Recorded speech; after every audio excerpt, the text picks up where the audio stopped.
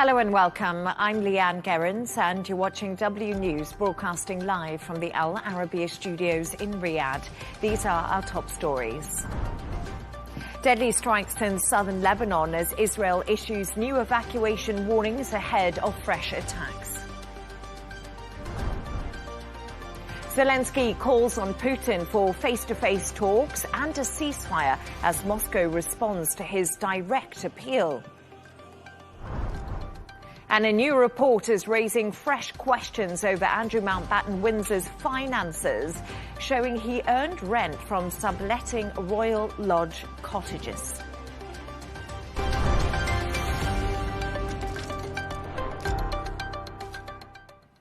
Israel has continued strikes in southern Lebanon overnight, killing 7 people in the coastal city of Tyre, despite signing a ceasefire agreement.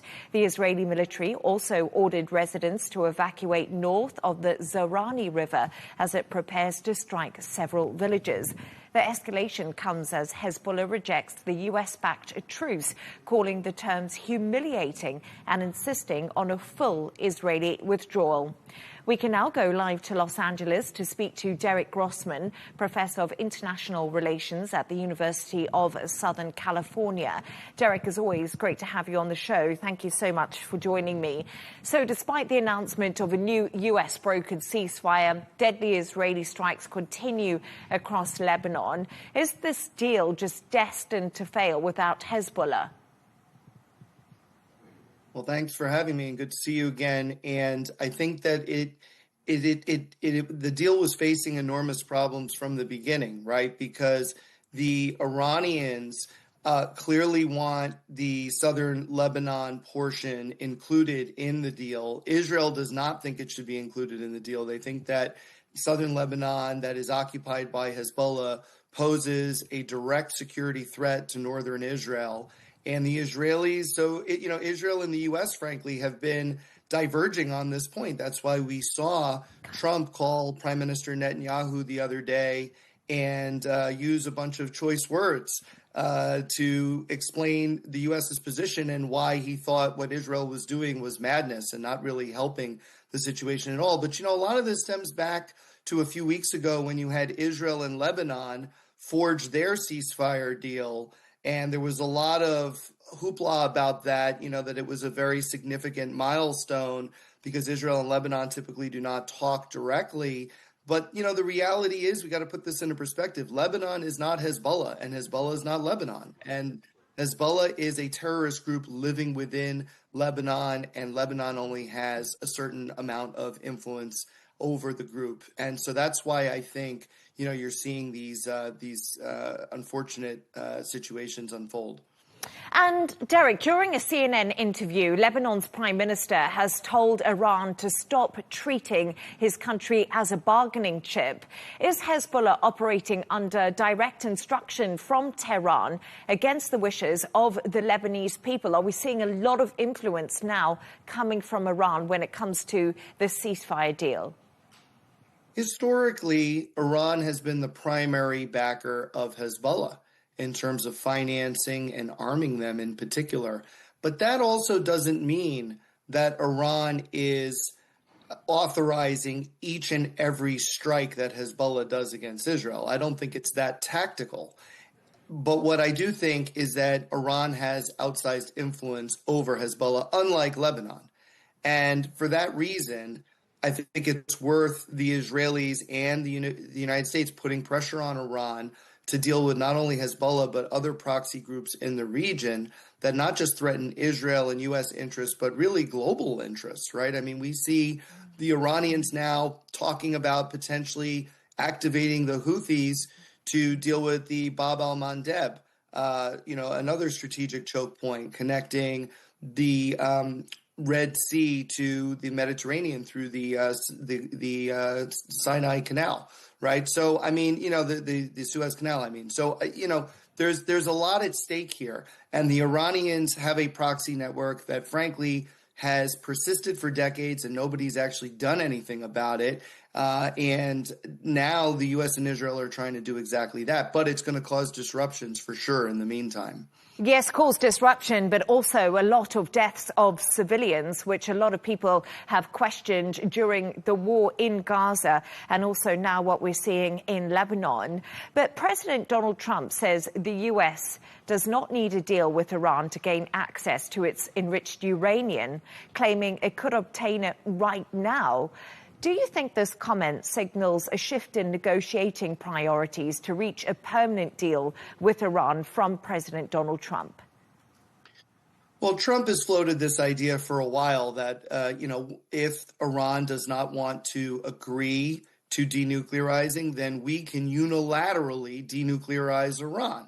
And that, I think, to be honest, is kind of a cop-out because that's admitting that you cannot reach some sort of an agreement with Iran to denuclearize. And look, during the Obama administration, we had the JCPOA, right? The Joint Comprehensive Plan of Action that everybody's talking about, inked in 2015, that did take real steps to get Iran to at least, if not denuclearize, at least stop nuclearizing itself. And that, Trump would be walking away from that if he were to say, we're just going to use the U.S. military to take out the nuclear dust, as he calls it, which is really the enriched uranium. And frankly, that would be an extraordinarily risky mission for everybody involved. And it also would have a low probability of success, given that Iran's uranium is buried in all kinds of different places. And of course, you'd have to fight through the Iranian military to get to it. And frankly, Prime Minister Netanyahu has also, in his 60 Minutes interview a couple of weeks ago, floated the same possibility that maybe we could do it unilaterally. I think it's easier said than done. And let's talk a little bit about the diplomatic front, because Pakistan's Interior Minister has held a meeting with his Iranian counterparts. What does Iran want to see first, to end the conflict in Lebanon or the relief of economic pressure from this US blockade? Because it doesn't appear that we know that yet, where Iran is willing to make concessions. Well, the reality is they want both, but I think there is a timing issue here. They have made it clear that over the course of the negotiations that in order to reach a finalized deal, whatever that might look like, they need to have Israel end its strikes in southern Lebanon. So to answer your question directly, I think it's the southern Lebanon part of it and the Israeli strikes rather than the sanctions. But I mean, it's kind of like a priority 1 and 1A. There isn't a whole lot of daylight between the two. And frankly, Iran would want both of them at the same time. But in order to get the sanctions relief, it would first need a deal, and it can't have a deal if its proxy force, Hezbollah, that we just talked at length about, is under so much pressure. Derek Grossman, as always, great to have you on the show. Thank you for your analysis. Thanks. For more on this, I'm joined from Beirut by Iman Salameh, Associate Professor of Political Science and International Affairs at the Lebanese American University. Professor, great to have you on the show. Thank you so much for talking to me. How much control does Iran have on Hezbollah's decision as the militant group continues to reject this new US-backed ceasefire that's come into place? Well, definitely, Iran has very strong control over the party because the party follow what is called Wilayat al-Faqih, or the guardian of the jurist doctrine, which makes the party totally in line with the Iranian leadership on all levels, whether those are political or religious or military. So the decisions by the Murshid, Ayatollah Khamenei, is a must-obey decision when it comes from Iran by the party. And this is why actually the party engaged in this war under what is called supporting the Iranian front, or revenging for the deceased al-Khamenei. So the connection here is very strong, and the party obeys Iranian decisions and considers itself as part of the Revolutionary Guard. So it's not a separate front, though, like your previous guest mentioned, sometimes the party may have some decentralized decision making, especially when it comes to dealing with Lebanese politics or with issues like, with like ceasefire agreements. Sometimes they have some leeway to maneuver these decisions, but eventually they have to go back to the Iranian centralized leadership and get their consent. In general, it's all part of Hezbollah, Hashd al-Sha'bi in Iraq, Houthis in Yemen. They're part of one regime, if you will. It's the Iranian regime that is under Wilayat al-Faqih. It's one united front, and this united front is how Iran projects its power throughout the region. So it's hard sometimes for these actors to play proxy roles on their own. They have to be in full coordinations with centralized Iranian leadership. And that's why, in Lebanon today, we have many revenge against, many objections to the role Hezbollah is playing, because the Lebanese in general consider that the party has been taking the interest of Iran rather than the interest of Lebanon in playing out this war against Israel. And it sounds like, instead of being concerned about the well-being of the Lebanese population, instead of being in consent with the remaining partners, the Lebanese political parties that are Christians or Sunnis or Druze, the party has taken the Iranian interest as a priority for its action, regardless of the consequences. And those consequences have been devastating to the Lebanese population as a whole. We have over 3,500 people who have been killed, more than 10,000 injured, entire towns have been wiped out, and Israel has now been able to occupy much more land than ever since 78 or even since 2000. So here you have a wider population in Lebanon blaming the party and criticizing the party for taking Lebanon in this route, which is against the national Lebanese interests. And, these kind of voices are growing not only outside the Shia community, but also within the Shia community as well. So, Professor, we heard from Lebanon's Prime Minister. He's been speaking and he's urged international pressure on Israel to stop attacking civilians and destroying southern Lebanon. But what international pressure can realistically persuade Israel to halt its attacks on Lebanon? Of course, the Prime Minister is speaking on behalf of all of Lebanon and wants a stop for this war. He wants a ceasefire, immediate, comprehensive ceasefire. Want the displaced population to go back to their own towns and villages. Wants a permanent peace with Israel rather than having spoilers to deal with like Hezbollah every once in a while.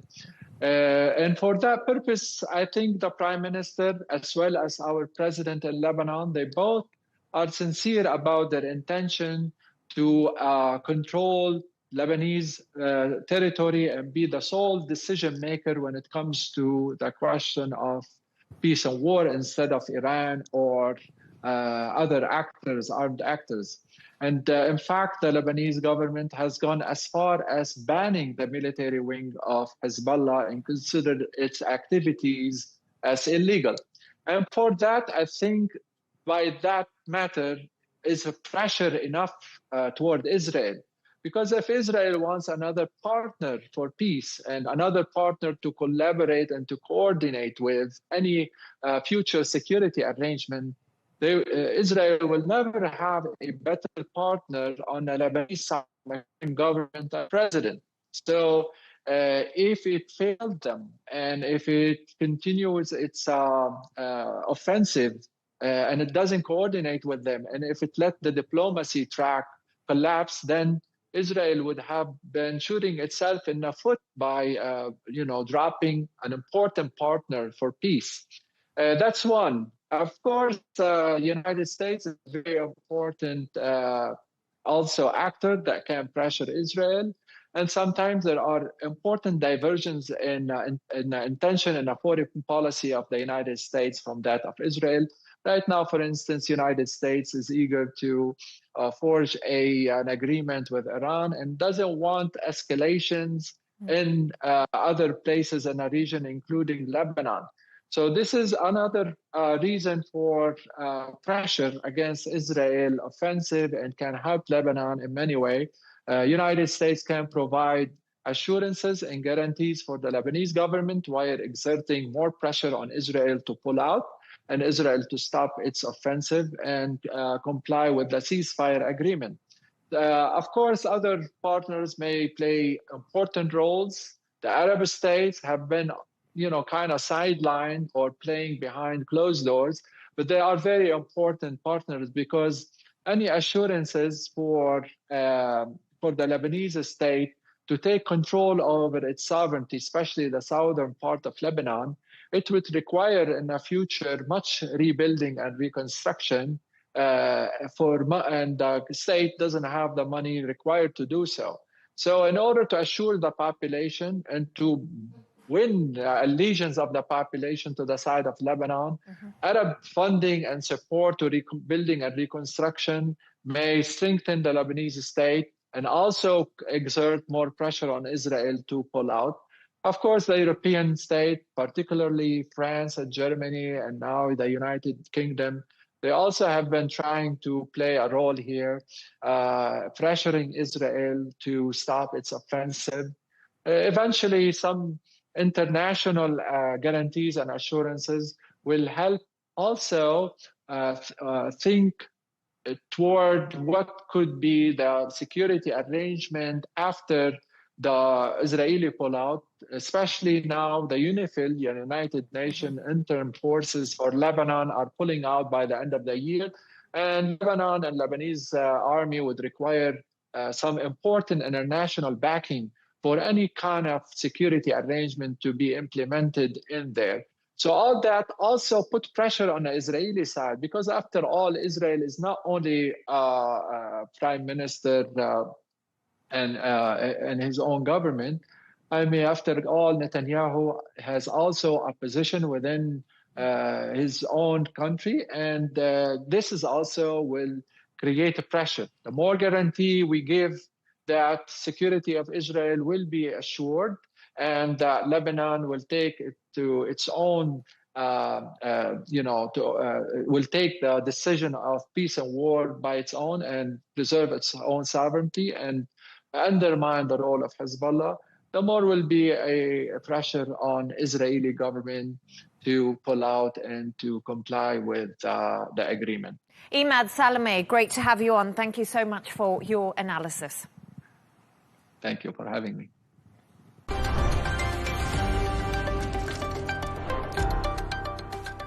Ukrainian President Volodymyr Zelenskyy is renewing his push for peace, calling on Vladimir Putin to meet face-to-face and negotiate a ceasefire. President Trump did back the idea, but Putin says he sees no reason to meet Zelenskyy. Meanwhile, during his flagship economic forum in St. Petersburg, the Russian leader also said the war will end only when his goals are met. For more on this, I'm joined by former Moscow bureau chief Dana Lewis. Dana, great to have you on the show. Thank you so much. So, as I mentioned there, Zelenskyy, he wanted this face-to-face meeting with Vladimir Putin, but the Russian leader says there is no point in meeting until peace agreements are reached. Does it come as any surprise that Putin just has no appetite for this? Well, I'm not sure Zelenskyy does either. I mean, Zelenskyy claimed that he wanted the meeting, but I mean, he's very good at embarrassing and calling the Russians out. And in many ways, over the last few years, you've seen him outperform Putin on the world stage, partly because he can go to the world stage and President Putin doesn't travel very much. But what would be accomplished from President Putin's point of view, and that is that, if he wanted to move the dial here, if he really wanted to stop the war, he could meet Zelensky and they could hammer out agreements and stop the fighting on the battlefield. But President Putin clearly thinks and speaks very confidently that over time the Russians will still be successful in Ukraine. And he takes that position and maintains that position. And it's probably what his inner circle keeps telling him in his ear, what he wants to hear rather than what he needs to hear. And that is that the Russians are stalled. And it is a very bloody stalemate. And it's really interesting that you do say that, because Putin has been speaking at his very own economic forum in St. Petersburg, and he's very optimistic about the Russian economy. We don't see threats to the economy. We believe Russia will still be attractive to investments. But the backdrop to all of this, Dana, is we've seen a stronger, more powerful-looking Ukraine in recent days. The strike on St. Petersburg in Crimea, do you think that's shifted the dynamic between the two leaders at all? Well, I mean, we're talking about different strikes, right? I mean, the one in Crimea, which the Russians claim hit a dormitory with teenagers in it. The Ukrainians say that it was, in fact, a drone control center. But these strikes in St. Petersburg, you know, on the eve of the St. Petersburg Forum, certainly are embarrassing to the Russians. But more than that, I mean, the Ukrainians are launching about 5,500 drones a day. They are penetrating deep inside Russia, hitting cities, and more than that, shaking the notion in war that you have a secure rear area from which to relaunch, to coordinate your war, to rearm. And the Ukrainians now are saying that they can hit supply lines. So in addition to hitting some of the oil tanks that we've seen and oil supply facilities that supply the war machine, I mean, they're going after all sorts of supply centers, rearmament centers, and they're shaking that whole supply line that feeds the forward line of the Russians inside Ukraine. So, I mean, the Ukrainian inside Ukraine, but the Ukrainians against the Russians are accomplishing a lot with this sort of wall of drones on the forward battlefield, and then behind the Russian rear echelon, they're doing a lot of damage. And I think that that's worrying the Russians. Yes, and we've also seen the Russian economy contract, and as you say, people inside of Russia beginning to feel the war more and more because we see those strikes deeper into the country. But Putin has also said the Ukraine war will only end when Russia's goals are met. So we're over 4 years into this war. Do you think we'll just see it continuously grind on at this stage unless we see serious intervention by the US President Donald Trump? When he started his second term, he seemed really keen to end this war, but sort of hit a brick wall. And it seems like diplomacy stalled in some respect. Well, a lot of people say that President Trump is not very good at reading battlefield situations. Just take a look at what's going on in Lebanon with the Israelis. Just take a look at what's going on in the Strait of Hormuz and with the Iranians. But maybe he's good on this one because he wants a Nobel Peace Prize. And I think he understands just how dug in the two sides are. There is no progress. There is no victory. There's no trophy for President Trump to wade further into that conflict, try to bring the two sides together. The Americans have failed and failed again. And in fact, their own mediators have never gone to Ukraine and never met. His two key mediators have never met with President Zelenskyy in Ukraine. So I think that, President Trump is just too preoccupied with what's going on in a widening Iran war, with agreements that are not doing well, with a framework agreement that is not going forward. And we heard again this week that it was going to be in place. So how suddenly does he want to wade into the conflict further between Russia and Ukraine when it seems impossible to bring those two sides together right now? But, 4 years into this, I think there is thirst on both sides for some kind of a deal, but such great distance between the two sides as to what that deal long-term would look like. And President Putin said today that he wouldn't go to the table and meet Zelenskyy until there had been a lot of negotiations, and it wasn't a short-term solution to the war, but a long-term one. But, Leigh Ann, the vision of what that long-term solution would look like, they are just so diametrically opposed and so far apart. Yeah, and that's what we've heard all the time, haven't we? Whenever they've tried to go to the table to negotiate, it's just very, very different opinions on what needs to be achieved. But France says Emmanuel Macron Merz and Starmer are all going to be meeting Zelenskyy in London on Sunday. Of course, Dana, these are all part of the coalition of the willing. But what is the coalition of the willing actually achieving at the moment or doing for Ukraine? Well, I think the gaps with American support are being filled by the Europeans, and certainly, France, Germany, the UK. For instance, this month, they're going to be delivering some more than $50 billion to Ukraine. $6 billion of that is going to go to prop up the drone program and give Ukraine even more drones. And maybe that's not going to allow Ukraine to advance on the battlefield, but they are certainly stopping the Russians. And then if you get into a scenario long term about what would peace look like if Ukraine was willing to compromise long-term or even temporarily on these 4 regions that Russia has illegally annexed, according to the international community. What's the backstop after that? The security for Ukraine. Would the Europeans then put in some kind of international peacekeeping force or guarantee? The Americans have talked about doing it as well. So those agreements with the Europeans and that support by the Europeans are key to a long-term stable agreement between the Ukrainians and the Russians. Dana Lewis, as always, great to have your insights. Thank you.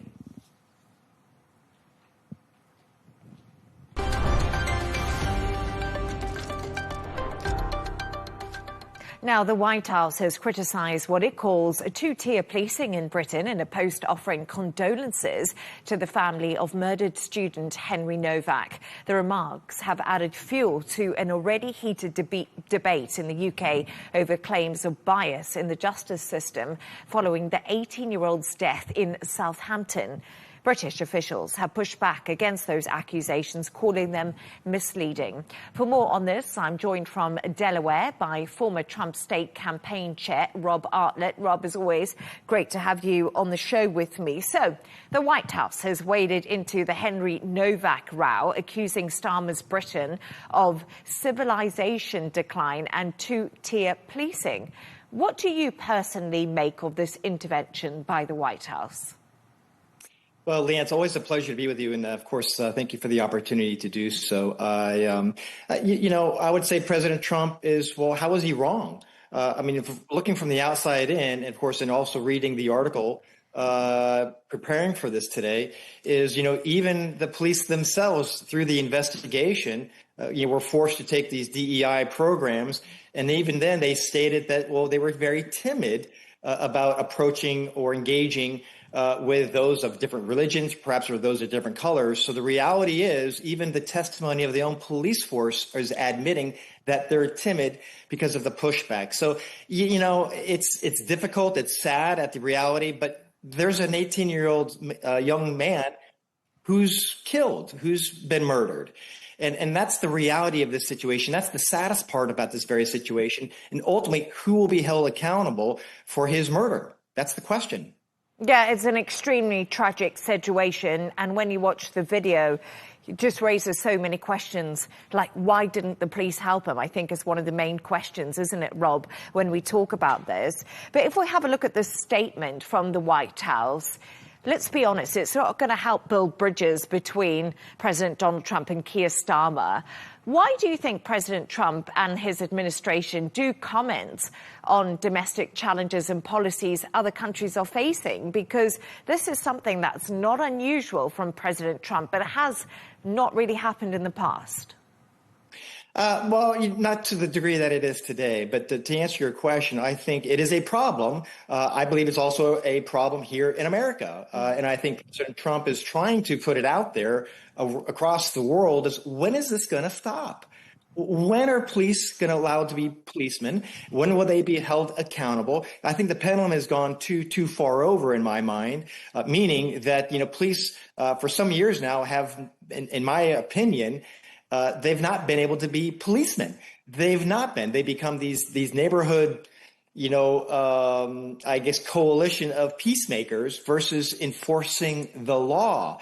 And we've got to get back to enforcing the law, be it here in America, be it in the UK, be it around the world. And it shouldn't matter one's color, shouldn't matter one's religion. Bottom line, crime is crime. And when will people be held accountable to the fullest extent of the law? And it has nothing to do with one's color, origin, or religion, or none of that, but focus on the rule of law.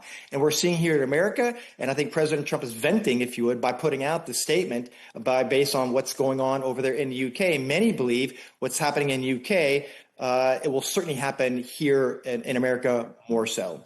Rob, do you think President Donald Trump is trying to push the right view of politics? He's obviously more right.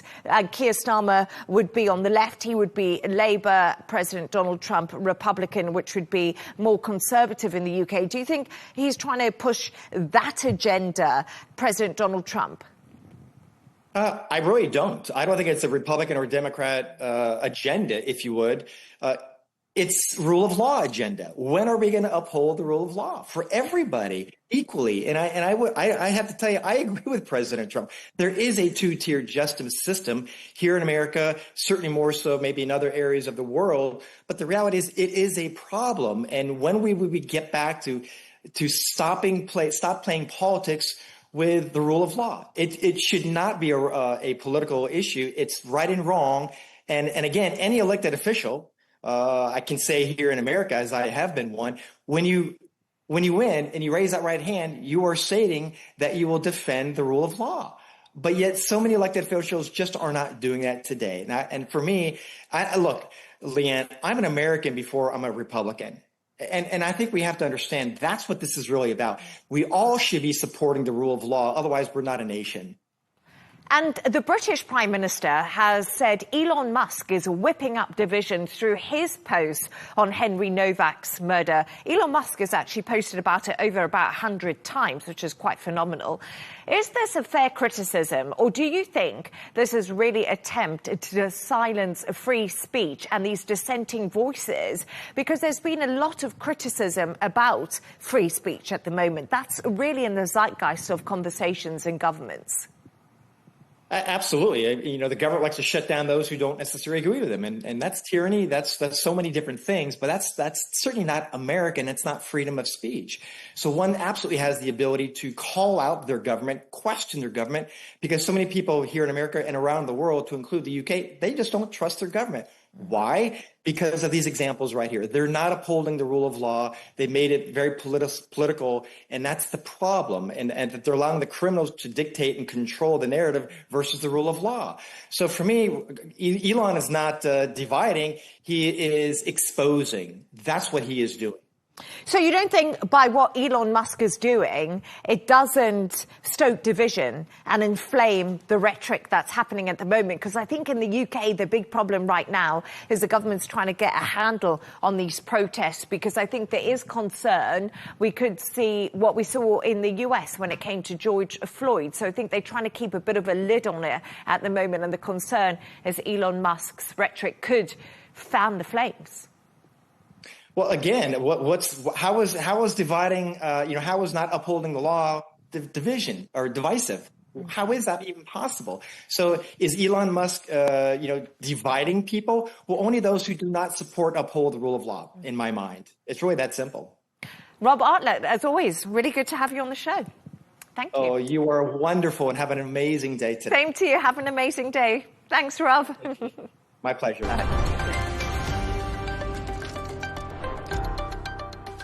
A UK watchdog has revealed that Andrew Mountbatten Windsor earned undisclosed rental income from subletting cottages on the Royal Lodge estate. It also says the King covers accommodation for Princess Beatrice and Eugenie in royal palaces. The report, the first on royal residences in 20 years, is set to fuel scrutiny by MPs over public spending and also royal property arrangements. For more on this, I'm joined from London by a royal commentator, Afia Hagan. Afia, always really good to have you on the show with me. Royal residents, Afia, are once again back in the spotlight with more revelations about Andrew's lease.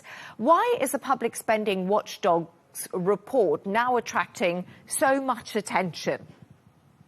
Well, this particular report, was commissioned after all the revelations between Andrew Mountbatten Windsor and his associations with Jeffrey Epstein. And so this report was commissioned into Royal Lodge in Great Windsor Park, where Andrew lived for many years before he has been effectively exiled to the Sandringham estate. And what this report found out, rather, is that while Andrew was living at Royal Lodge, he was paying a peppercorn rent, essentially paying practically nothing to live there. But also he was collecting rent from other people who were renting some of the smaller properties on that estate. So I think there was 3 of them that were being rented out to staff or former staff. And Andrew Mountbatten Windsor was making money from that. What also was in this report is that there are several members of the royal family, most of them working royals, but some non-working royals as well. Princesses Beatrice and Eugenie mentioned that have properties that are paid for from the Privy Purse. Now, the Privy Purse is basically King Charles's own money. So he pays for accommodation for working royals, the Prince and Princess of Wales are some of them, and for non-working royals, Princess Beatrice and Eugenie, to have various properties that are royal homes. Some of them Kensington Palace and other parts of the UK where there are royal properties, they are paid for by the king. So, Afia, is there actually a problem with the fact that he's paying for Eugenie's and Beatrice's properties out of the Privy Purse? Because they are his nieces, so surely this must be pretty acceptable. Well, yes, that's the thing, is that there's no suggestion that there's illegality has occurred or anything like that. It's more about the optics in this situation, that here you have a family that clearly has vast wealth, that has these properties and is paying for these properties. So the king is paying the rent on them or the mortgage on these properties. But you also have to remember that they will be maintained by the sovereign grant. And that's what UK taxpayers pay into when they pay tax. That yes, the rent on these properties might be paid by the king, but the sovereign grant will certainly be involved in some of the maintenance and making sure that the properties have security and the rest of it. And so it's about the optics. Here we have working and non-working royals who have access to these properties up and down the country. Is that something that's right? Could these stately homes be given over to charities or to the public or to other people, you know? And the sovereign grant, like I said, will be used as some of the maintenance and the upkeep of these homes. Is that what we want our sovereign grant to be going towards? Even though, yes, I will reiterate, they are paid for privately by the king. Like I said, the sovereign grant will go towards some of the maintenance on these homes. So it's not about necessarily doing anything wrong. It's about the optics. And it is worth remembering that these properties have been paid for since the time of Queen Elizabeth II. So this is something that she did that has continued under the reign of King Charles III. You know, Afia, I was just thinking, transparency with the royal family, it's always been a super tricky issue, hasn't it? And you are saying, you know, there's questions over public money and accountability growing in many senses. But I think the alternative argument to that is, doesn't the royal family bring in more money than they spend because people come to see them? So they're an attraction, they tours them, they've got soft power. Or is that argument now sort of redundant?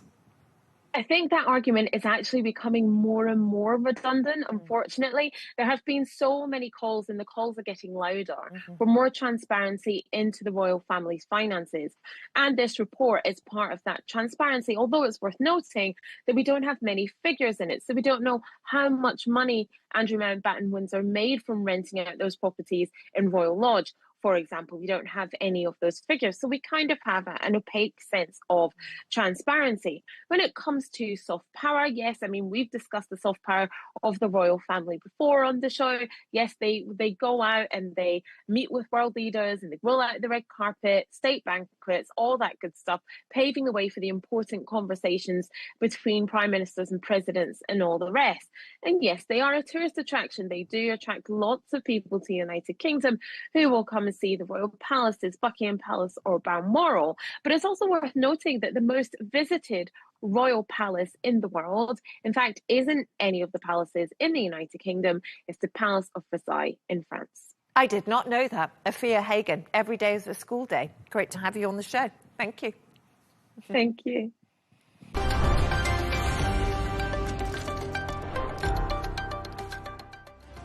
A reminder of our top stories. Deadly strikes in southern Lebanon as Israel issues new evacuation warnings ahead of fresh attacks.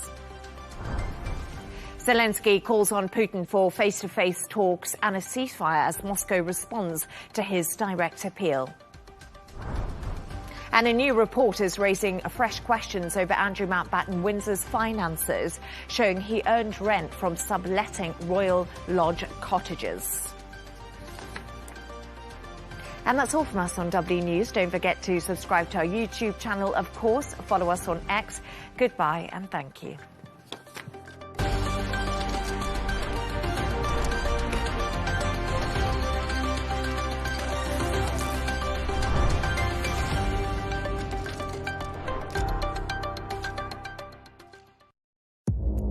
Our allies, in many cases, are worse than our enemies. Stay informed and connected with the latest international headlines.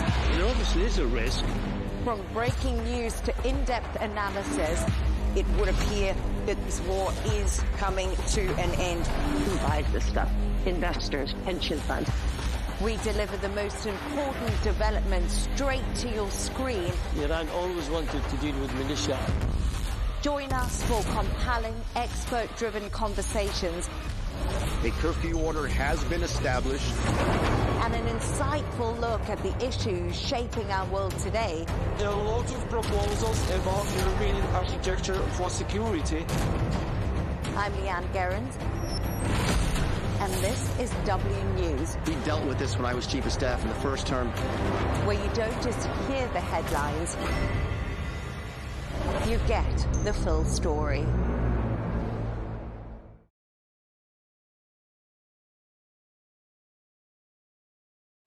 Asia finds itself at the intersection of global conflicts and great power struggles, commercial opportunities and economic challenges. So, Counterpoints is coming to you this week from Singapore. I'm Melinda Nucifora here at the Shangri-La Dialogue, hosted by the International Institute for Strategic Studies. I'll be bringing you exclusive interviews, so stay tuned to Al Arabiya English.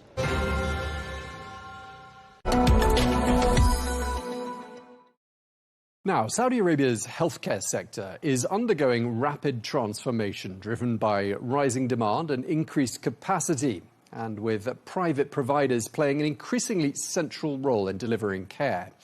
Well, as the kingdom builds a more integrated healthcare system, investment in hospitals, talent and digital innovation is accelerating. Well, one healthcare provider with a strong presence in the kingdom and further afield in the MENA region is Saudi German Health, which has just been named by Time and Statista as one of the region's fastest growing publicly listed companies. Well, I am joined now by the CEO of Saudi German, Dr. Nizar Bahabri. Thank you very much indeed for coming to see us, Dr. Bahabri. Thank you. Your appointment as CEO was formalised at the start of this year. Just to introduce you a little bit, you're Saudi born and raised. You're a consultant in internal medicine and infectious diseases, and you've got extensive experience in healthcare management. I just wondered if you could tell us, just to start off, a little bit about your journey. I started my journey. I am Canadian and American board certified. So after I finished, I went back to King Faisal Specialist Hospital and Research Center. I went to the government as any other Saudi. And then all of a sudden, 2013, I just had a chance to go into the private sector. I was like the first one who can go, like, just do the unusual and go full-time private hospital, full-time, and leave King Faisal. This was a big jump, and this is when I started going into management of private healthcare. And it has started since 2013 until now, so now it's more than like around 13 years. Okay.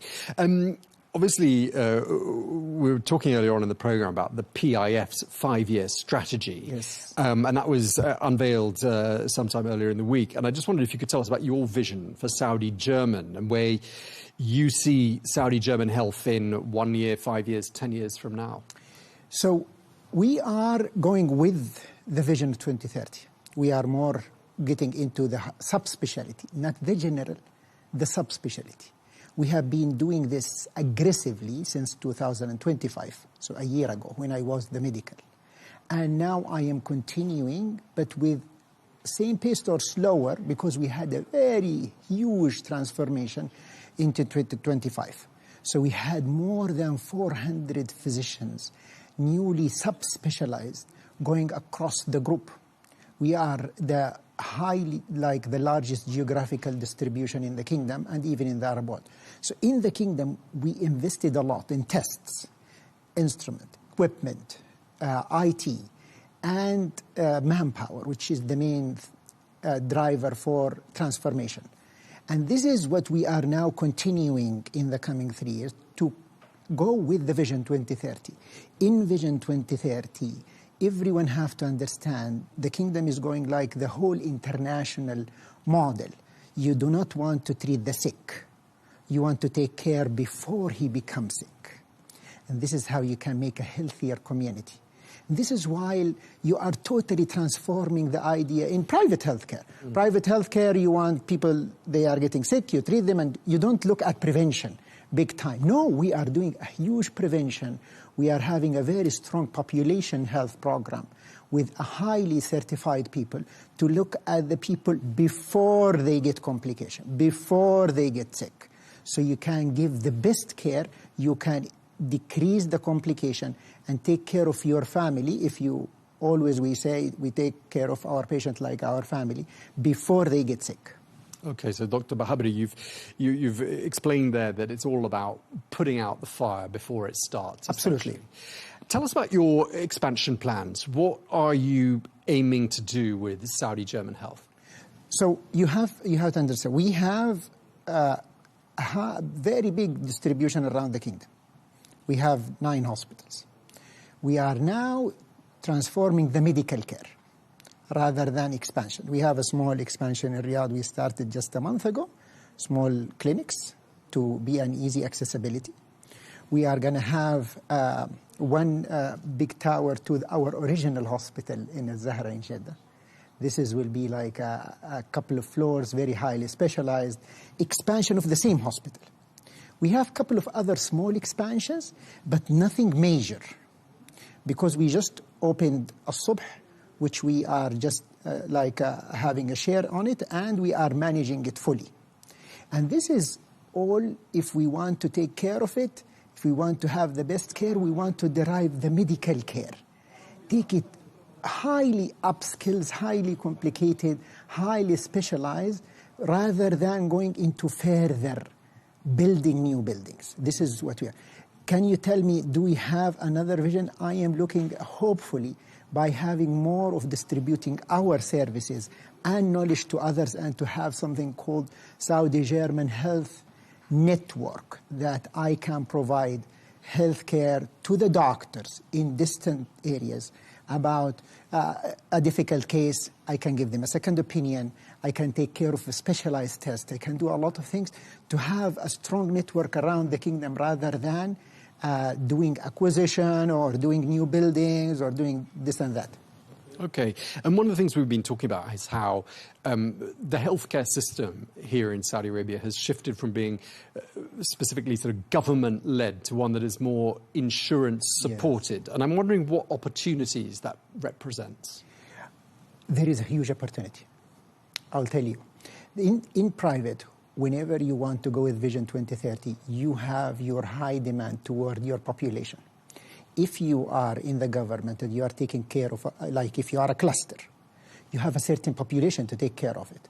Prevention is not easy. Remember, treating the sick is something that you know. Prevention, you should, I will give you a small example. Very small example. You need to make sure that people do not have weak bones. They do not have osteoporosis. So you have to screen.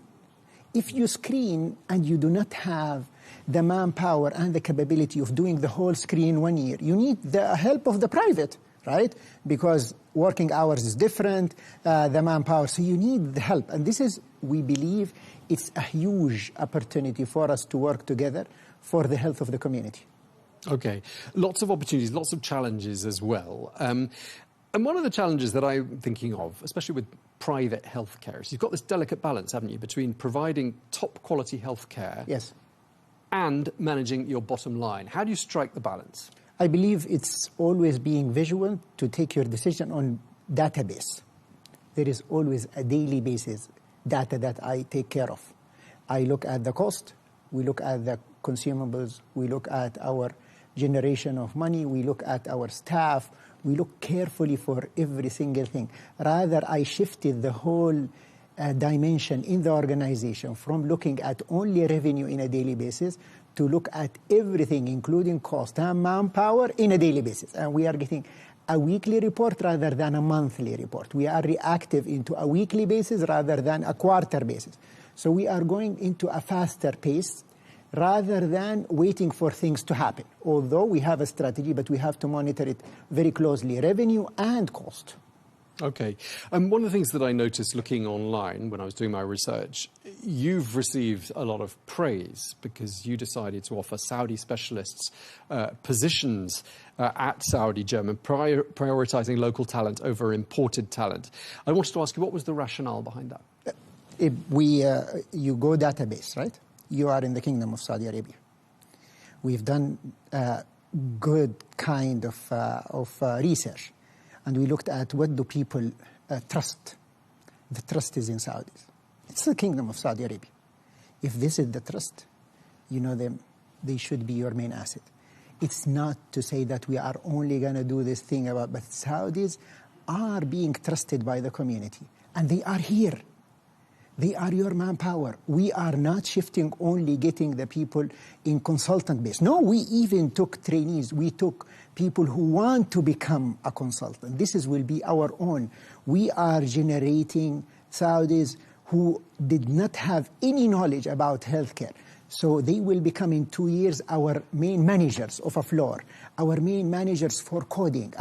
We will develop our own thing to have our own employees developed in our own organization. And I want to ask you about the profile of your patients. Obviously, you're catering primarily, I'd assume, yes, to a Saudi audience, Saudi patients. Are you getting much medical tourism? Is that something that you would like to perhaps see grow? Yes, I believe it's a great chance. We are dealing with tourism, still in baby steps, but we have good plans for it because we are already used to it. You know, we are the only group that have 2 big hospitals in the 2 holy mosques, Mecca and Medina. We are the only one.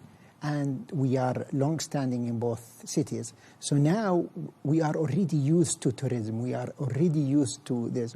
Last year, we took care of some of the largest hospital in Mina as operational for MOH. And we took care of more than, like a lot of groups who came to Hajj, more than 400,000 of the Hajj. We were taking care of them in their areas of living. So this gave us a huge experience in it. And now we are looking into expanding our tourism because we can still get people who can do their knee replacement in Hail and see Hail, how does it look like. And inshallah, we are working on that. South, we have Abha.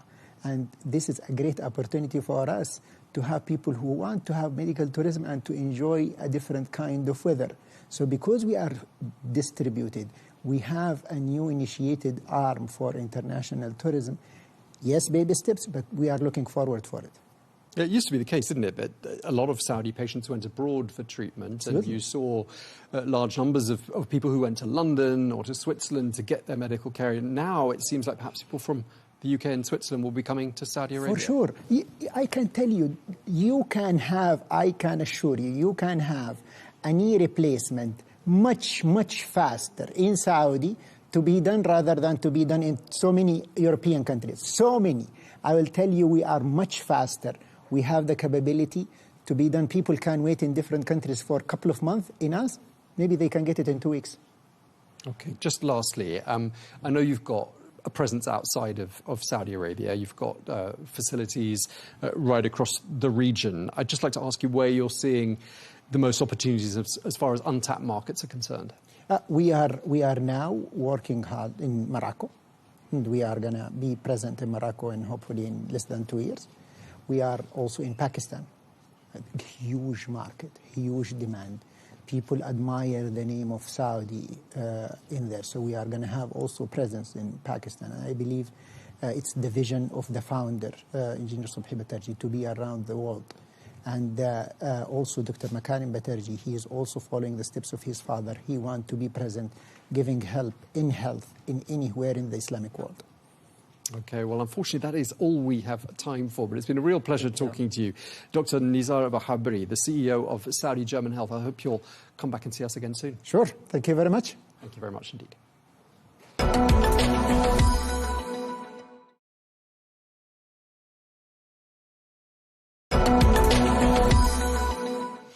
Now, it's been a decade since the launch of Saudi Vision 2030, and since then, the kingdom's economy has been transformed and diversified considerably beyond oil. Well, much of the focus has been on young Saudis, those entering the workforce today, as well as the workforce of tomorrow. Well, under the slogan, "Our youth is our wealth," the Ministry of Human Resources and Social Development is overseeing more than 20 initiatives aimed at boosting skills, employment and civic participation amongst the Saudi youth. Well, let's find out more now about how younger Saudis, and in particular, in this particular case, a young Saudi business owner, is experiencing the benefits of Vision 2030. We are joined here in the studio by architect Abdelaziz Al-Tayash, who is the CEO and the founder of A1 Architects, which is a Riyadh-based architecture firm. Thank you so much for coming to see us. My pleasure. Your business was founded in 2018, so that's 2 years after the unveiling of Vision 2030. You do interiors as well as exteriors. Tell us about A1 Architects and how your company came to be. Yeah. First of all, thank you for having me here. It's such a pleasure. For A1 Architects, as 2018, we started as a philosophy that we want to go into like a global standard. So in 2018, there is also a program under the 2030 vision. It's called like the quality of life. So we want to like elevating this practice, what we call like engineering offices, into something that can combine culture and identity of Saudi Arabia, and that can deliver also the experience. Because in 2018, as you said, the vision is like started. It was like the new trend, and like it's not about just Saudis people talking about it. It's like international thing was. So my belief was to transform this practice into something that we can elevate into like worldwide. So and that practice, when we say we as A1 Architects want to like redesign the experience of the architectural part as Saudi into something that they can feel as a lifestyle. So yeah, in A1 Architects we try to also merge this experience and services into something more and beyond that. It will be like embedded in the client's lifestyle. Okay. And then I was just reading that under the umbrella of A1 Architects, there's another brand, Zaza Maison. Exactly. How does that fit in? So, while practicing the like architectural practice, it's usually have the full journey of you start with the architectural design, then you go to the interior, then you go to like it's getting smaller and smaller into the details. So according also to the Vision 2030, it's not changing just the market, it's also changing the clientele. So when we talking about the clients in Saudi Arabia, it's about the client now, it's understanding more about the quality of the architecture itself. He wants to elevate his lifestyle, his experience. So in the market of the furniture and interior design, we couldn't find something competing the international platform as a Saudi identity that shows the Saudi identity and into the global platform. So we create Zaza Maison as a design house that can transform this identity and this heritage and this culture into something tangible that international client can also feel and understand the aesthetic of the Saudi Arabia. It sounds like you got a lot of media coverage when you participated at the Salone del Mobile event in Milan. That was last month, wasn't it? Why was that such a success? It is the success for me. It is about that a piece or like an architectural design can be like in Milan or in Paris or in London, and can be recognized also as a valuable piece, just not about the origin, but it's about the quality and the credibility that this piece can deliver to like international visitor. Okay. Yeah. Congratulations for that. Tell us about some of the big projects you've worked on up until this point and what you've got in the pipeline. Okay, so usually in A1 Architects, we focus in the residential sector. So our clientele is more about like Royal Highness, VIP clients. So we not the company that having like 80 projects in a year, but we are very curated to have this project to be not just in our media, but it should be like in the international magazine, because what it can help to the cultural and identity of Saudi Arabia. So your policy is more about quality than quantity. Exactly, and transforming this cultural and lifestyle into something that cannot be held in the just 5 years. It should be like in the upcoming 30 years, it can be significant in the market. Okay, tell us about the partnerships you've had. Some have been quite successful, haven't they? In the architectural field, we was doing a great partnership in Scotland and in the UK. So we have a small program that we started in 2020, is to train our team to have this experience abroad in the international market. So we have this workshop in Edinburgh in Scotland, and from that we create great friends and great partners, and we are lucky now to have great fellows that in Scotland with the ADP, that also an architectural firm. So usually we like combined our experience together. It's like a cultural exchange to elevate our local and international project. Okay, well, that's exciting. I want to ask you, though, as a business owner who's witnessed the transformation of the business landscape here in Saudi Arabia, thanks to Vision 2030, which is now a decade old. I mean, how much has it changed, do you think, compared to, say, your father's day? Yeah. So according to my generation, that they witnessed before the 2030 and after the 2030. So usually when we like graduate from college, it's about having like a secure path and as a career. So what we witness now is like 50 or more than 50% of the graduated students have their own business. They want to be like leader, founder, and to invest in this in their vision. So and that not just about the business and the founder. It's about also the client. They don't satisfied about just getting the service. They want an experience that can give them the full expectation according to the, or also matching the vision of the 2030. But for you as a younger Saudi person, you're younger than I am, how do you feel like Vision 2030 has impacted you? To be honest, we was lucky as a generation that we was experienced the market, and it's like in the peak. So as Vision 2030, it's like open up like gates to younger Saudis to open like an international, how can I say it? It's like international gateways to our business into like an international platform that. So you feel more connected to the rest of the global economy. Exactly, and this it's not about open opportunity. It's like changing the psychology of the Saudi youth. Like it's changing the mindset that it will be good in the local market, but also they have the ambition is to go furthermore into not about just being there, no, but they want like elevating the quality of the standard that they have in their business.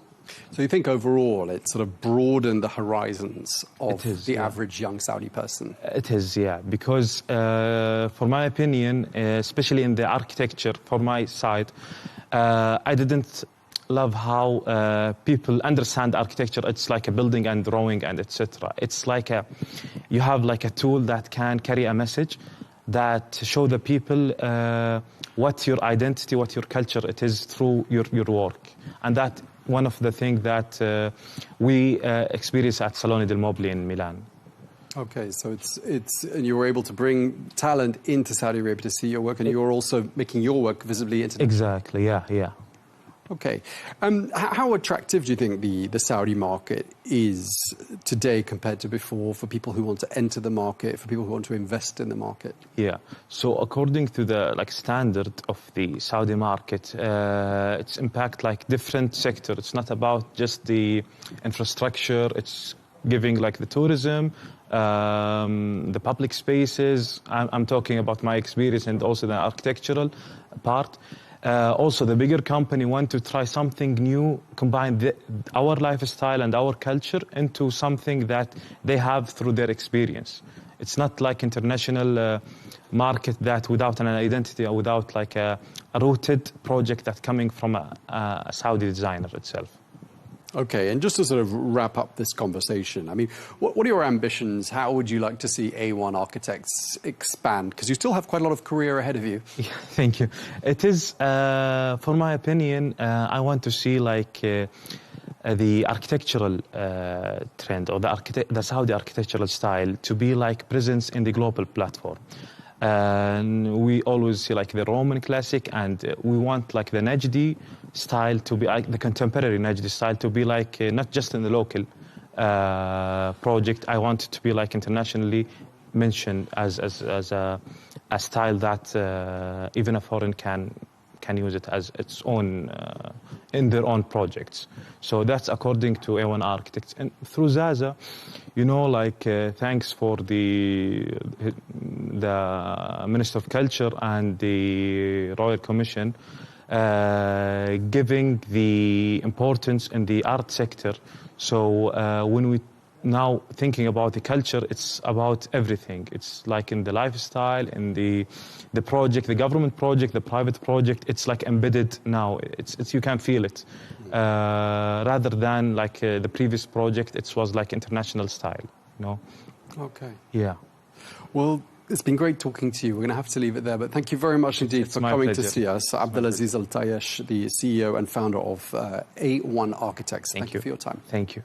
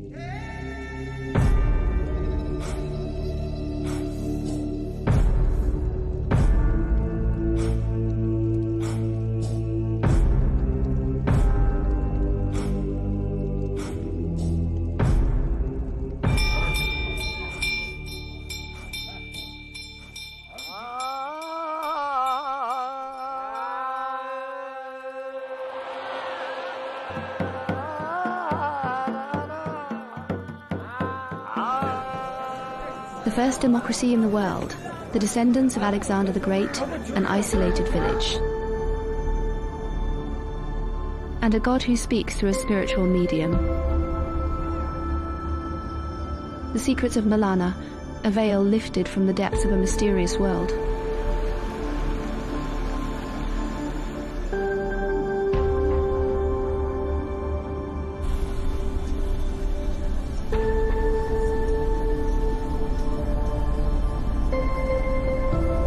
The village of Malana, nestled in the enchanting Himalayas, sits at a high altitude of about 2,652 meters above sea level in India's Himachal Pradesh state, surrounded by breathtaking beauty.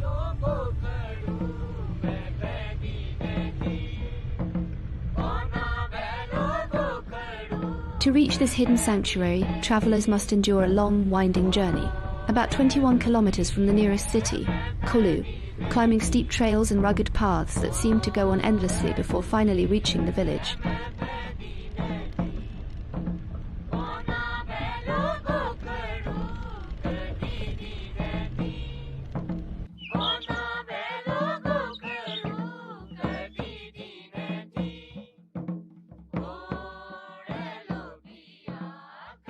Tourists endure great hardship to reach this village due to its remote location, which modern transport cannot access. The only challenge which I felt was like trekking to Malana village from the parking, which is quite a lot. For me, it was around, it took me around an hour to reach over here. In this distant valley, there lies a rich history that stretches back thousands of years, a way of life deeply bound by its own unique traditions and laws.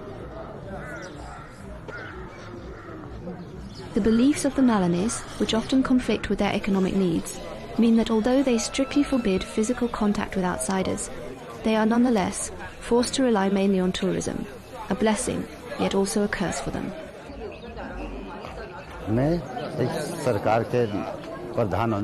As the head of the village, my job is to take care of all the work here, such as leveling roads and installing solar light.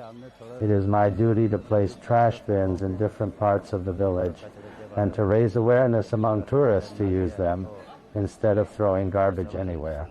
I use the money that the government provides for this work. Jamlingirishi, regarded as one of the great sages in Hindu mythology, is said to have intervened through his divine oracle, commanding that all guest houses surrounding Malana be closed. According to the legend, his decree allowed the village to welcome visitors only during daylight hours, when the god's blessing was present. This remote village attracts around 12,000 visitors each year. Tourists can't come and stay over here. It's very hard to find a place over here. Usually tourists come, visit, stay here for like a couple of hours and they go back to their own hotels. It is well known for its beautiful wooden houses, built in the unique Kafkuni architectural style, which were tragically destroyed in a massive fire back in January 2008. From those ashes, a new Malana emerged, resilient and hopeful. The march of modernity became increasingly evident, with cell towers, electricity and television sets appearing everywhere.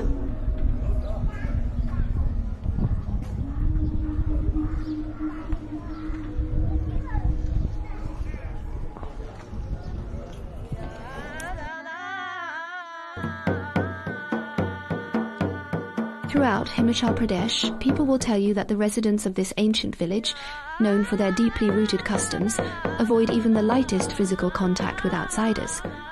They remain cautious and distant, especially when it comes to any direct touch. The children of the village do not hesitate to hug or shake hands. But most of the people here still firmly uphold the rule of no physical contact with foreigners.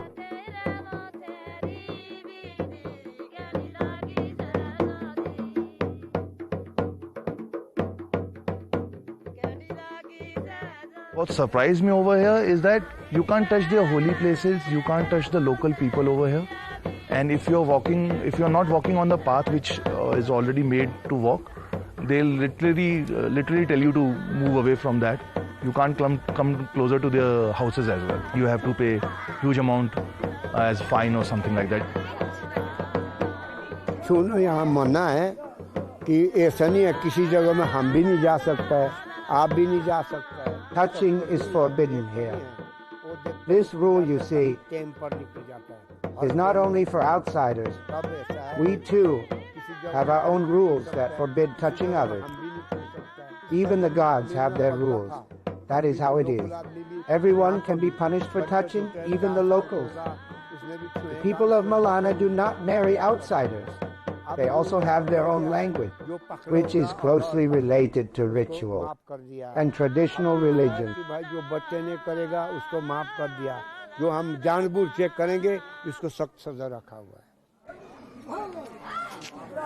The people of Malana do not marry outsiders. They also have their own language, which is closely tied to their rituals and traditional faiths, deeply rooted in their culture.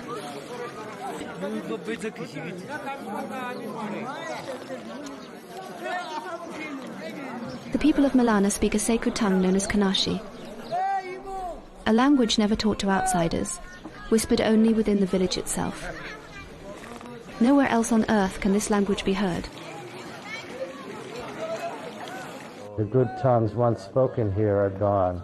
Now we speak only Dano, the demon's tongue. This rare language, Kanashi, belongs to the great Sino-Tibetan family. Yet, in the neighbouring villages, people speak completely different Indian languages, none of which share any real connection with Kanashi. The current state of the Kanashi language, unfortunately, puts it at an inevitable risk of extinction. It is unwritten, and it has not been scientifically documented at all.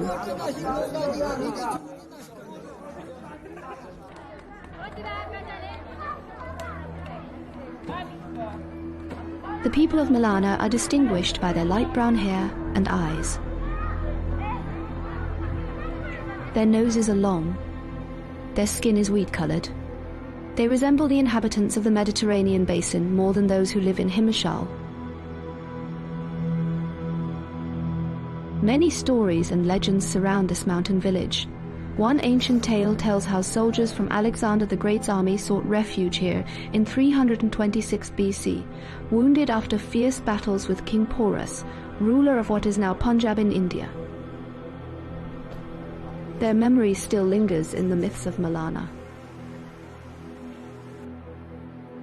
It is said that these soldiers were the ancestors of today's Malana people, warriors who, after fierce battles long ago, chose these mountains as their final refuge. Artifacts found in the village seem to echo that legend.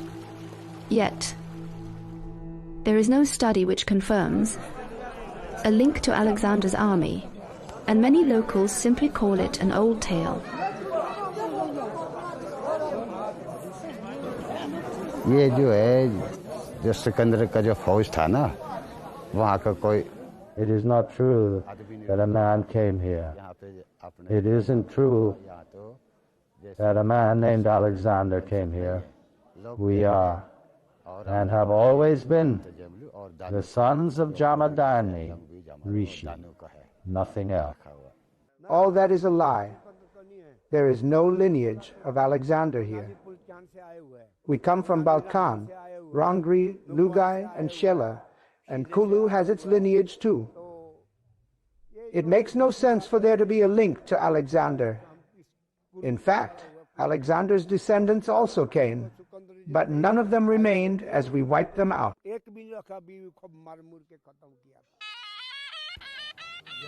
The village of Malana is renowned for its judicial and democratic system, marked by its unique and ancient traditions. The members of the village council, 11 in total, gather in the main square and are known as the Jamda. The council members listen patiently to every case brought before them. Disputes are discussed, voices are heard, and the village reaches its verdict by a vote of the majority, an enduring example of the living spirit of democracy that has guided Malana for centuries.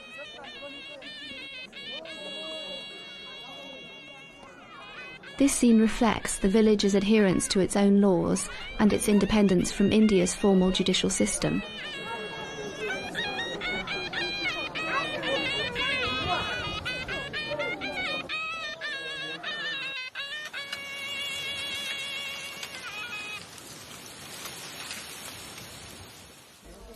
Malana is famous for cultivating a type of cannabis that bears its name, Malana cream, one of the region's main sources of income.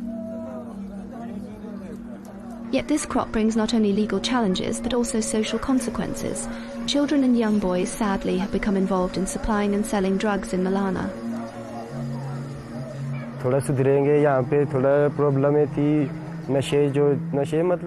Families that live here believe that people fall into drug addiction at a young age. The village is very small, so education is poor. And only a few of the villagers can read or write. Still, we live a simple life by farming the land, welcoming travelers, sharing stories by the fire, laughing together and finding happiness in the quiet rhythm of our days. Guest houses can be opened, but not inside Malana. I studied until the 10th grade, yet family troubles forced me to stop. According to our culture, we no longer take outside jobs. We follow Rishi's path, growing vegetables, tending apple trees, gathering herbs from the forest. This work is inherited from our ancestors. This is the rhythm of our lives. It keeps us close to our land, to our mountain, and to the silence that protects us, and collecting herbs from the forest. This is how we earn our living.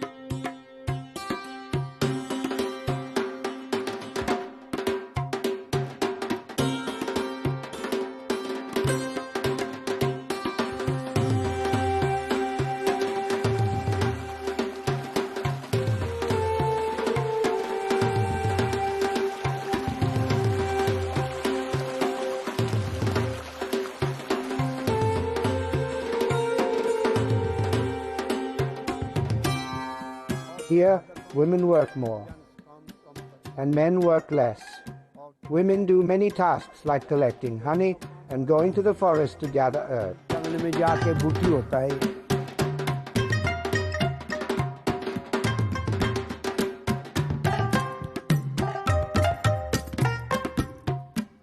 People are quite friendly over here, and there's some different culture also over here. What I heard about the culture and everything, that they have their own code, they have their own law.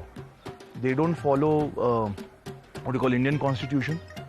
So this place is completely different compared to all over India, kind of, you can say that. Their Pradhan take all the decisions if there's any fight or anything in between the locals or something among themselves. There's only one person who takes all the decision for them.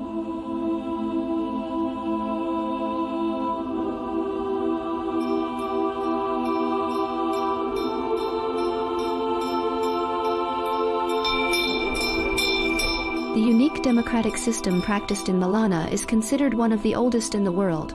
It closely resembles the model of ancient Greece. It consists of two councils, a lower and an upper house, where matters are discussed carefully.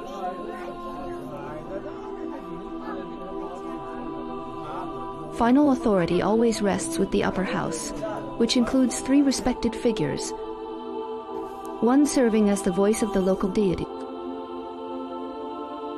The village's oral tradition tells of a sacred figure named Jamadan Girishi. He lived in this mountain village centuries ago, known for his wisdom and deep contemplation. He is believed to have helped establish the laws and customs that the people of Malana have followed through the ages. ऋषि आया ना इधर, जमदग्नि ऋषि आ गया तो इस करके इधर तपस्या की है इन्होंने. दानु का राज था. हाँ, दानु ने हार माना. When the Rishi Jamadagni came here and meditated in this place, Danu ruled this region. Danu agreed to hand the village over to Jamadagni. In Hindi, we call him Jamadagni. We call him Jamlu. 2 brothers first came and ruled here. After that, their number grew to 100 people. And now, there are many. बात और भी आते आते आते आते तब इधर पूरा गाँव बस गया. यहाँ का कल्चर अलग ही है. The story of Jamadan Girishi forms an inseparable part of Malana's rich cultural heritage. New generations are constantly reminded of the importance of wisdom and a deep reverence for history and tradition. This divine figure truly symbolizes a guiding spirit within Malana's unique system of governance. This political framework, indeed, has raised many questions among researchers and visitors alike, who often struggle to understand how such an advanced form of governance can exist in this remote, yet peculiar village. Jamadan Rishi, he worshipped Shivji for a long time, and Shivji came and gave Vardhan to Rishiji to stay here or something like that. It was there. That drew my attention. And if you can see, there's behind there's a railing which ground is there. So they said that Rishiji used to worship over here. Over here only Shivji gave him darshan and gave him the Vardhan to stay over here and all that.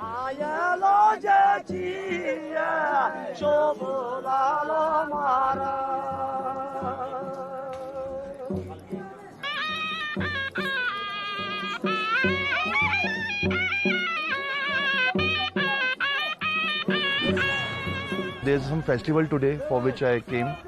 So let's see festival, how does it goes. It should start in the evening and it will go on for the next 2-3 days. They dance and all that, and they do prayers and all that.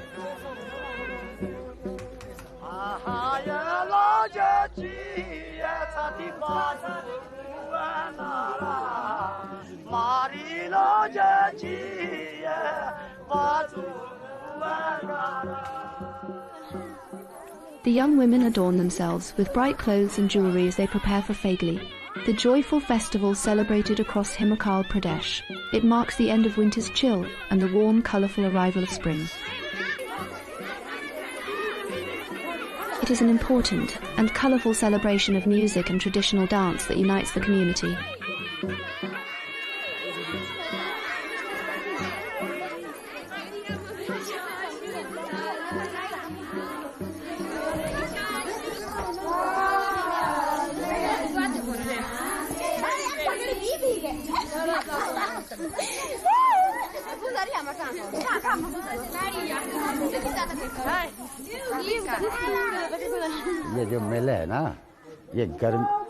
This celebration is held at the end of winter and the beginning of summer. Now we can plant the seeds in the fields. We will start by planting potatoes, kidney beans and other things.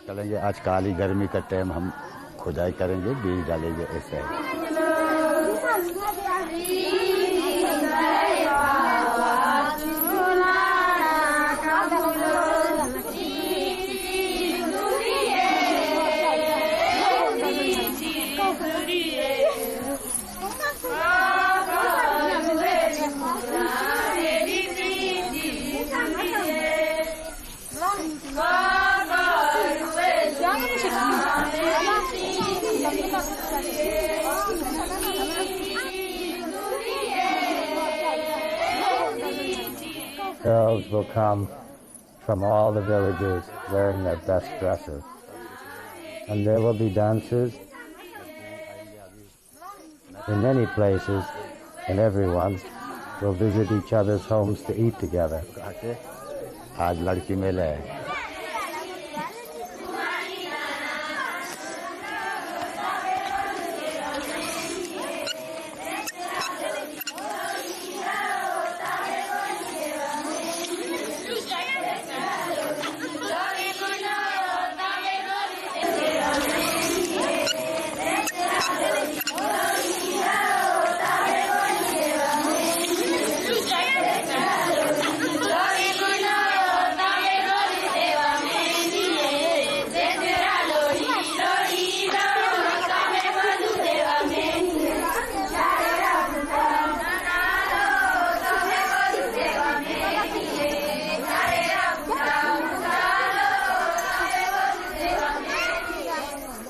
It is our tradition to celebrate after the snowfall that lasts for 6 months.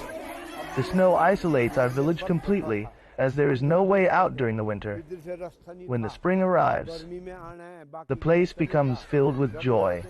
Everyone sings, the snow has melted, and people dance through the night and into the morning. This is the reason for our happiness.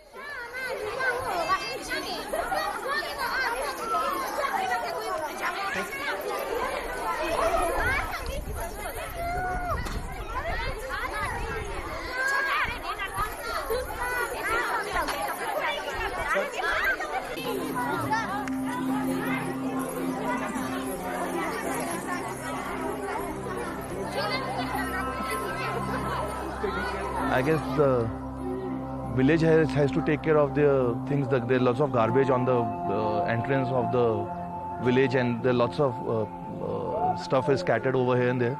So I guess it can get much better. They can clean it properly.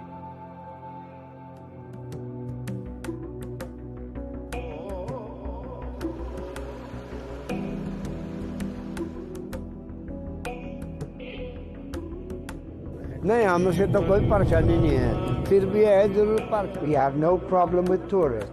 The only problem we face with them is that when they come here they throw litter on the road like chocolate wrappers, biscuits and empty bottles.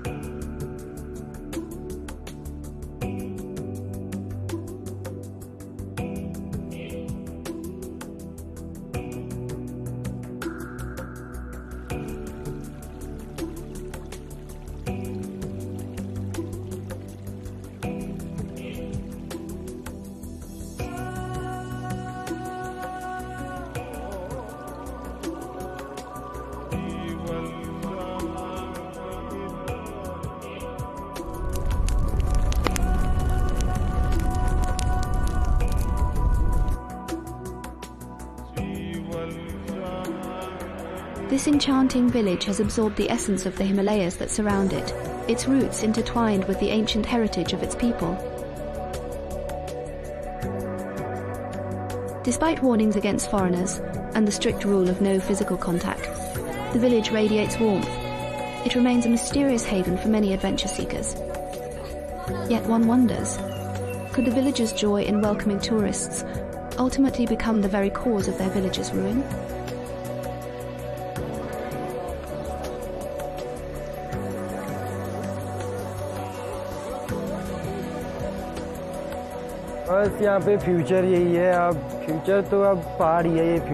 These mountains are our future, because in the days to come they will remain beautiful.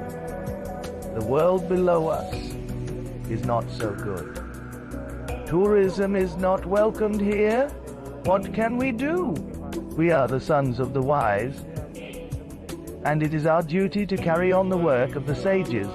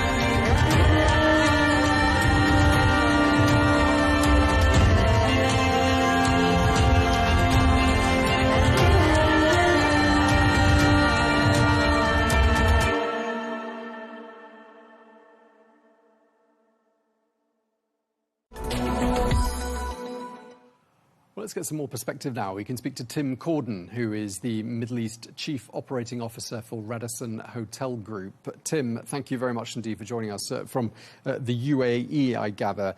Now, Radisson, of course, has lots of properties right across the GCC region. There's one just down the road from us here in Riyadh. I mean, this ought to be peak season across the region, oughtn't it? You know, it's a nice time of year, not too hot.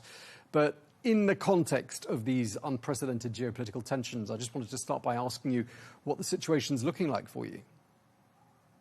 Yeah, you're absolutely right. This would normally be a fantastic time of year. And we're coming out of almost a record-breaking Q1, where hospitality is showing its resilience and its strength. It's had a fantastic trading period. And unfortunately now, we don't have quite such buoyant market conditions for quite obvious reasons. Hospitality, however, and hotels particularly, are resilient, and it is a resilient business, and I'm sure we'll bounce back. But right now, it is pretty tough times. Yeah, you're absolutely right. And I'm imagining you're having to put in place various initiatives to, you know, bring in the revenue. What sort of initiatives have you rolled out? Various different things across different markets, really. I mean, if we talk about Saudi Arabia for a minute, where we have 36 operational hotels and 50 hotels in total, it's actually performing a little bit better than other parts of the GCC, primarily because of the large domestic population and the resident population in Saudi Arabia. And also because it's such a large country. I mean, Jeddah's still doing, I would say, relatively well. Riyadh and the eastern provinces are a little bit more affected. But we're trying now to pivot to more local attractions, utilise the fantastic restaurants and food and beverage and meeting facilities we have in our hotels for the local audience, as well as entertaining people who are travelling regionally.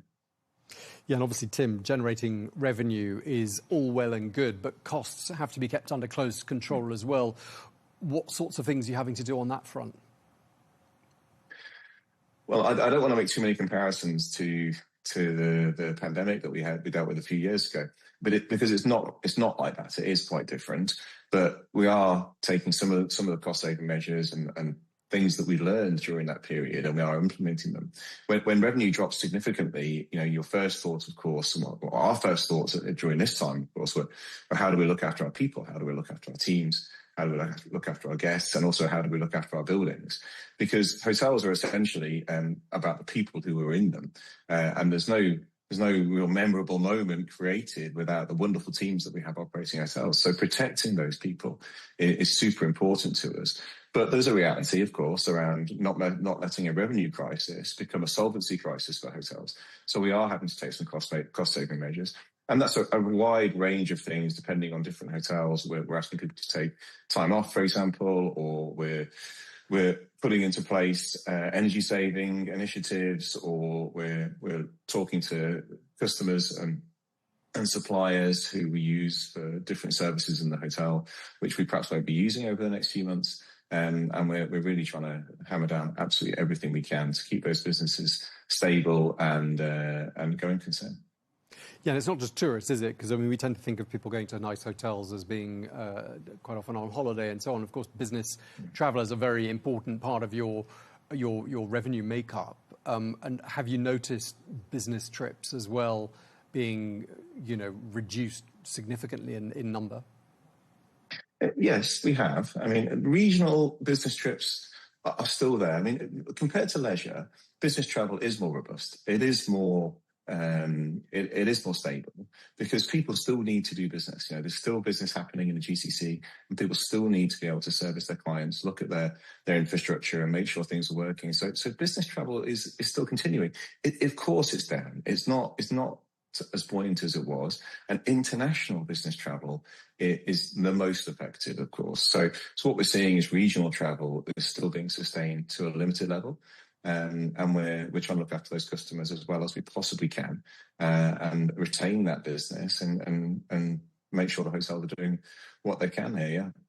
I know you said this isn't like COVID, although sometimes it does feel a bit like a COVID situation living here in the region, and you wonder why venues are operating at such low occupancy levels. But I mean, are there some lessons that were learnt from COVID that can perhaps be snap back into place in a time like now?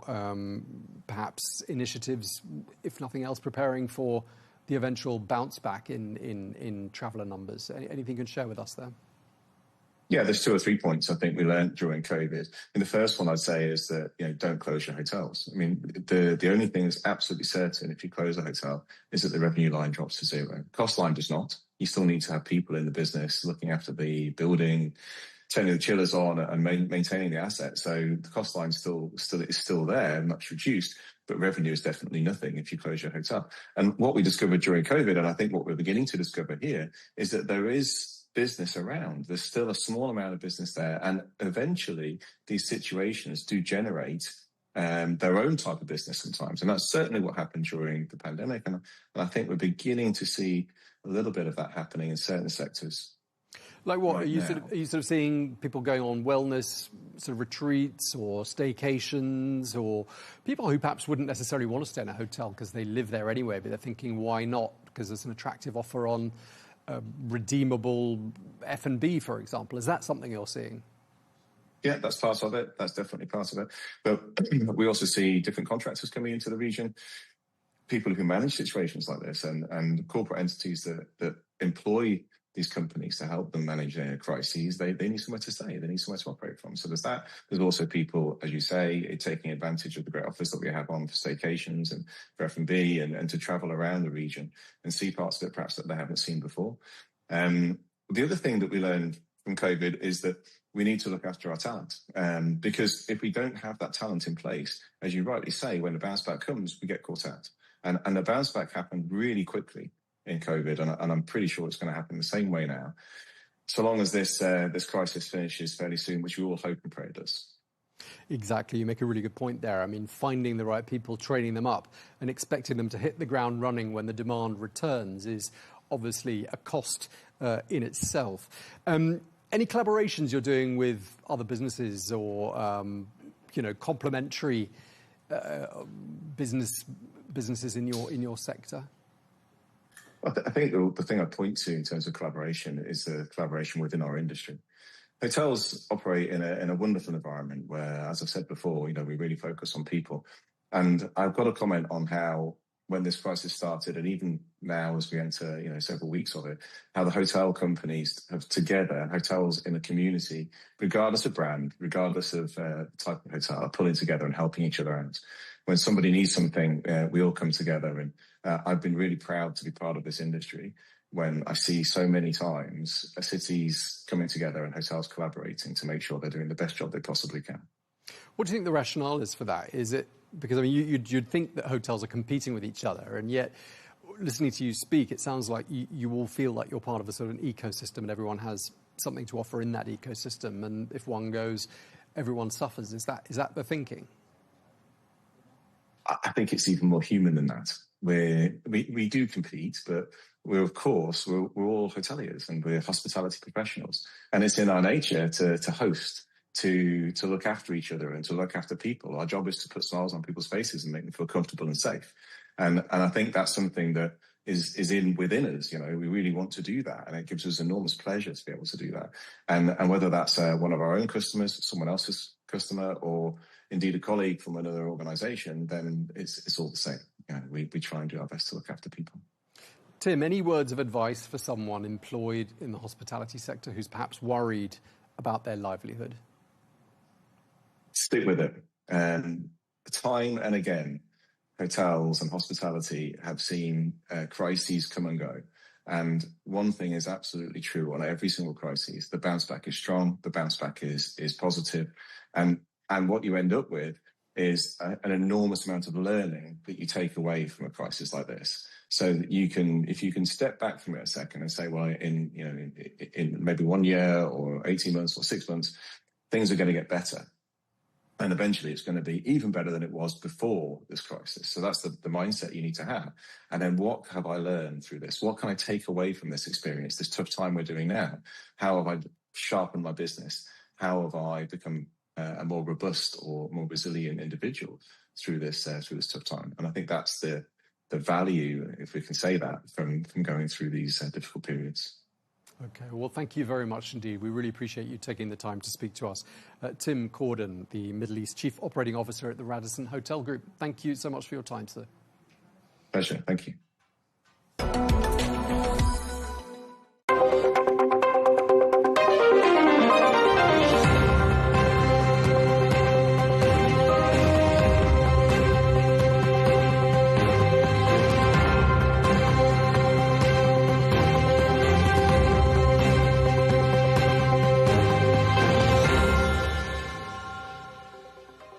You're watching Counterpoints with me, Melinda Nucifora, on Arabiya English, coming to you from Singapore on the sidelines of the International Institute for Strategic Studies Shangri-La Dialogue, one of the world's leading and most keenly watched defence summits.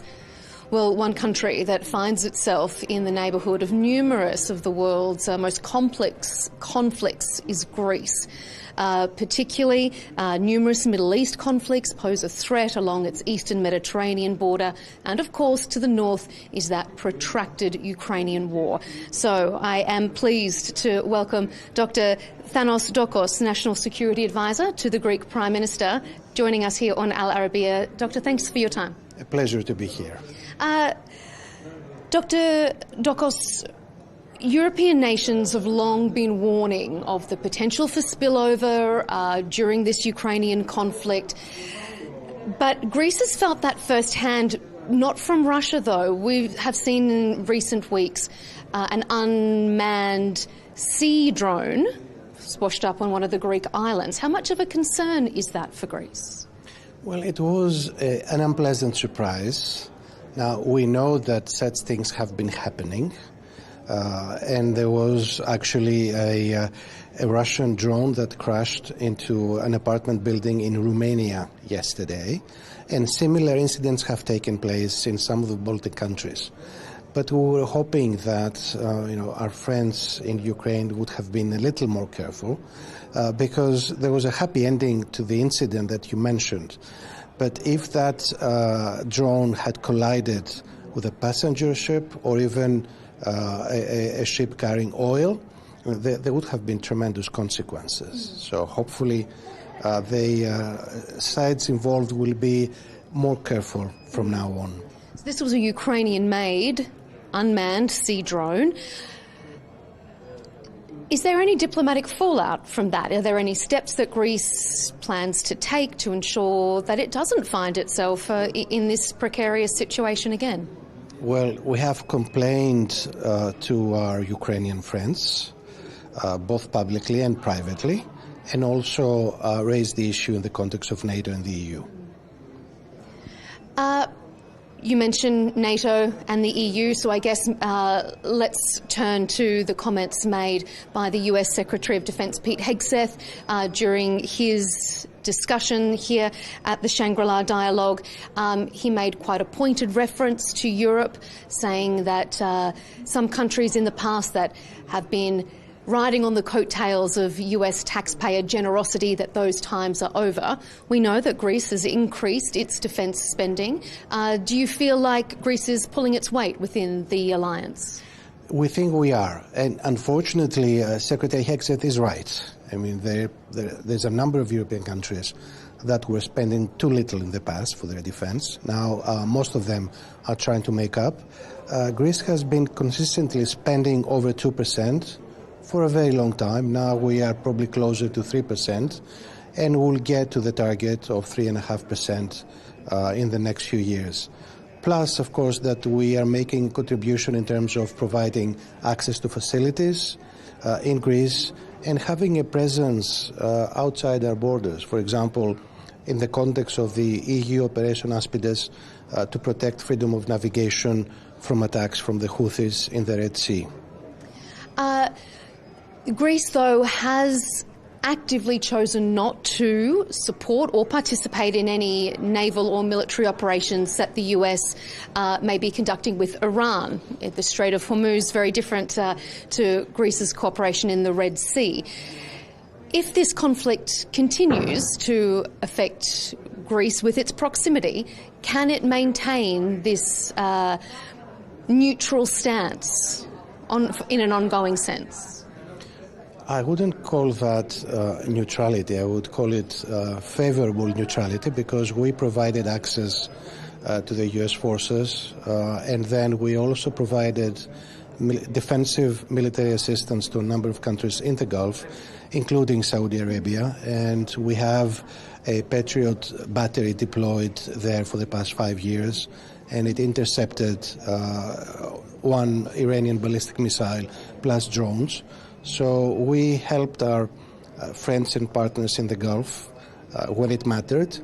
I don't see, however, any circumstances under which Greece would have an active participation in a military confrontation in the Gulf.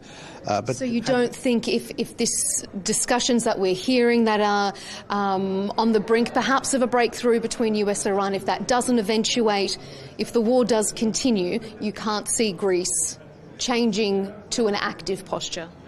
Well, never say never, but the working assumption for almost all of us is that there will be some kind of breakthrough, and then we can start thinking about the consequences and how to repair the damage. But if there is one thing that we are adamant about, and this is a common European position, is that we should go back to the status quo ante when it comes to the Straits of Hormuz. No restrictions, no tolls of any type.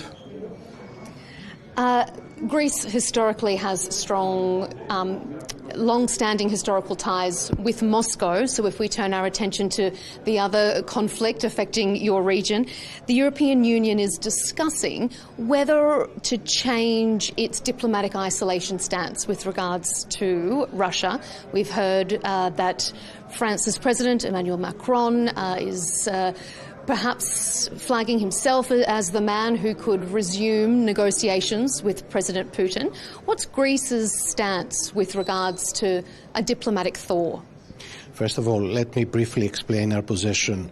Now, the war in Ukraine came as a very nasty surprise for us, because, the idea that aggressors would be rewarded is something that could cause problem to Greece itself in different circumstances. So we took a very clear position in favor of Ukraine's sovereignty and independence.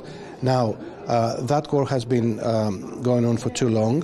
both sides are paying a heavy price, and of course the rest of us in Europe are paying a price for that.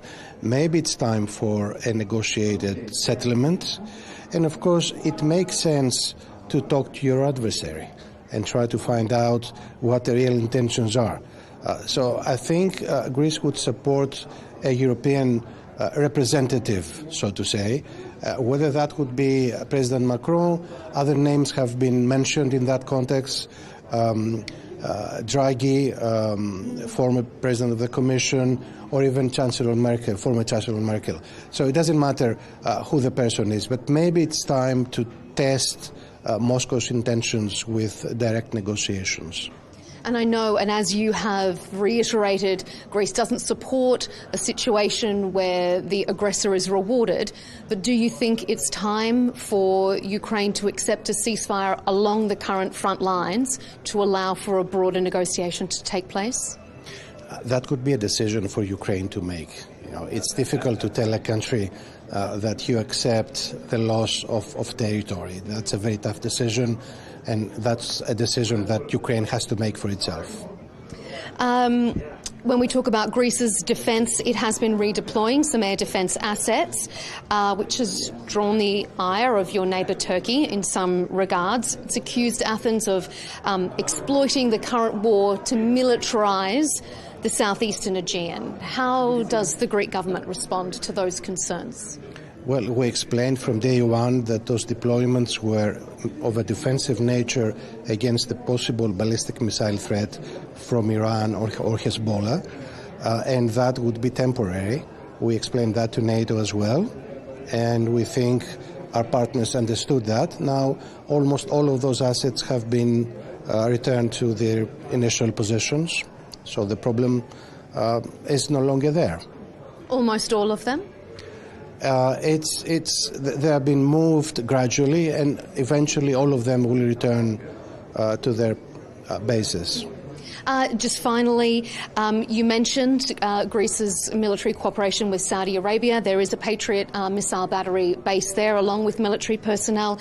Can you see military, diplomatic ties and cooperation strengthening between Greece and the Kingdom of Saudi Arabia?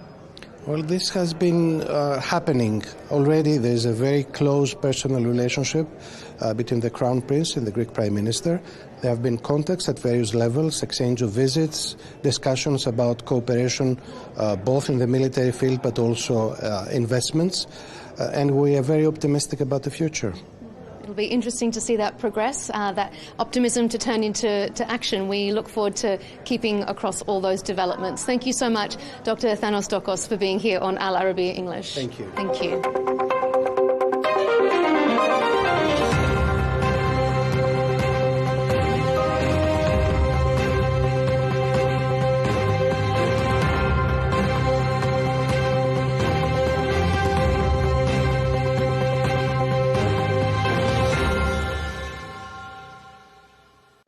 Asia finds itself at the intersection of global conflicts and great power struggles, commercial opportunities and economic challenges. So, Counterpoints is coming to you this week from Singapore.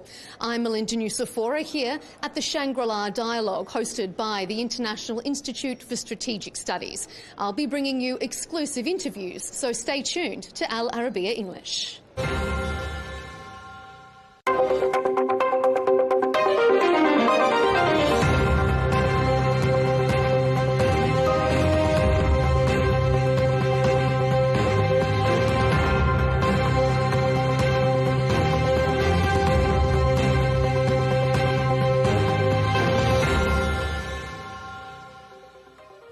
Hello and welcome to this special interview here on Counterpoints with me, Melinda Nucifora. Al Arabiya English has been coming to you all week from Singapore, from the International Institute for Strategic Studies Shangri-La Dialogue. It is one of the world's most important and influential defence summits. So I am very pleased to be able to welcome our guest today, Kao Kim Eun, the Secretary General of ASEAN. Sir, thank you so much for being with us. Thank you. The Association of Southeast Asian Nations brings together 11 member countries throughout the region, including Indonesia, Malaysia, Singapore, Thailand. So many big regional players that find themselves having a very interesting balance at the moment between two of their perhaps largest security and economic partners, the US and China. How do you read the current situation for ASEAN, given the strategic balance it needs to strike? Well, ASEAN is not new to all of this. We have been here in the past 59 years in existence. So next year will be our 60th anniversary already. US and China are our comprehensive strategic partners now, and we've been working with both major powers, the US already in the past 49 years, China in the past 35 years. Both are our key partners in many dimensions, in terms of trade, investment, tourism, connectivity, and of course also in the defense cooperation as well. So I think we work with both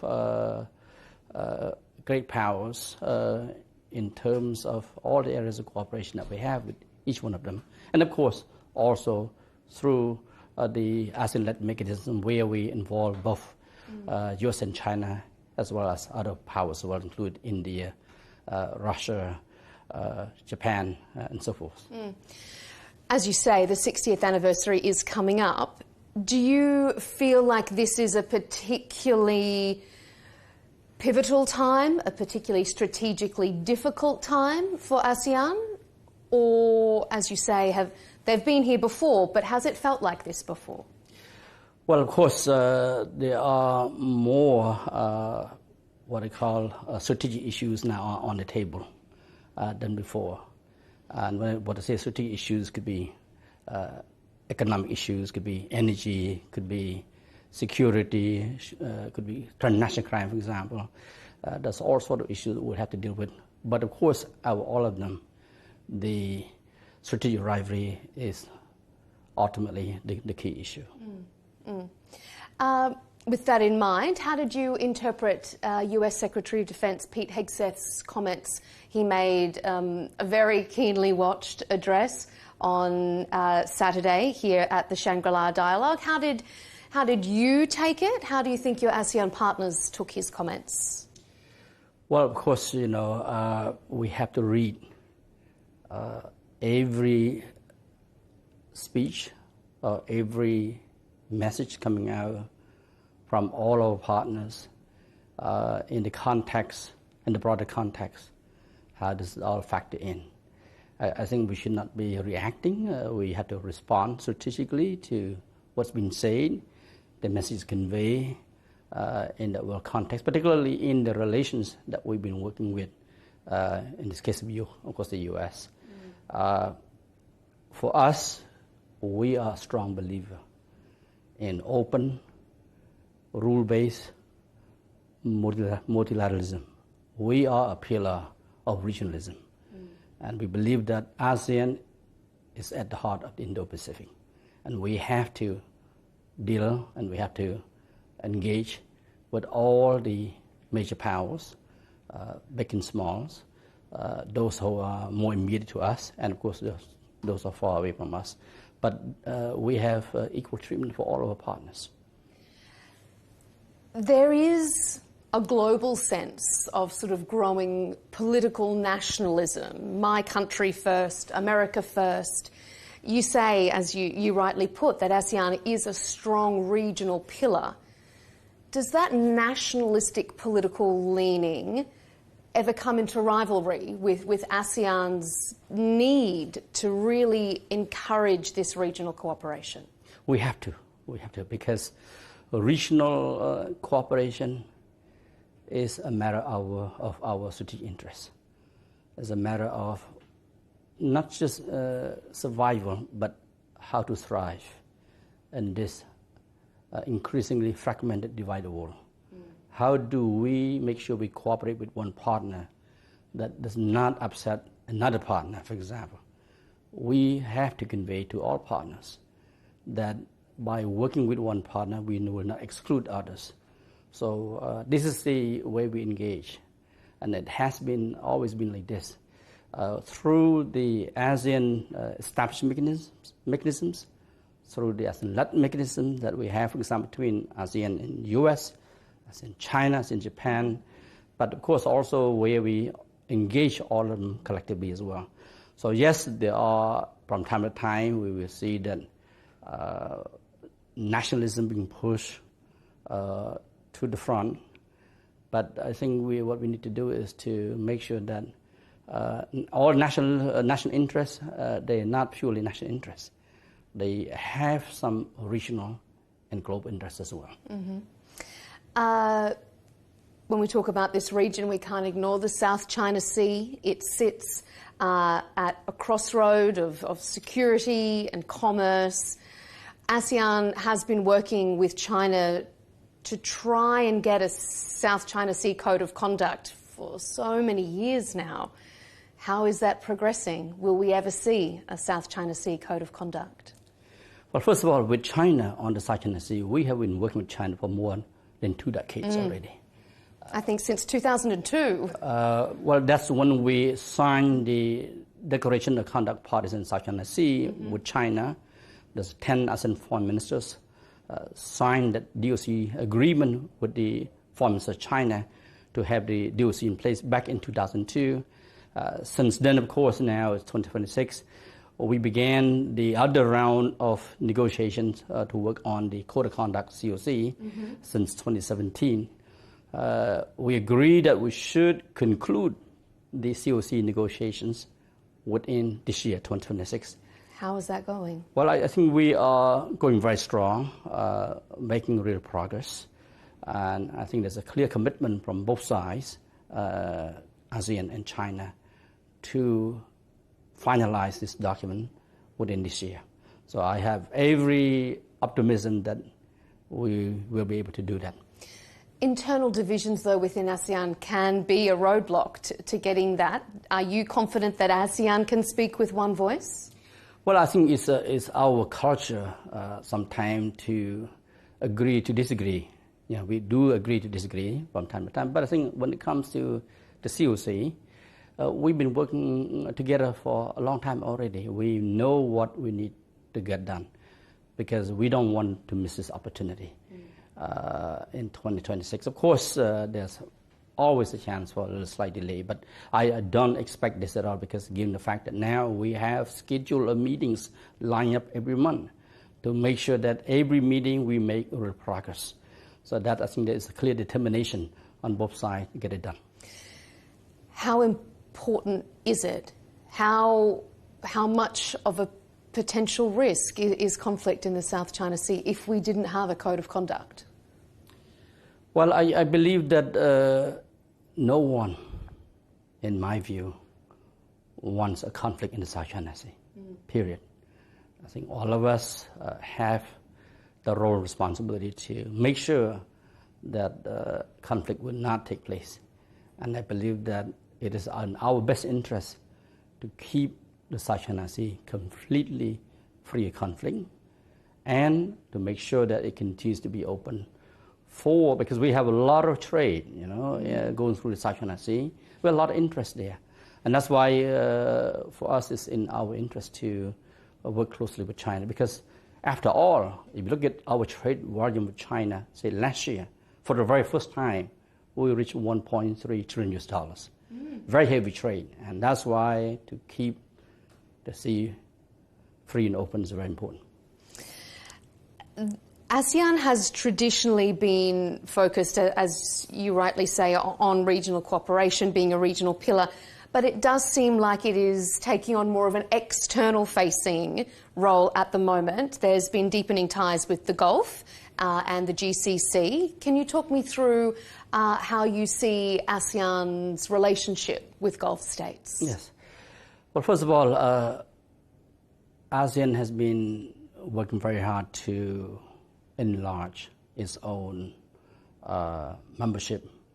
Last year, finally, we have the final enlargement with inclusion of Timor-Leste as the 11th member of ASEAN. At the same time, we work to consolidate within ASEAN to make sure that our FTA, particularly the ASEAN Trade and Goods Agreement, is being upgraded, and we signed that agreement last year to make sure we are on path to become a single market and production base within this region, because we are the third largest trading bloc. So it's important to keep that in mind too, that we need to increase intra-trade investment in tourism as well as connectivity. But that does not mean we do not look beyond our region. Particularly our policy is a policy of engagement. We engage our partners. The Gulf Cooperation Council is our new partner that we started since the first ASEAN GCC summit in 2003. And it was convened in Riyadh, hosted by His Royal Highness Crown Prince. And then last year, Malaysia was chair of ASEAN. Malaysia, on behalf of ASEAN, hosted the second ASEAN GCC summit. Of course, building on the first summit that we had laid out the foundation of the framework cooperation across the economic and, of course, other areas of cooperation. At the same time, last year, for the first time, we convened the ASEAN GCC plus China summit as well. So it's a three regions arrangement going beyond the two regions. So I think this is something that we envision what more we can do together in order to bring about mutual cooperation and a win-win cooperation. There is no official summit scheduled for 2026 between ASEAN and the GCC, no third scheduled meeting. Do you see cooperation, though, continuing despite there being no official summit? Well, of course, they agree to meet every 2 years. So the next one, I believe, will be 2027. And that would be the turn of the GCC. So we rotate between the two regions. At the same time, from what I understand, is that we agree to undertake a feasibility study on FTA between ASEAN and GCC. I wanted to ask you about the free trade agreement. How is that progressing? I mean, how much of a priority does ASEAN see the free trade agreement with Gulf states? Yeah, we like I say, we now have 7 bilateral FTAs. We mean ASEAN, with China, Japan, Korea, Australia, New Zealand, India, and Hong Kong, China. And we're just about to conclude our FTA negotiation with Canada, the first country in North America. And the GCC, we agreed to already undertake a feasibility study. We had done the pre-feasibility study before. So now we're doing this, and we believe that there are great potential in terms of getting this region-to-region FTA moving ahead. Because at the moment, we're also discussing this with the EU as well. We just had our 25th ASEAN-EU ministry meeting, concluded just last month in Brunei, Jerusalem. So there's some good interest on both sides to look at a possible FTA between ASEAN and the EU. So I think it's important for us to be in mind that GCC still offers great potential as well for cooperation.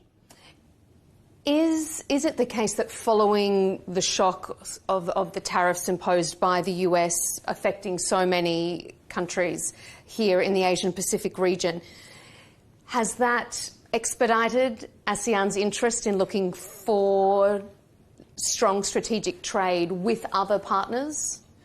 I don't think we can deny that. I mean, the fact that we have to keep all options open.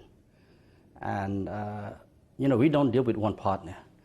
ASEAN is famous for having many different partners. And I think that's the way to go, is to keep ourselves engaging with the existing partners, but also looking at new partners. And I think that's what we see. And that's why now we have more partners that wish to have formal partnership with ASEAN. I'm looking forward to upgrading our relationship with some of our partners. At the same time, this year is a very special year for ASEAN, as we are just about to commemorate our 50th anniversary of the Treaty of Amity and Cooperation in Southeast Asia.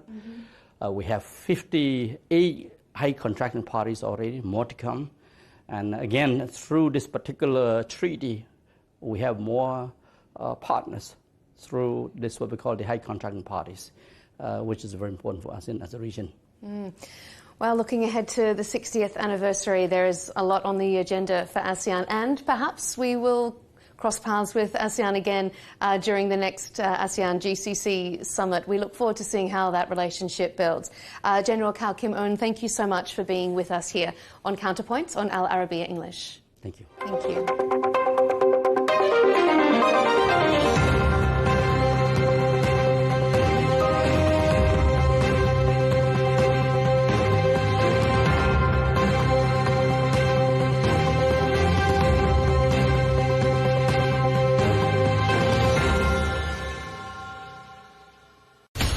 From the White House to Gaza, Kiev to Beijing, elections, economics and the environment compete with conflicts and other complex issues for our attention.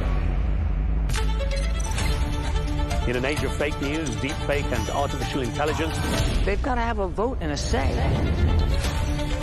It's important to look beyond the loudest voice to understand the truth. From newsmakers to groundbreakers, My campaign is going very well. Presidents, prime ministers, princes and peacemakers, and cultural tastemakers. As Arabs, as Middle Eastern, we're too emotional. Join me on The Riz Khan Show for empowering conversation.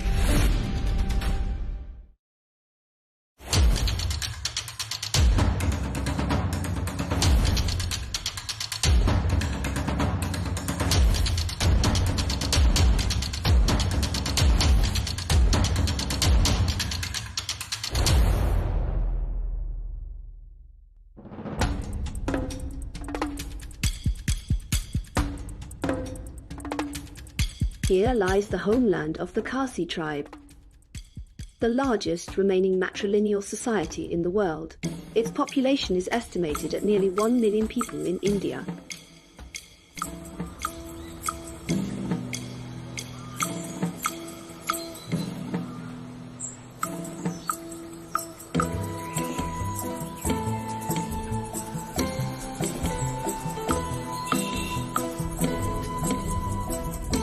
Our travel team set out on a long journey. There, through small villages and narrow roads more than 2,000 kilometers from India's capital, New Delhi, to explore the nature of this unique society.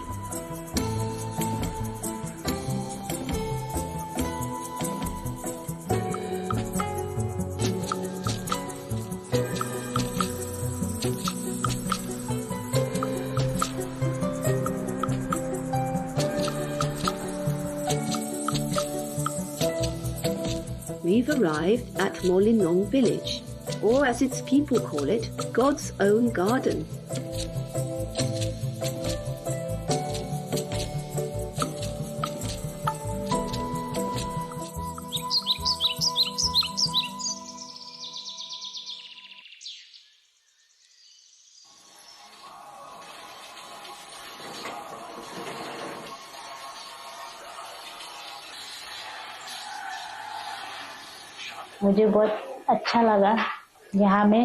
I truly love this place so very much. I love it because it is a Maisi. In our community, everything, absolutely everything, is run by the women. For example, the household work and the farming. All of it is managed by the women.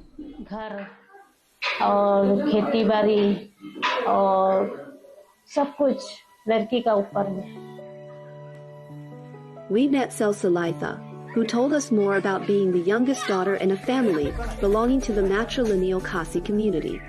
Being in a matrilineal society is a privilege for us women. It gives us inspiration to do more and to contribute more to society. Us girls, we inherited the property of our parents and the business that our parents work also, like the business that they are currently working also, like we get that. Being the youngest daughter or being the only girl, here we get the privilege of getting all the property of the parents. So eventually you're gonna be rich because you inherit the lands, gold and everything. So yeah, maybe finding a good husband also.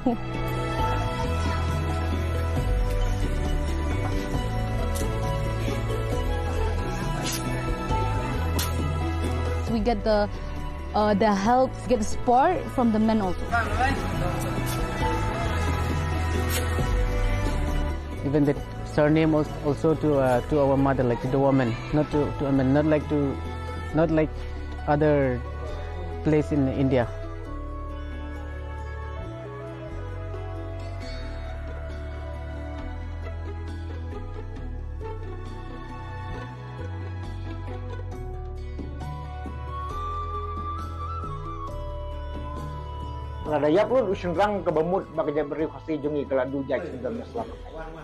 Long ago, titles were passed down from the men. But out of fear that all our men might die in battle, which could cause us to lose our identity as a tribe, the tradition was changed after much thought. So the titles would pass through the women while the man would remain only the head of the household. After that, property also began to pass to the women.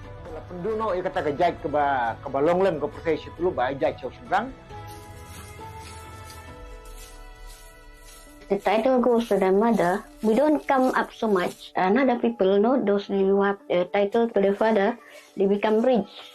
Because his man, he take responsibility to make his family come up. Here, women hold power, property and wealth, raising many questions about the men's role. How do they view the matrilineal system they belong to? And what part do they play in it? The structure of the matrilineal society is still going on very good. Like actually, we support it. We have been following this system for a long time, like in this, like in Khasi, and then in this village also. For me, it's like we have been following this tradition, so it's okay for me. The Khasi believe that daughters are the continuation of the family, which deepens the community's desire to have many girls, unlike most other Indian society.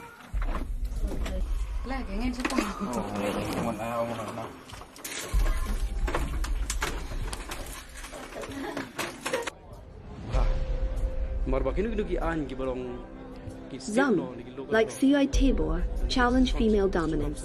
He runs an organization calling for the return of men's traditional roles. Men are not really made or born to be like that. They're born to lead, they're born to control, they're born to have authority on something. But he cannot be under authority of someone. So that itself hurts the ego of man. Till this date, as we have done some research, the lifespan of a general Khasi man is about 35 to 45 years age. Very low. Because most of them die of desperation. Most of them die of irresponsibility, we call. So his roles, his responsibility, his dedication is dispersed. For women here, choosing to remain unmarried carries no social stigma at all. Many do so proudly, taking comfort in their independence. And in this place, it is often the husbands who move in with them, joining their families and their homes, rather than the other way around. The Khasi community holds firmly to its historical roots and traditions deeply tied to nature. Some of its legends reflect this matrilineal spirit. On our journey, Cecilia takes us to the Molinong waterfalls. Legends tell of a widow named Kalikai who lived near one of the waterfalls in the Khasi region. She had a beautiful daughter. After her husband's death, people urged her to remarry, to ease her burdens. She did, to a selfish, cruel man. One day, while Kalikai was away from home, the husband killed her daughter and cooked part of her body. When Kalikai returned home and discovered the horrific crime, she collapsed in grief and ran to the edge of the cliff, leaping into the unknown. Her story became a symbol of women's independence in Khasi culture and their refusal to depend on men. There are many Khasi legends like it, yet they do not conflict with Christianity, which most of them follow today.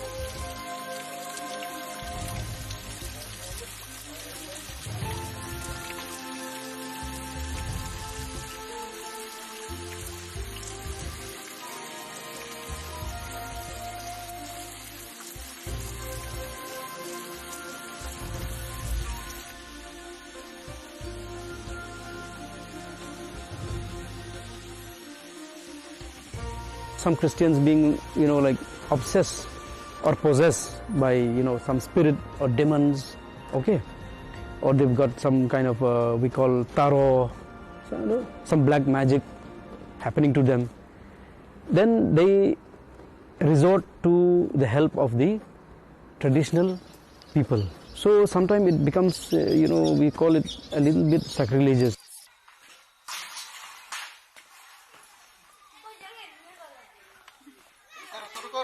Now it's less that Christian will participate in all Khasi traditional rituals, very less now.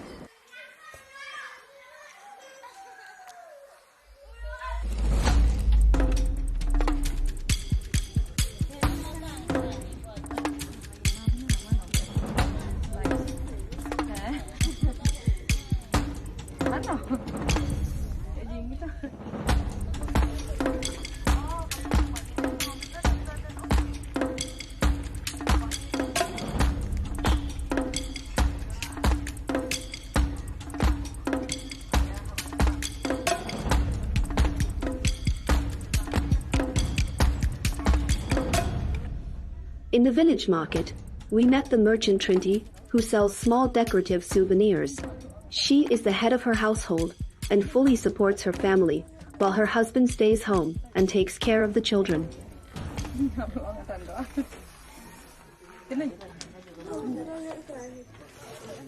Khasi society, women is the head of the house. Yes, actually I am very proud to be in Khasi matrilineal society. Because in our Khasi society, we have responsible, even we women also, we have responsible to take care of our household. Anything we can arrange or we can manage all things. Because in our society, women also has more power. But the youngest one we get more property. All the inherits from parents' side. All the young, only for the youngest one. Out of the 100%, daughter will get like sample 70% and son will be 30%. More actually we give to the woman because actually we men, we can work hard, we can work more also. So for women, actually those who are not illiterate, who are not going to school, who are illiterate, so they cannot work. My wife, she's not totally Khasi. Her father is Assamese and her mother is Khasi. Actually, my wife, she take her mother's surname. She don't take her father's surname. Though he's a non-Khasi also, but still she taken the mother's surname.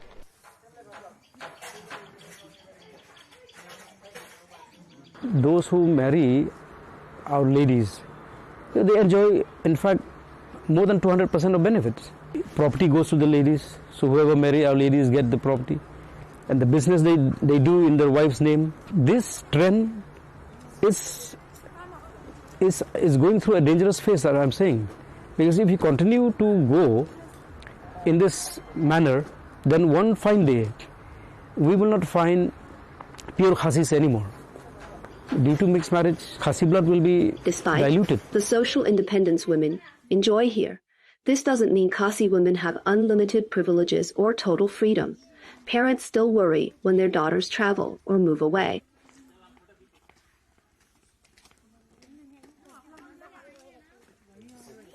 They allow us to study only in like the city, but then like for like the sons, like they will allow them to go abroad also. Like they do find it okay with it. But then us, like in the other hand, like us, like for the girls' child, they are more protective and also more, like, you know, more strict with them. So, like, you know, most of the family here, like, they don't allow their child to study abroad or to pursue the career like outside of Meghalaya or something like outside of India.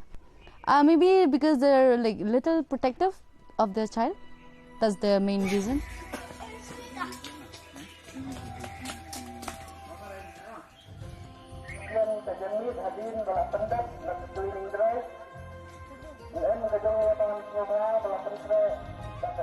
Poverty also plays a major role in limiting choices and lifestyles, hindering higher education for many girls and boys alike.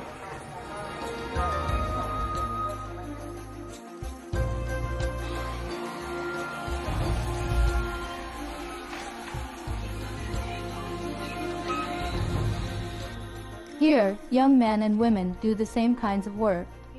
In earlier generations, the wife stayed at home and the husband earned a living. But in our generation, things have changed. Men now do household work. And women take on men's roles. अपना business अपना चलाते हैं आप.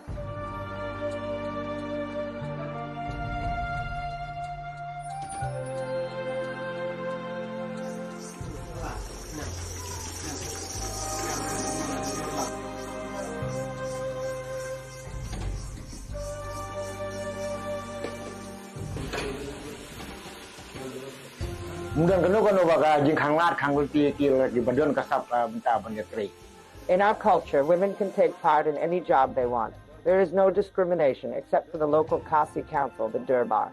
Although titles passed to the women, the Durbar, which sets the rules, fell under local men's authority.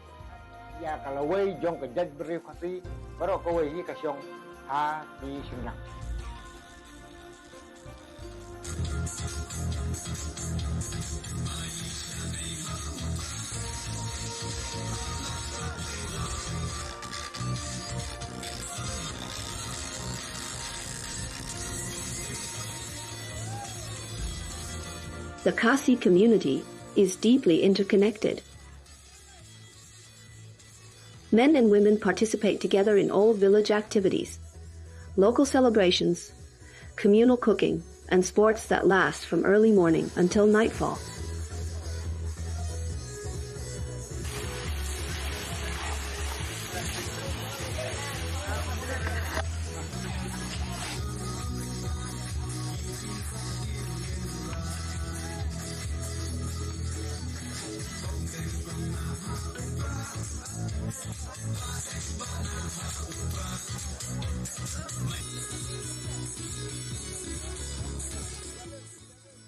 Most of the villagers here are farmers. So in farming we have to contribute both men and women, like they go together to the field also for the field work also. Like both men and women can give their idea for the betterment of the family and for the betterment of the society also. Here the young men and women also participate the same role. Before, the older generation, the wife always stay at home and then the husband is the breadwinner. But then in our generation, things change and then men do the household work and the women also do the men's work.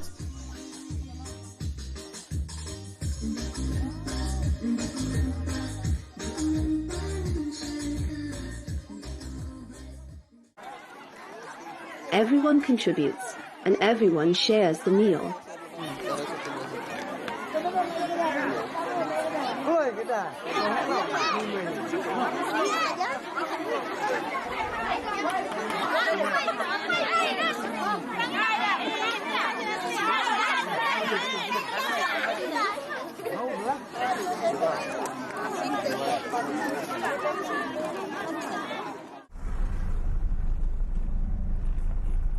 Today we are having this cleaning drive from Pongtung to Maulnong, which is 18 kilometers, and we are having all the way to Maulnong.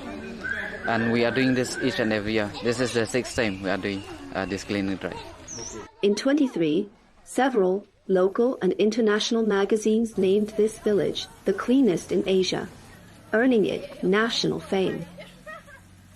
This is how we are doing the cleaning drive. And you can see the people are still cleaning and picking up the plastics, mostly the plastics. Right now we don't have any recycle plant in the village. But we are very grateful to the Shillong Municipal Board. We have to go, we have to dump over for the plastics. It has since gained recognition among other towns and villages as a model to follow. Cleanliness here is a sacred ritual, cherished by the Kasi people, from young children to grandmothers, keeping the entire village spotless through collective effort. For now, we just clean the village. We can give some advice for the other people also. So this is our daily responsibilities because it gives us health also if we clean the village. So other people also from the outside, the people from outside, so they will see us. They will get some advice from us. They don't see it as routine work, but as a sacred, enduring part of their tribal life. Most of the property right now, it's inherited by the youngest daughter. because like they think that the youngest daughter will be the one who will be looking after the parents after they grow old. But then right now it's different. You know, some of them, like youngest daughter, didn't have a good relationship with the parents, so the older daughter will look after the parents, right? So maybe the oldest daughter, the one who's looking after her parent, that daughter should be the one to inherit the property, right? I see, like in my areas also, like the one who look after their parents after they're old, that one like inherit most of the property, like golds and land and houses, because right now things have changed.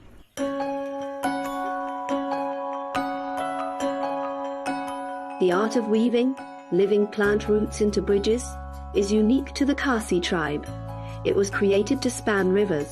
The entire community works together to design, manage, and maintain each bridge.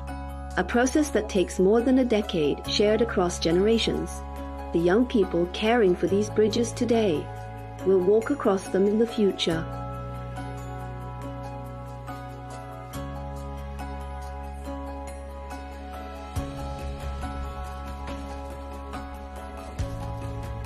It's believed these bridges can last for hundreds of years, but will the Khasi traditions endure just as long?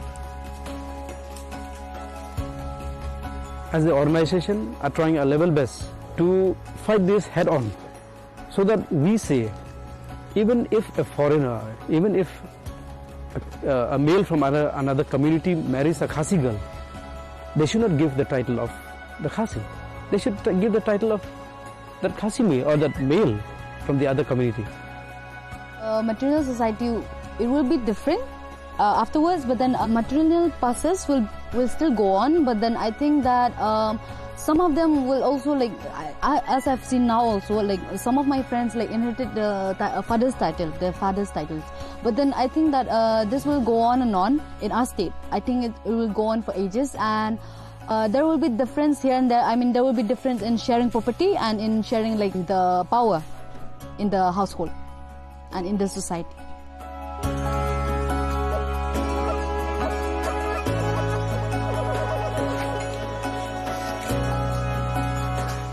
Something we have to adjust with the modern society. But some a little bit we have to adjust. Like I think this system will go on.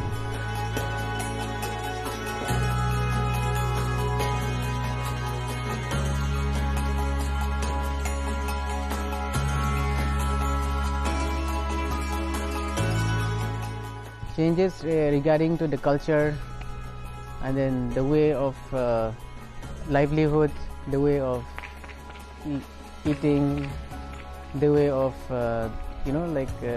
literacy. Actually, it's almost totally changed compared to like the old ages, like long time ago.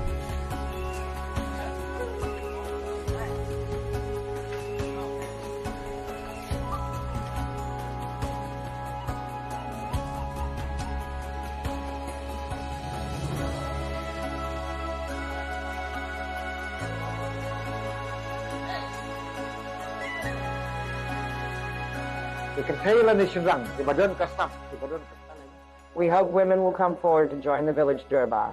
We will work hard together to bring change to our community. Women and men can work in all fields, and they will do it well.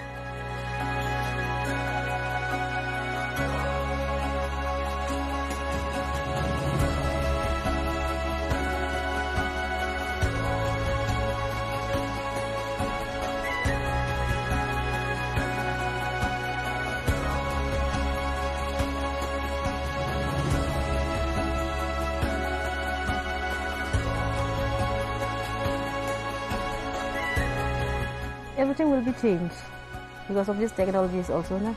Everything will be changed, but in our heritage, it will be the same, remain the same. I think this society will stay forever. It will not change because every community, they have their own culture. It stays forever.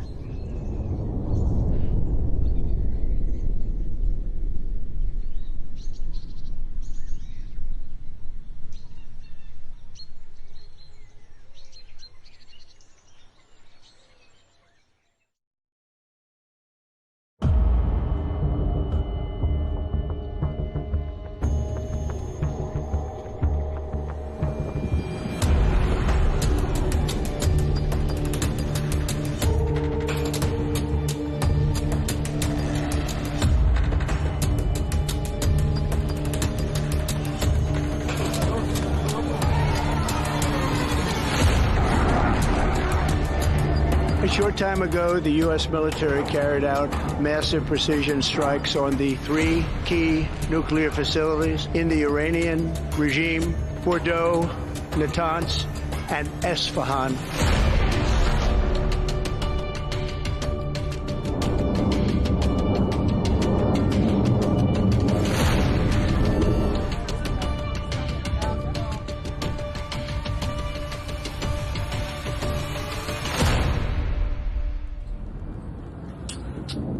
What is happening today in the Middle East is not a fleeting moment. It is a new chapter in a long conflict between the United States and Iran, a conflict whose chapters have extended for more than 4 decades, transcending traditional borders and fronts. A struggle for influence, fought through sanctions, covert operations, and proxy wars. An American-Iranian conflict that has redrawn the balances of the Middle East. Its repercussions are still being written to this day. To understand what is happening today and how we reached this escalation, we must go back to the history of the conflict between the two sides since the Khomeini revolution in 1979 until today. Following the fall of the Shah's regime, students loyal to Khomeini stormed the American embassy in Tehran and held 52 American diplomats for 444 days in a crisis that shook relations between the two countries. When negotiations failed, Washington tried to end the crisis militarily through a secret operation known as Operation Eagle Claw in April 1980. But a sandstorm in the Tabriz Desert led to the failure of the operation and the death of 8 American soldiers, turning it into one of the most embarrassing American military operations in the 20th century.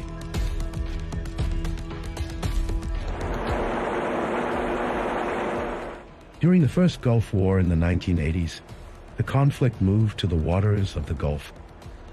In 1987, Iran targeted the American oil tanker Bridgeton with a naval mine, prompting Washington to respond with military operations against Iranian naval targets.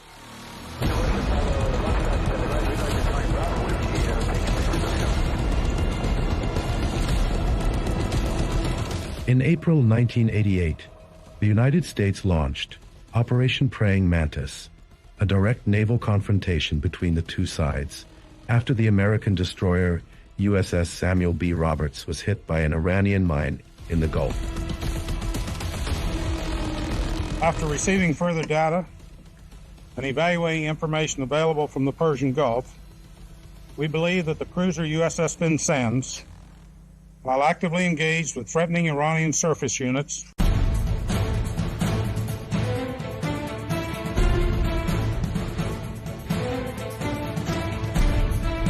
A few months later, the Strait of Hormuz witnessed one of the most tragic incidents in the history of this conflict, when the American destroyer USS Vincennes mistakenly shot down an Iranian passenger plane in 1988, killing 290 civilians.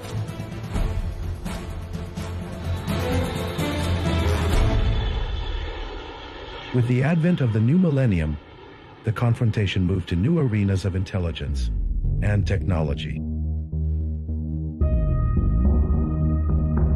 In 2011, Iran shot down an American reconnaissance drone near the Fordow nuclear facility, then announced in December of the same year that it had seized control of the advanced RQ-170 Sentinel spy drone after hacking its systems. In 2016, tension escalated again when Iran detained 10 American sailors after they entered its territorial waters in an incident that turned into a media crisis between the two countries. However, the confrontation reached an unprecedented level in June 2019, when Iran shot down the latest American reconnaissance drone over the Gulf in an incident that almost pushed Washington to launch a direct military strike before it was canceled at the last moment.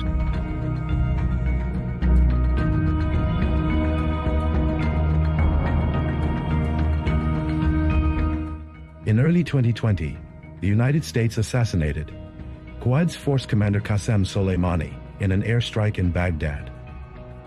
Iran responded by launching ballistic missiles at American bases in Iraq, in the most dangerous direct confrontation between the two sides in decades.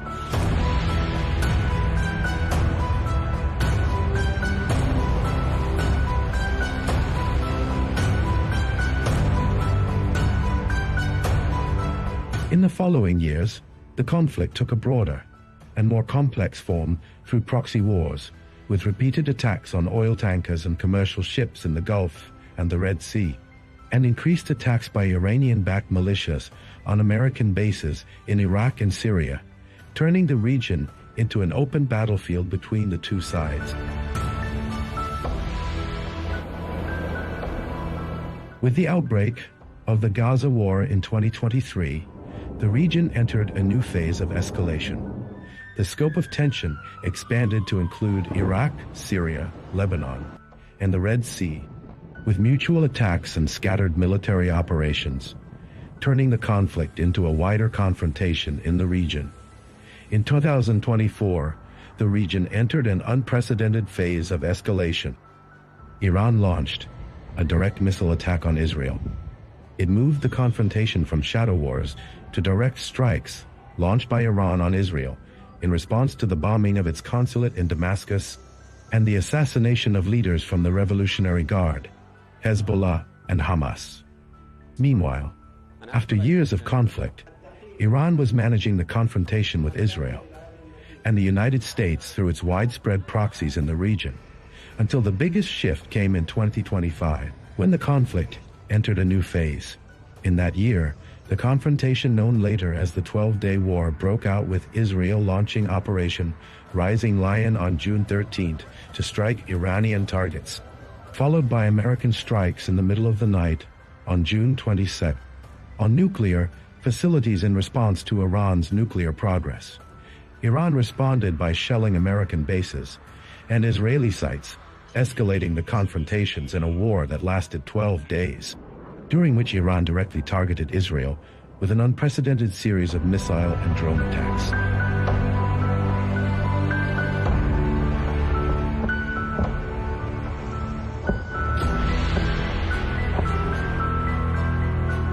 During those 12 days, the Middle East seemed to stand on the brink of a full-scale regional war, with unprecedented activation of air defense systems and exchanges of strikes at unfamiliar depths between the two sides. Although the open confrontation stopped afterward, the old balance had been broken. As for 2026, the last lines of containment collapsed, and at dawn on February 28, the region began a new phase of direct confrontation, in which events accelerated dramatically, with wide-scale airstrikes launched by the United States and Israel on military and nuclear targets inside Iran as part of two military operations named Fierce Anger and Lion's Roar. This escalation came after the collapse of nuclear negotiations between both countries, while Iran continued enriching uranium and refused to halt its nuclear program.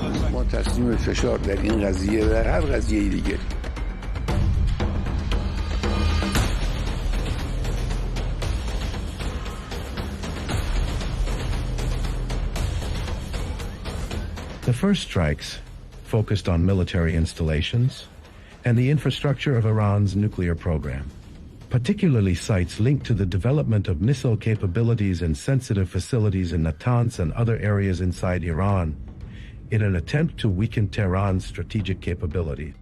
During the first hours of the attack, pivotal events shook the structure of Iranian leadership, as the strikes resulted in the killing of Iran's supreme leader, Ali Khamenei, along with a number of senior military commanders linked to the Revolutionary Guard, dealing a severe blow to Iran's political and military leadership. حرم جمهوری اسلامی ایران شهد شعیب گوارای شهادت را نوشیدم. But the Iranian response was not delayed.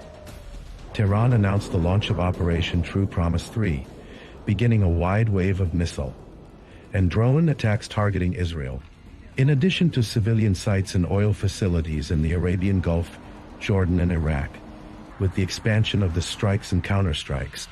The confrontation quickly turned into an unprecedented direct war between Iran on one side and the United States and Israel on the other, with continuous Iranian targeting of Arabian Gulf countries and Erbil, pushing the Iranian regime to also deploy one of its most prominent arms in the region, Hezbollah, in Lebanon, to expand the scope of the confrontation and open a new front on the border with Israel, where it fired 6 rockets toward sites inside Israeli territory. A move considered a clear message that the war is no longer confined to one front. British bases in Cyprus were also attacked by drones. However, the Israeli response was not delayed. Israel launched a wide series of strikes targeting Hezbollah's military infrastructure in Lebanon, along with sites and field commanders linked to the party, as well as elements of the Iranian Revolutionary Guard, believed to be overseeing military coordination between Tehran and the party inside Lebanese territory. Tehran also used its allied militias in Iraq to target American bases and interests in an attempt to open an additional front in the confrontation. Tension expanded to reach Azerbaijan after Baku announced the foiling of attacks and intelligence operations attributed to the Iranian Revolutionary Guard. These included attempts to target sensitive sites and the Baku-Tbilisi-Ceyhan oil pipeline, which provoked Turkish and Gulf condemnations and fears of the conflict spreading to the South Caucasus. In conclusion, this conflict has been described by many concerned parties as an attempt to bring about structural change in the Iranian regime and to redraw the balance of power in the Middle East. Since that moment, the region has entered a new phase of escalation, where the confrontation is no longer limited to proxy wars, but has turned into an open multi-front confrontation that may change the shape of the region for many years to come. The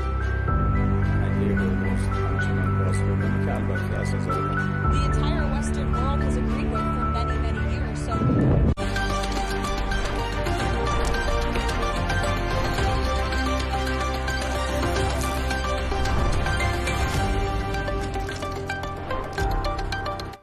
Israel and Lebanon have agreed to implement a ceasefire following negotiations in Washington. In a joint statement released with the US, they said the agreement was contingent on a complete cessation of attacks by the Iran-aligned Hezbollah group. But Hezbollah has rejected the terms, calling the negotiations futile and humiliating for Lebanon. The terms are contingent on Hezbollah ending its attacks, Hezbollah to withdraw from south of the Litani River, creation of pilot zones under the control of the Lebanese army, US to improve capacity of Lebanese armed forces, and more talks planned with a view to reach a comprehensive agreement. To discuss this and all of today's stories, I'm joined by Olympian and broadcaster Samantha Murray and news editor of Arabian Gulf Business Insight, Shane McGinley. Shane and Samantha, great to have you on the show with me. Shane, let me begin with you. I just talked through a little bit of those terms there, but can you go through them a little bit deeper for me and what they all mean? Right. So I looked at the official statement that was put out by both sides. So it does say that a complete cessation is determined on Hezbollah ceasing fire and evacuating what, as you said, the South Litani sector. So this is the area from the Israeli border up to the Litani River, and it's about 30 kilometers or 20 miles, so which is currently occupied by Israeli ground forces. So what the interesting part is that the US said that it's going to set up these pilot zones in which it says that the Lebanese armed forces will have exclusive control of the territory to the exclusion of all non-state actors, which implies Hezbollah has to move out of these pilot zones and also the Israeli ground forces. So that's quite interesting. And, we haven't got all of the details about how many of these pilot zones there is or how many there's going to be, but it does imply that when it says all non-state actors, that means it's only the Lebanese official government. Then the other interesting thing is that all parties have condemned Iran's attacks on countries in the region. And also it says that Israel and Lebanon have reaffirmed that there'll be no more hostile actions on either side. And also then, as you said, they're going to reconvene on June 22nd. So that's the point, but it doesn't... What I think is really interesting is that it said the relationship between Israel and Lebanon will be decided by the two sovereign governments, which obviously doesn't include Hezbollah. And as you said, they have come out and they called it futile and humiliating, and they've rejected it. While at the same time, we've got Israel, which has said that it's not going to withdraw the troops. And also, we have seen attacks, according to some media, we've seen attacks in the south of Lebanon. So to be honest, a lot of these issues, while it might have been agreed by the two sovereign governments, if Hezbollah don't back it, I don't really see how it can have much merit going forward. And I think that is where we stand at the moment, Sam and Shane, is we can't divorce Lebanon from these talks, because we must just read out what Lebanon's Hezbollah chief did say today. As long as Israel is in Lebanon, the resistance will continue. And of course, these are interlinked to those talks between Tehran and Washington. And Tehran also wants a full withdrawal of Israel from Lebanon. So right now, it's a confusing picture. And also, those points that were brought up in that ceasefire agreement are still very vague. And Hezbollah is saying, unless Israel agrees a full withdrawal, we're not going to sign up to this, because in order for peace to happen, that is what needs to happen. But Sam, we need to have a look at how timely the ceasefire is for Benjamin Netanyahu, because he himself is losing significant favour inside of Israel due to these continuous attacks by Hezbollah. Exactly, and particularly in northern Israel, polls suggest that his popularity is down, which isn't good for him. Also, generally in the country as a whole, he's been criticised for not standing up to Donald Trump and saying no, and representing his country as many of those in his party want him to. He's been criticised domestically at home from the Security Minister Ben Gvir and the Defence Minister Israel Katz for not having this power towards the Americans and for not representing what he said he would do for Israel, which was defend them from anyone who was potentially going to attack them and pose a risk. And at the start of all this, he started this with Hamas in Gaza. There's fighting still going on. Israel bombed yesterday evening. He hasn't actually completed his mission there of obliterating Hamas. And now the same thing with Hezbollah. He's had to retreat and coordinate with this ceasefire, but actually that isn't what he said he would do. He said he would completely diminish Hezbollah, and that hasn't happened. And I think for those in Israel who have voted for him previously and stood by him, they wanted to see him carry out these actions, do what he said he would do, essentially. And of course, that tension between Trump and Netanyahu, highlighted earlier in the week from Trump's stream of consciousness on his social media posts, calling out Netanyahu as crazy, has put Netanyahu in a particularly difficult position at the moment. But when we look back in history and think of the UN 1701 resolution in 2006, where Hezbollah and Israel agreed terms, they've never really stuck to that ceasefire. There's always been tit for tat going on. It's continued. So this supposed ceasefire, even if Hezbollah agrees and gets on board, it's very fragile.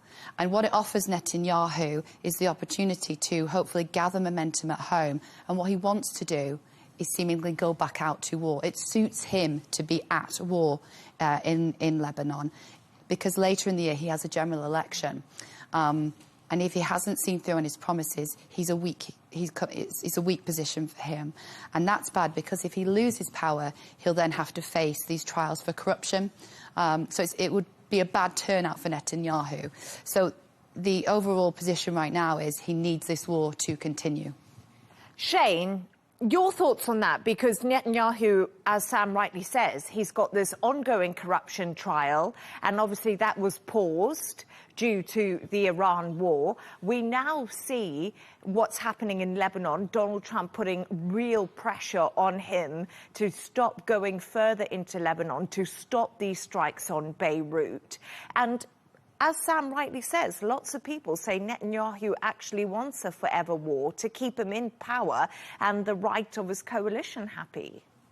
I would agree with that, it's beneficial for Netanyahu for the war to continue. But I think the problem is that the clash that we've seen between him and Trump earlier in the week, which has come out over this call, I think those are likely to escalate further, because not only is there an Israeli election coming towards the end of the year, we've also got the midterm elections in the US and already, I know in our next story we're going to talk about how, the American public are not behind continuing this war and going into this war. So I think the two leaders are going to have very opposing views. Benjamin Netanyahu is going to want to continue the war because that will advantageous for his re-election, while Trump wants to end it as soon as possible before the November midterm. So they're both going to be clashing. So I think those two opposing ambitions are going to see a lot of strife and probably a lot more difficult calls and fruitful language between the two leaders.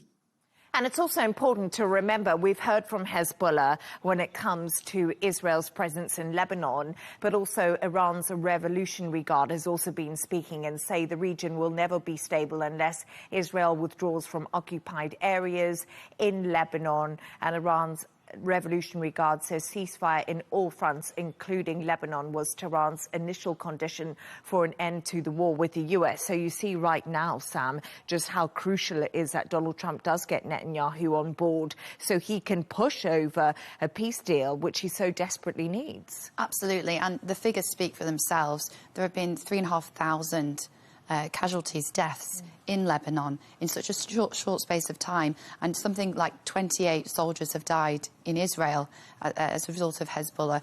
Hezbollah have this tactical approach of going for like military infrastructure and where Israeli soldiers are, whereas Israel approach is targeting civilian infrastructure, which is has been devastating for Lebanon, and it brings into question that possible ethnic cleansing idea from Israel to completely take the south of Lebanon was perhaps part of their greater plan. And Trump back home needs to get a grip of this. Americans can't really imagine what is going on. It's so far away from them, and yet all this money is being spent and life is getting more and more expensive. And politically for Trump, he can't afford any weakness, and as Shane highlighted, the midterms coming up later in the year, this is a moment for Trump to get things in line and look really positive and really align with his optimistic social media posts and show that he is in control and he can manage what's going on in the Middle East.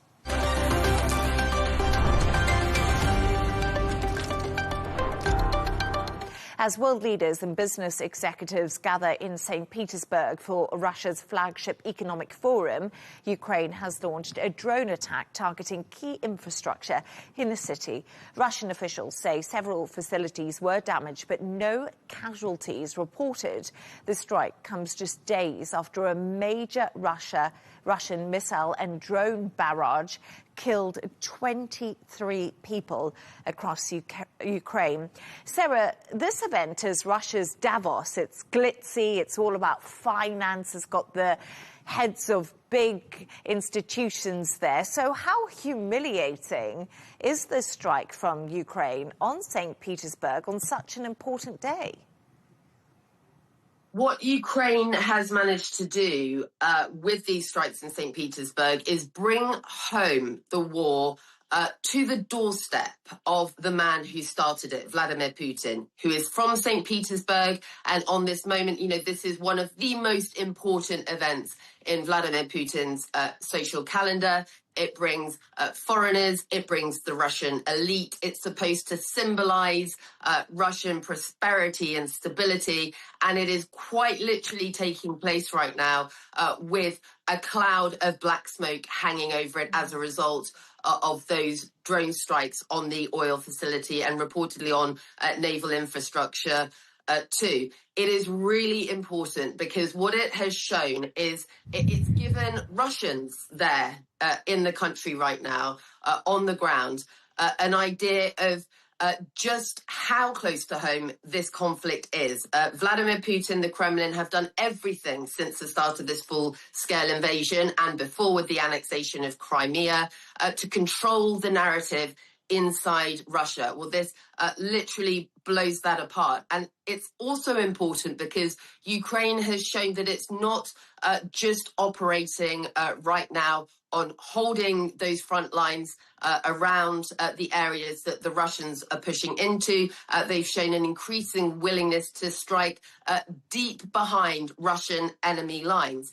So it shows civilians in Russia. This is not, as Vladimir Putin has alleged many times, under control, or they're there in a position of strength. This is Ukraine showing its ability to strike, not just behind Russian enemy lines, but also, guys, there have been reports, the Institute of War has analysed this, that these strikes, the scale of them, the effectiveness of them, have also been targeted at some of those supply lines that the Russians are using. And that has had a real impact on Russia's ability to resupply the front lines. And I also want to point out that the Institute for the Study of War, they say that the Ukrainian drone strikes have become so frequent, so effective, that the conflict may have, they said, entered a new phase. And it's really important because what we've seen for the first time is that the scale of the Russian losses is outpacing Russian recruitment. So Russia has a recruitment issue right now. We've seen that with their advertising, trying to get recruits on board. The battlefield losses for them are large. And now, at this moment when Vladimir Putin is holding this international economic forum, as you said, Leigh Ann, Russia's answer to Davos, with the great and the good of the Russian power, elites, and with foreigners there, it is happening at a time when Ukraine, as I said, it's brought the war home to Russia, the war that Vladimir Putin started.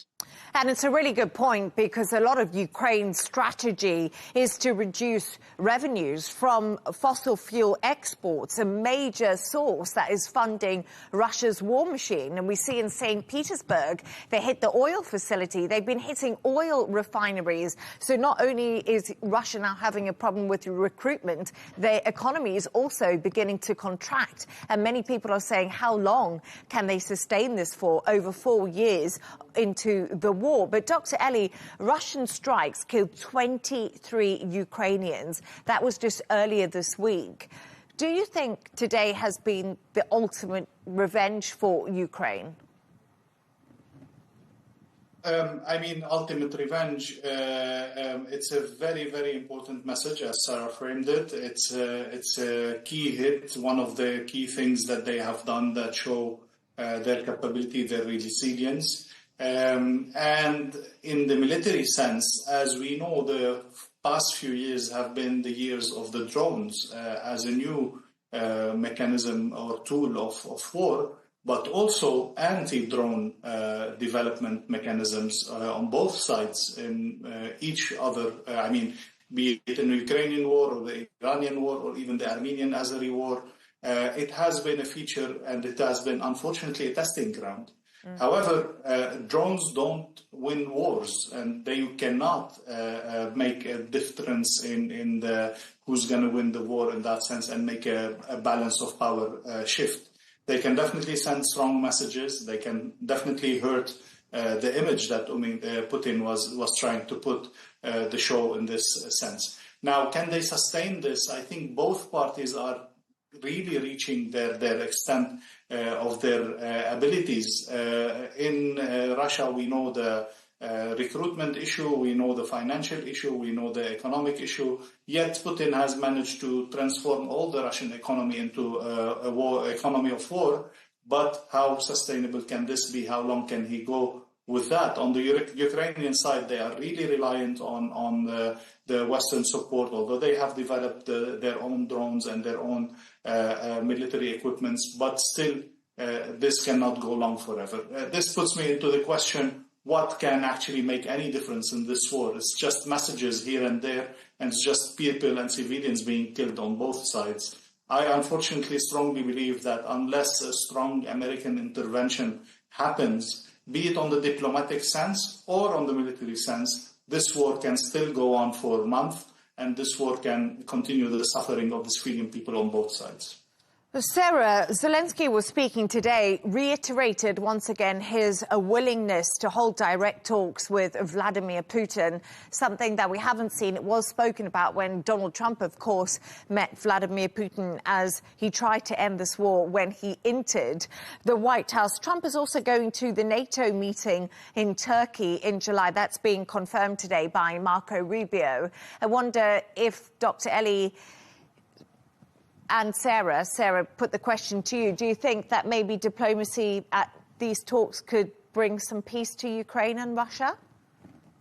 Well, look, I think from the very start, Vladimir Putin has shown his unwillingness to engage in good faith in diplomacy. I was on the ground in Ukraine in the lead up to the full-scale invasion in 2022, and the Kremlin and Vladimir Putin were making promises.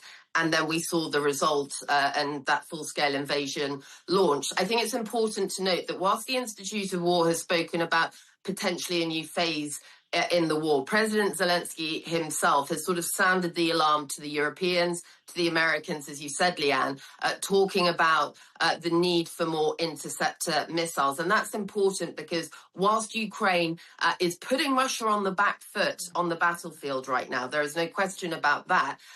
We've seen in the past that Vladimir Putin, far from responding to that kind of pressure with diplomacy, tends to escalate. And that has been shown with the large-scale attacks that have been carried out in Kiev. And as Dr. Ellie pointed out, it ultimately is civilians who pay the price for that. Among those killed in the latest attacks from Russia were children. We've seen apartments that have been damaged. But I also want to tell you a story from my time on the front lines with the Ukrainian soldiers. There is a proverb that one told me. It was in the days leading up to the conflict. We were in the trenches with some of the soldiers. And I said, what are your feelings about if Russia does invade, which it then went on to do? And he told me the proverb that if the Russian soldiers come here, if the Russians come here and try to invade our home, they will be used as fertilizer for our soil. And at the beginning of the conflict, we saw a video of a woman go up. She went up, a Ukrainian woman, to one of the Russian soldiers and gave them sunflower seeds and told them to put them in their pockets so that when they were killed by the Ukrainians, the sunflowers would grow.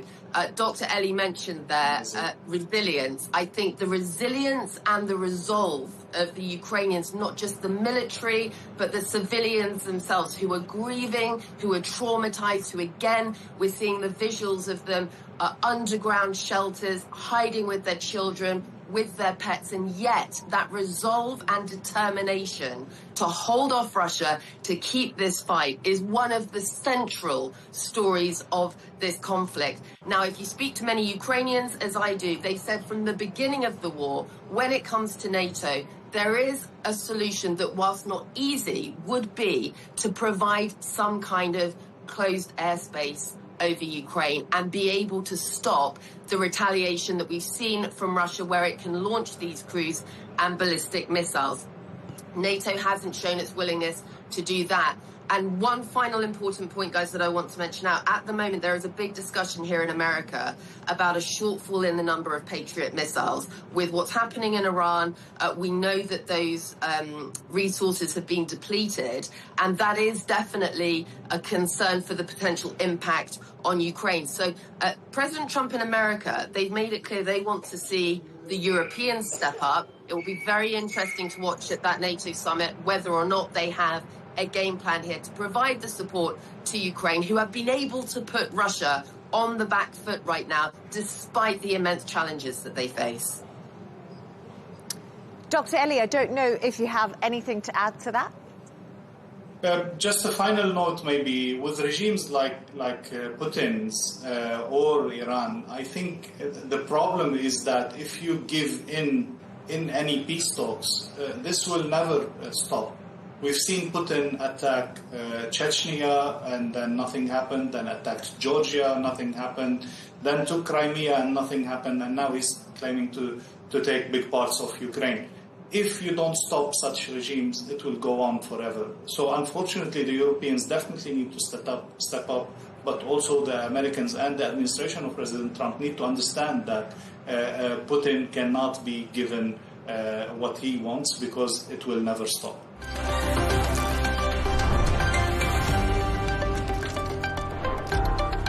And climate experts are warning that a powerful El Niño weather pattern could emerge within weeks, bringing hotter global temperatures and more extreme weather.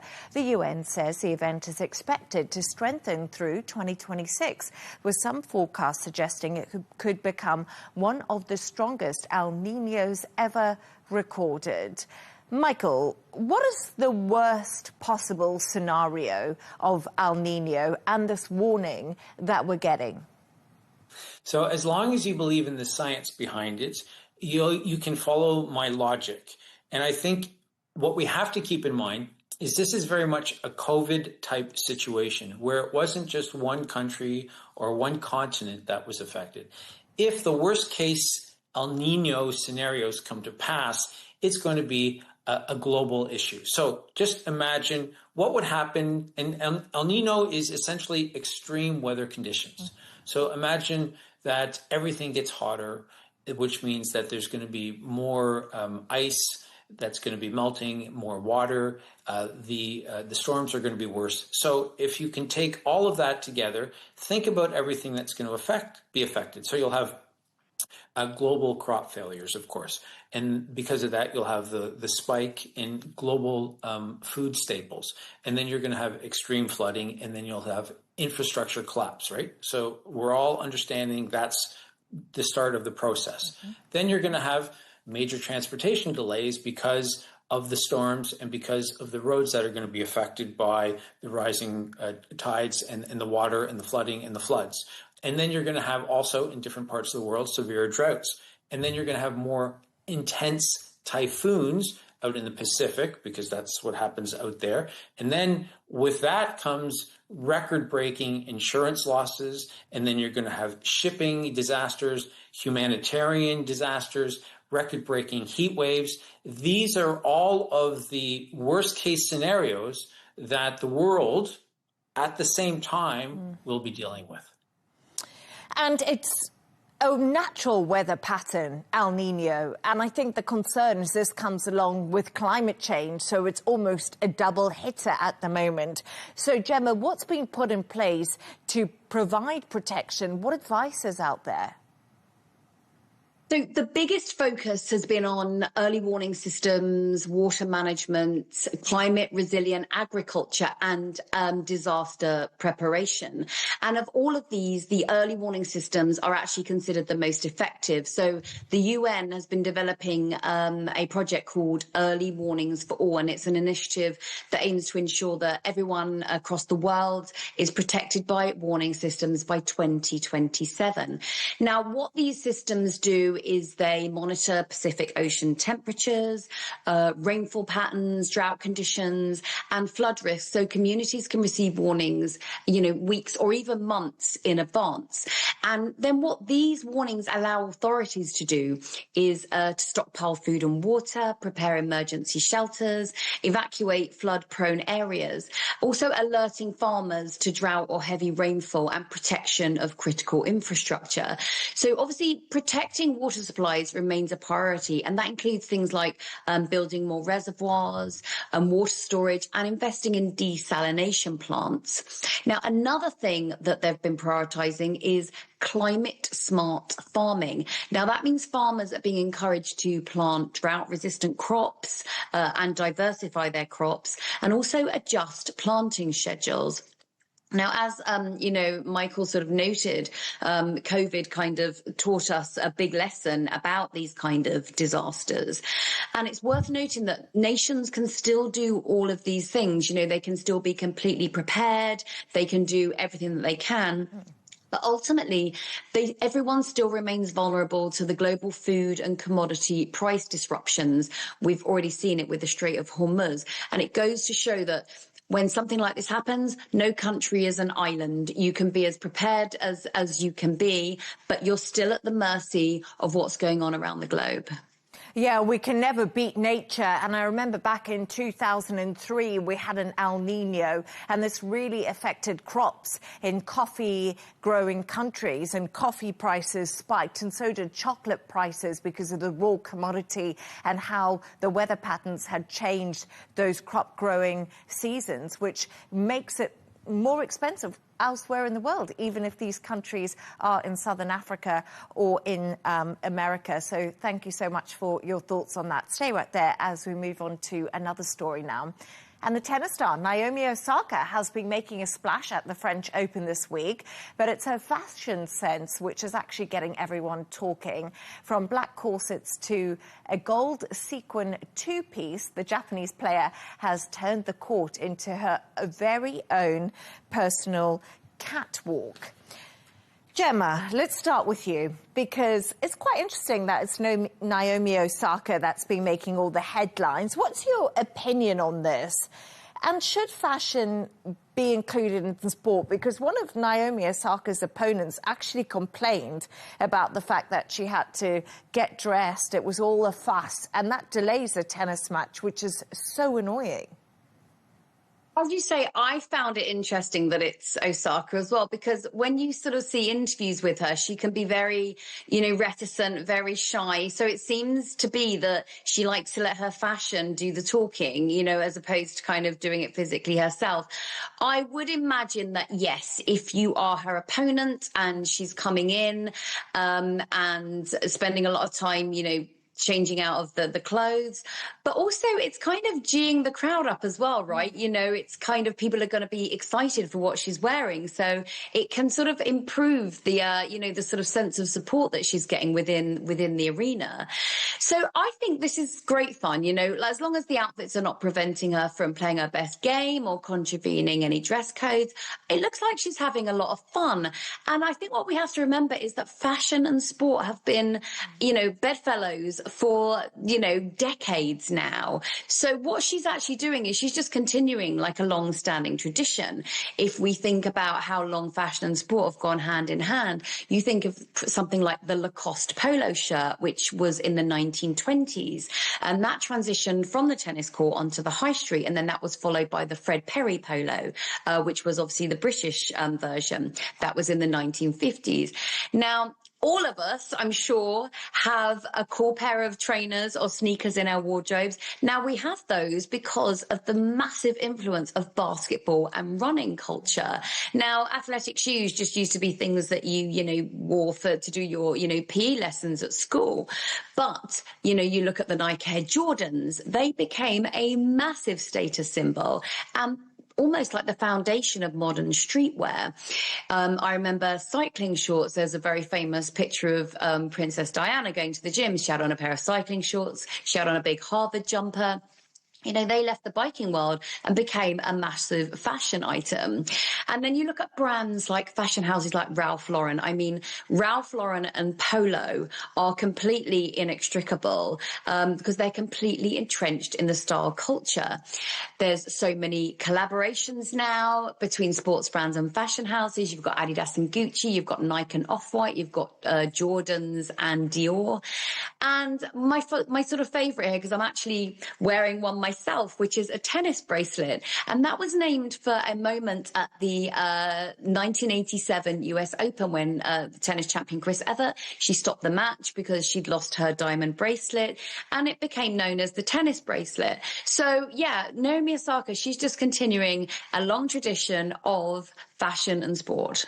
So we saw Naomi Osaka, she actually lost to Aryna Sabalenka last night in the French Open. I love Aryna Sabalenka. She's my favorite tennis player, world #1.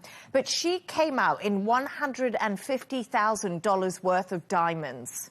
There were 200 carats of diamonds in what Aryna Sabalenka had on. She is really big into jewelry. She's endorsed. It makes an absolute fortune for her off the court. And Michael, often I wonder, is this all about endorsement, all about advertisement, because they make so much money off that? Anna Kournikova, never world #1, never won a Grand Slam, but because she was so beautiful, she was the most paid female tennis player. But Wimbledon season coming up, so strict at Wimbledon over the attire. Do you think anyone will try to spice it up a bit? So I think that they will try, and of course, because we know Wimbledon's strict rules, wearing all white, I would see it, someone like Osaka would probably want to take that on as a challenge. I look at it like a haiku poem, right? 5 syllables, 7 syllables, 5 syllables. And there are strict guidelines when you are composing a haiku. And I think that that same challenge should be given from, say, a player to a fashion house. And the fashion house would then accept the challenge. Most of them would, at least. For instance, why couldn't she come out wearing something that kind of harkens back to, as Gemma said, Chris Everett Lloyd in the 80s? Or why couldn't she wear something that is, reminiscent of a wedding dress? Or something that is maybe all white, but maybe a little bit more revealing. I think that there are opportunities. I don't think that all white means all boring. And I think someone like Naomi Osaka will use this as an opportunity not to sit in the rank and file, but to stand out a little bit from the crowd, which is contradictory, especially if you're a Japanese. The last thing I would say is that in North America in particular, when you have men and women about to enter the arena so that they can get dressed before their hockey, ice hockey, or basketball games, for instance, there's a parade. And this is an opportunity before they're on the court or on the ice in the team uniforms. This is a chance for them to show their individual personality. And they also use this as an opportunity perhaps to either endorse a product or to win endorsements. And the smart ones, because a career, mid-30s, late 30s at the latest, and that's going to be it. What are people going to be doing after their career? And someone like Naomi Osaka could very well end up in the fashion world after her retirement. And this is an opportunity to sort of start that career progression and to get her name associated with some of these brands. I think that these athletes making these strategic moves while they're still playing and they're thinking long term, it's very different. There's a very famous incident that happened, I believe it was 2018. Fox News personality Laura Ingraham was talking about something that LeBron James had said. And she famously said, "Just shut up and dribble." And he in turn responded saying, "That's not what I'm going to do." Athletes have more personality nowadays. And someone like Naomi, who might not be able to express herself the way she would want verbally, uses an opportunity with art and fashion to make a statement.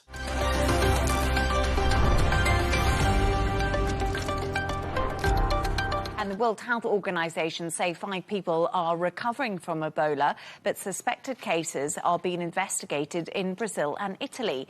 The head of the World Health Organization recently traveled to the DRC, which has been at the center of the outbreak. At least 282 confirmed cases of Ebola have been reported in the region, with over 1,000 suspected cases of the Bundibugyo virus. Jono, let's start with you, because we've talked about Ebola over the last couple of weeks on this show. Now we're hearing about suspected cases in Brazil and Italy. What can you tell us about those? And do you think the world should be paying more attention? Because I think a lot of people, and I'm sure you would agree, remember coronavirus well. Yeah, and I think that might be part of the problem here as well, Leigh Ann. But yeah, there's no hard and fast evidence that there's an international outbreak right now. Obviously, health authorities are treating every suspected case very seriously. In Brazil, that patient that we mentioned at the start of this was from DRC, tested positive for meningitis. Another suspected case is linked to malaria. And in Italy, that traveller was returning from the area that's been affected in the Democratic Republic of Congo, who tested negative as well. So, of course, authorities are being cautious. The WHO is being cautious as well. Ebola has got these fatality rates that are very, very high. 25% it would be a very conservative, up to 90% for this particular strain. Depends on the outbreak conditions. Again, depends on how quickly this is caught as well. The worrying concern is for the variation that you mentioned, which I'm not going to attempt to pronounce. There is no vaccine. There currently is no cure as well. So they're going to have to identify the cases very quickly, isolate them, test them as well. The bigger story, I guess, is because it's so rare. And as we said, there's no way to cure it. But if you look back historically, 2014 and 2016, and yes, granted, that was a different strain of Ebola virus as well. But outside of Africa, there was 36 cases that were confirmed. 15 deaths. I mean, that's a very, very high mortality rate nonetheless, but there was cases in the US, in Spain, in the UK, in Italy as well, and some other countries had small numbers. But even in that, which was, by the way, the largest Ebola outbreak that we have in recorded history, and infected 28,000 people, and as I said, 11,000 people died, there were only about a dozen or so cases outside of the affected area in Africa. Ebola always conjures up this massive media attention because of its high fatality rate, but also because it is such a horrific way for somebody to die. Historically, it's really, really difficult for the virus to be established in developed countries due to sanitation, due to the current procedures that are in place. And the WHO is very, very aware of that. So I think, yes, of course, be concerned, be aware. If you've travelled to any of those regions recently, like we've seen some airlines like KML and KLM even, and a few others have already adjusted their services because of the Ebola-related concerns.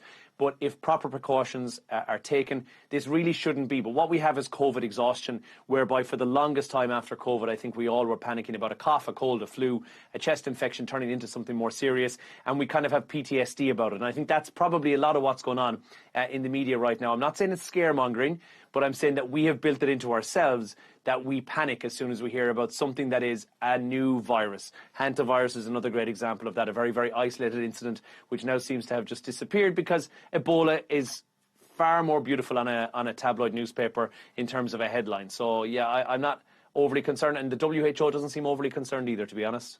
And it's interesting because, as you said, this is a new strain of Ebola, and what's happened, and the WHO have expressed this, is that it's got beyond them because they weren't testing for them. Zaire is the other virus, the Ebola one that has the vaccine we're way more aware of. So what the WHO is saying right now is we're behind the curve because we were testing for Ebola, but it wasn't showing up because it was a different strain. So I think their concern now is getting ahead of the virus and making sure that those cases come down with the right, I mean, it's very difficult, but with the right medication, the right facilities within Africa. But with some hundreds of youth in Kenya have been protesting against the establishment of an Ebola quarantine, and this is for US citizens, which I find quite fascinating. What is happening here, and is the Kenyan government on board with this Ebola facility? The Kenyan government is on board of, making money out of some kind of deals with the U.S. government on many different things.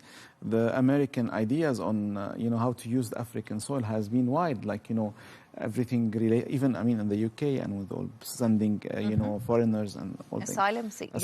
Now we are talking about an idea to build or to have a quarantine facility on an air base in Kenya, which is for U.S. citizens who have been in contact with the virus, or we are under the suspicion that they hold this virus.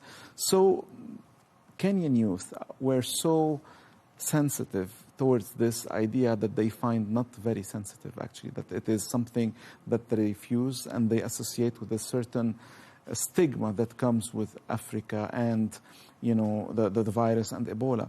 And the word Ebola, as Jono said, has a certain vibe to it. It's very strong. It's a big name.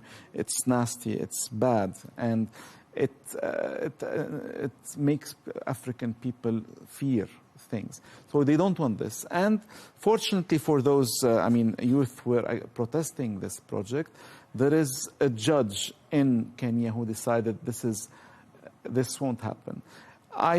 We are yet to see what will happen, but also we believe, and as Jono was saying, this outbreak is somehow something that the world seems less worried about. We know it's going to be dangerous, unfortunately, for people in certain areas in Africa, and this is part of what happens in this part of the world from time to time.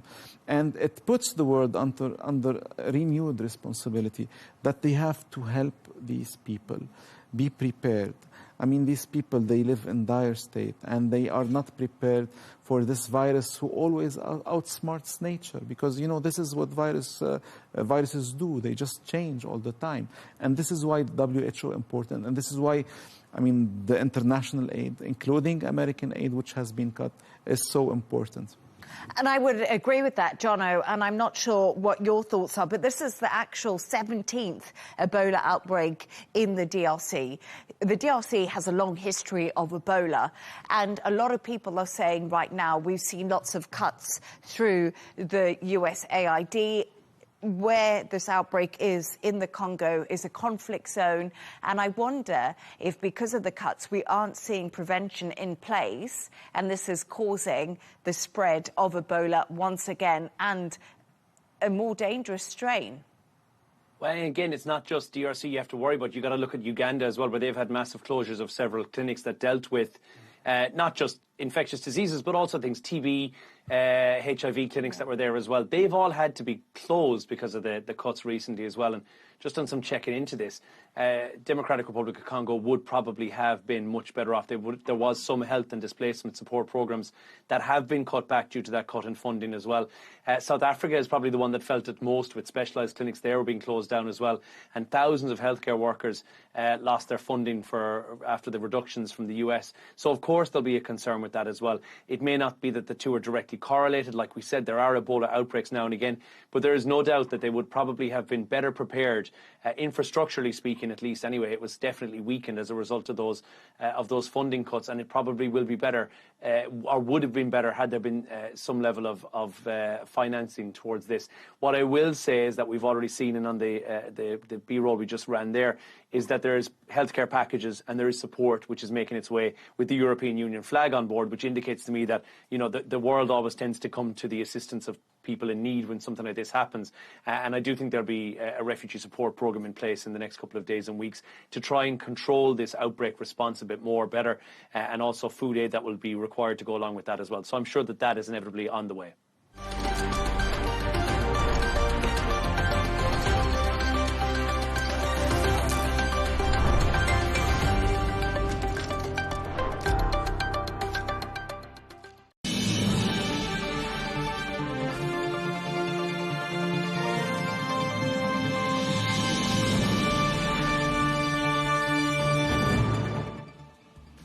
Hello and welcome to Global News Today, bringing you exclusive interviews with leading experts every weekday here on Arabiya English. From our headquarters in Riyadh, I'm Tom Burges Watson. Coming up today, as an Iranian missile attack damages Kuwait International Airport and as the US carries out strikes near the Strait of Hormuz, we examine the state of progress in mapping out a pathway to end the war. And President Trump acknowledges that he did indeed have a harsh exchange on the telephone with the Israeli Prime Minister. He said he was perturbed at Netanyahu's constant fighting with Lebanon. Today we'll be getting perspective from Beirut and asking whether Trump's harsh words have changed Israel's behaviour. All of that to come in Global News Today.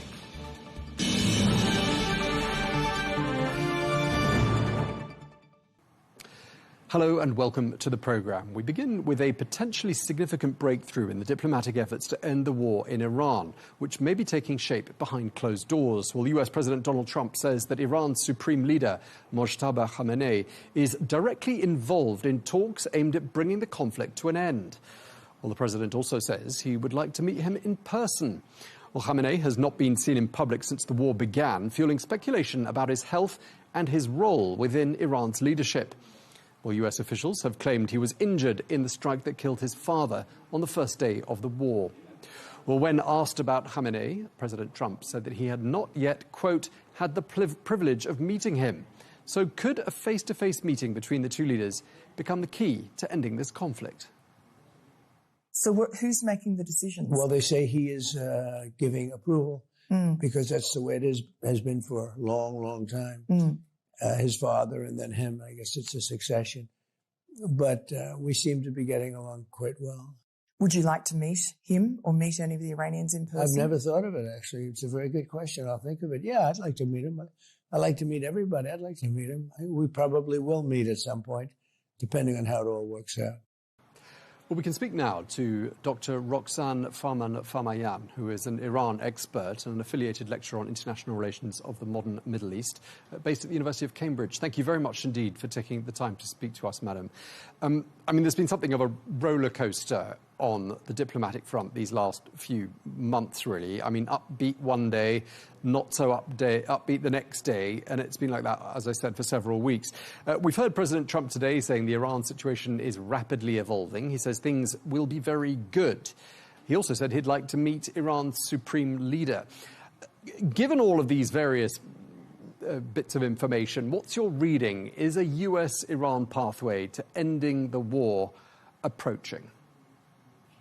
Well, it's a very good question, particularly if one looks at the conflicting stories that we see playing out in the United States versus in some ways in the rest of the world, but particularly Iran and the Middle East, because I feel as though at the beginning of the week, the optimism that President Trump expresses about the situation with the negotiations is always very great. And it seems that this is partially designed for him to control the markets in the United States, the stock market and the oil market. And on the other hand, in Iran, the tone is much more somber. There is a great and growing sense that they distrust the United States and that negotiations are not proceeding in a way that gives any possibility of real breakthrough. And particularly this last few days, Iran has said that unless conflict stops in Lebanon, that it simply is not going to continue negotiations with Washington. But even on that front, there's been some unprecedented progress, I think we can call it, in the last few days. President Trump has spoken via mediators to people within the ranks of Hezbollah, something that, as far as I'm aware, has never happened before between a US president and that group. I mean, does all of that look to you like genuine progress with an intent to proceed towards a roadmap and a deal? Or do you think that mistrust that you were mentioning is perhaps justified?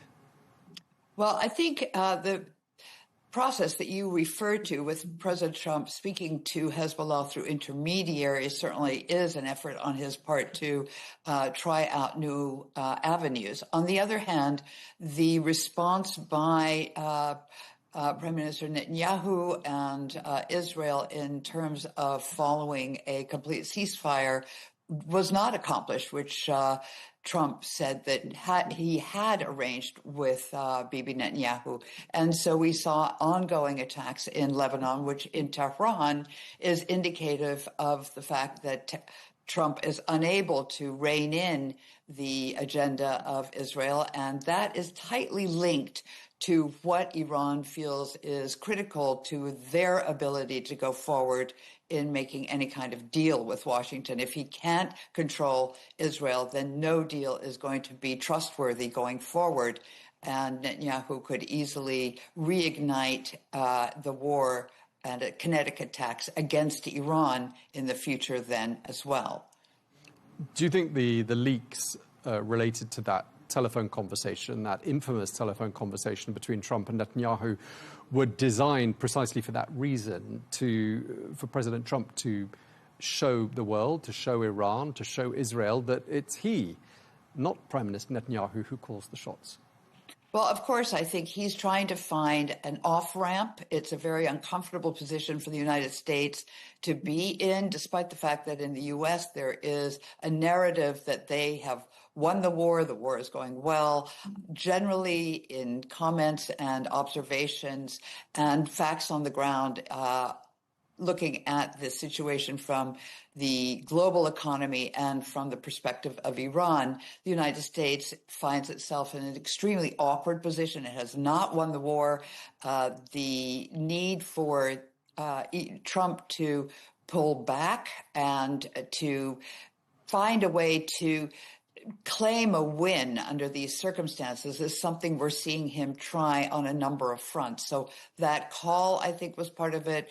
The statement to Netanyahu, the statement about the Hezbollah, the fact that he claims that he's in a dominant position in the embargo, for example. All of these are different parts to a mosaic of trying to find an off-ramp so that he can say the United States has won. Meanwhile, I think the Iranians are simply holding fast to their original demands. I do not see that he has yet acquiesced to those demands. And so the Iranians are simply, I think, showing that the diplomatic process is at a stalemate at the moment until the United States either moves forward in the negotiations or simply withdraws. And Dr. Farman Famayan, what does it tell us that we've had a ceasefire in place for 8 weeks today, in fact? I think today is the 8-week anniversary of that April 8th ceasefire. I mean, what does that tell us? Does it tell us that neither side can see an obvious military way forward? Does it tell us there's no appetite for any resumption of hostilities? Well, I think let's take this apart. On the one hand, let's look at the United States. One of the elements that seems to be at play is that they do not have sufficient ammunition, the kinds of both anti-missile as well as forward missile capability in order to restart an active military campaign again. So I think they're very hesitant to get back into a war footing with Iran. And I think we're seeing that that's one of the reasons the ceasefire has been going on for this long without much progress. At the same time, we are certainly seeing a tit for tat now start. Every day we're seeing that U.S. forces and Iranian forces are exchanging forms of fire against their different territories and forces. On the Iranian side, I think they feel as though they certainly were not the ones that began this war, and therefore they are not going to initiate new kinetic warfare in a full campaign. This is not their intention, and so they are certainly the ones that then must show that they can hold the line, they can maintain control over the Hormuz Strait, and that their economy is not going to suffer overly as they deal on a day-to-day with the embargo. But they are not going to start a new campaign against the United States. Certainly, it's not been what they intended right from the beginning.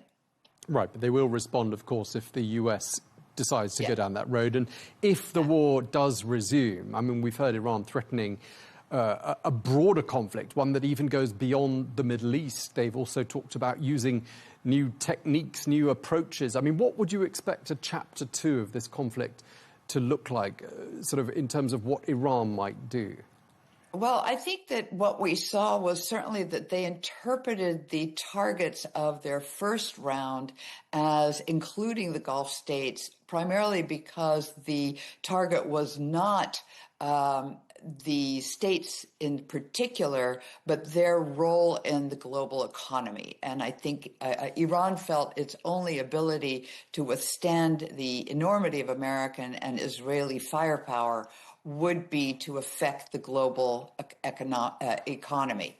So I think what we saw was that it was very targeted attacks. We did not see very many civilian deaths in that process. And we saw that it stayed away primarily from many institutions or facilities that the civil population depended on. I think in a renewed attack, we may very well see that Iran would be harsher in its interest in debilitating the states of the Gulf. So it might hit desalination plants, electrical plants, and the kinds of facilities that would really affect the societies of the Gulf, because that would be the next step in, again, not specifically attacking the Gulf states, but seeing them as the conduits to a larger global economic hit. And you are quoted, and do correct me if I'm wrong, as saying that Israel does not and has never supported negotiations with Iran. I don't know if you maintain that position.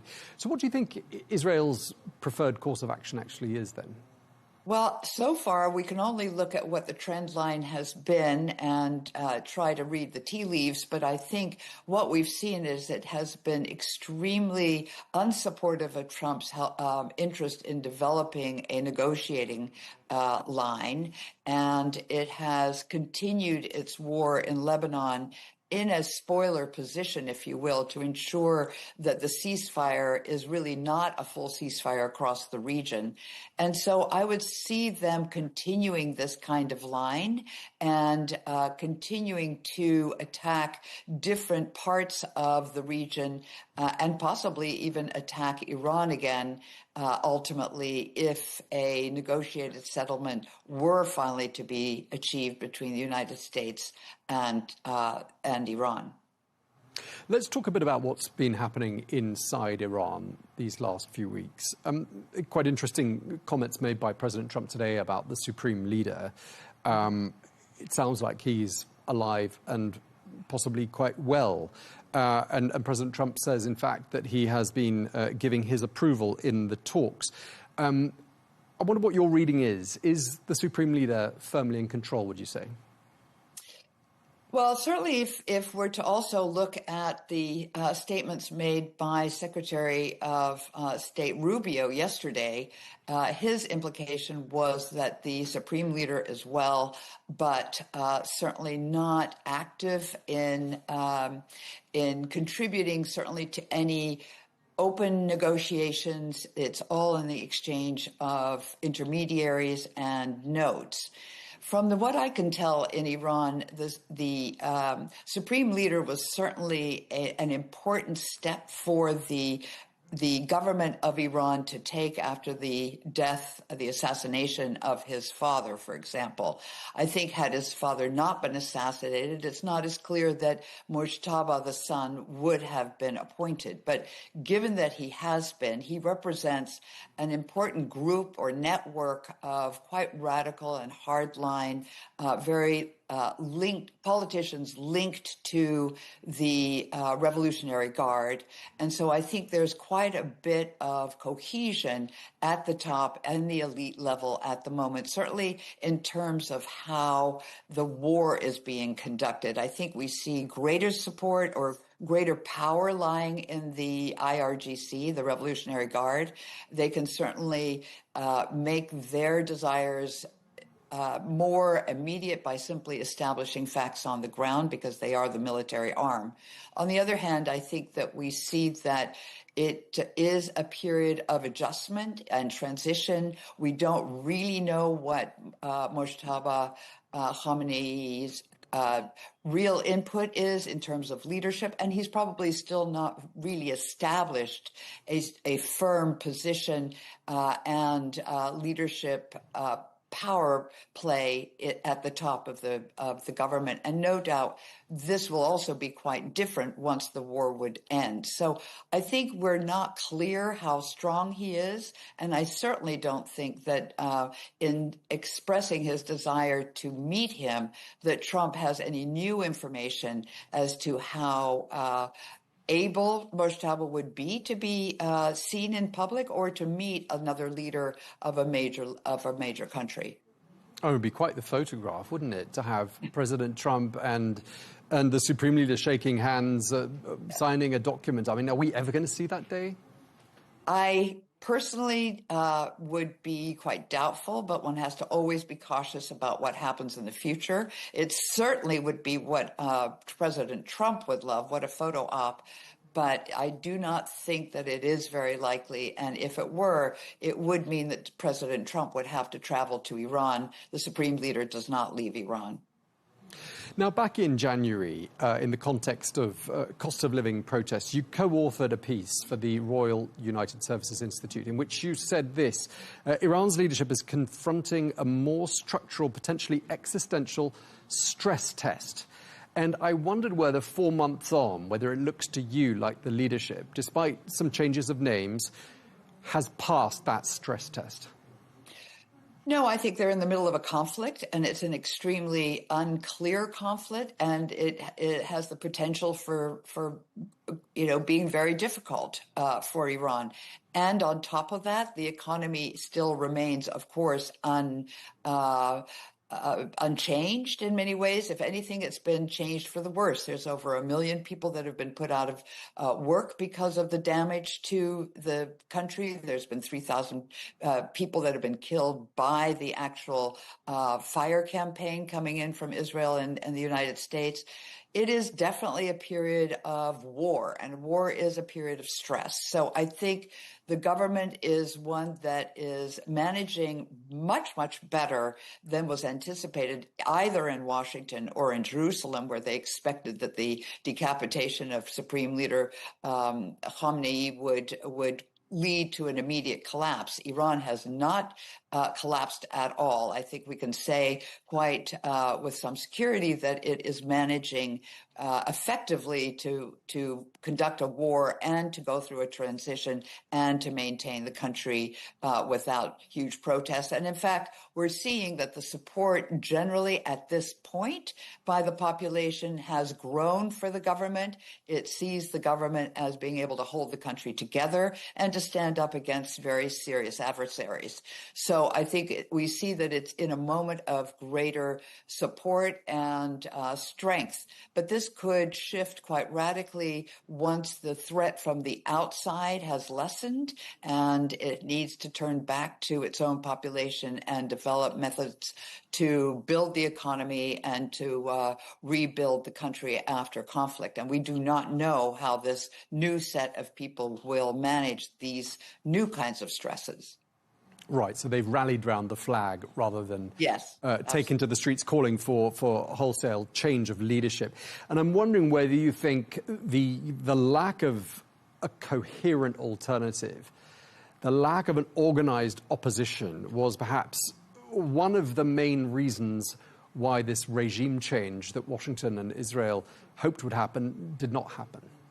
Well, I think that's only one piece, but it's been a strategy of this government for years that no coherent, well-funded opposition would be able to develop. So I think that certainly is an important factor here. And it's an interesting political development that Iran has signposted as a possibility for a government to accomplish. But the other element, I think, is that this is a deeply established institutional set of organizations that are part of the government. And as far as we know, when the elder Khamenei was supreme leader still, and his anticipation of what might occur should Israel continue to practice what he realized was a template, that is, to assassinate the top leadership, he had sent strong directives to almost every single institution inside Iran to say, appoint your successor, but then do that the next 4 levels down. So we see this as an entrenched and highly organized and anticipatory government that had every intention of being able to survive what might happen to their top elite group.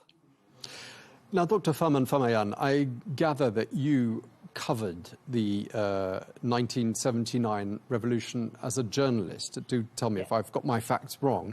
At one stage there was talk, wasn't there, about the return to Iran of the late Shah's son. I mean, that must have all seemed extremely surreal to you as someone who actually covered his father's downfall and exile. Did you ever think that was a likely prospect? Very personally, and I speak only in a personal capacity for this, I did not think that that was very likely. I think having seen the revolutionary movement and the transition that Iran went through in ousting his father, who was extremely well established, supported by the United States and with a huge military, and to see the people overthrow that government, which they felt very much had been imposed on them by the United States, I think there were two then different elements at play in my judgment about this. One, the people of Iran feel themselves very much a revolutionary population, and they have demonstrated on and off throughout the 45 years since to show when they dislike something, when they would like the government to approach something differently. And so I think I see them as very much involved in their own choices of what would happen to their government and to their leadership. The other part of this is that the Pahlavis generally are very disliked as, and I say this in a general way, throughout the Iran. I think certainly the son of the Shah, Reza Pahlavi, has his supporters, and probably quite a few, but in comparison to the 90 million people that live in Iran, it's a marginal fraction. And so there was never a real upsurge inside Iran to have someone like him. And his ability to take over would only be with the support and at the instigation of outside forces. And we have consistently seen that the Iranians want to promote their own government. They do not want outside infiltration or outside imposition of national interests that are not their own. Right, and looking at it from afar, I mean, it really didn't look like President Trump embraced the Reza Pahlavi that you're mentioning, the son of the Shah. And I'm wondering why you think that was. I mean, do you think he doesn't think he has the caliber to deliver strong leadership in Iran, or do you think it was for the reasons that you gave, that the leader has to come from within Iran rather than being imposed on the country? Well, far be it from me to anticipate or be able to understand exactly why President Trump chooses to do what he does. But I do think that it is also true, and I didn't mention this, but you have, that that Reza Pahlavi has, over the decades that he has been in the United States, trying to carve out some kind of opposition group. He has never developed a strong platform. He has not developed the linkages into different institutions in Iran that he would have needed to provide a viable alternative.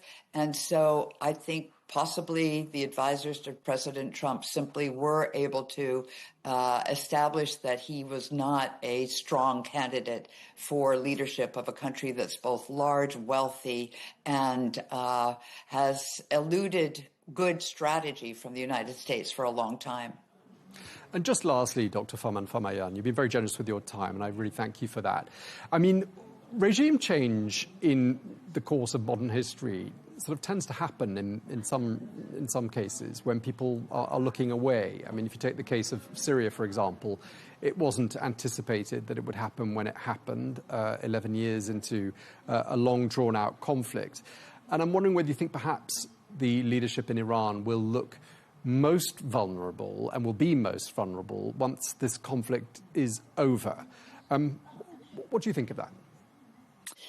Well, of course, we need to know how this conflict is over. Is there going to be a deal with the United States? I think we're seeing this become less and less likely. Is there a possibility that the regime will give up on a deal with the United States and focus more on its already established policy of facing east and developing closer ties with China and becoming more economically linked there? So I think we've got quite different scenarios in front of us as to what will face the new government once the role is over. But I do think nobody is looking away at the moment. I think the threat of regime change has been consistent from the West, from both Europe and from the United States through several different U.S. administrations.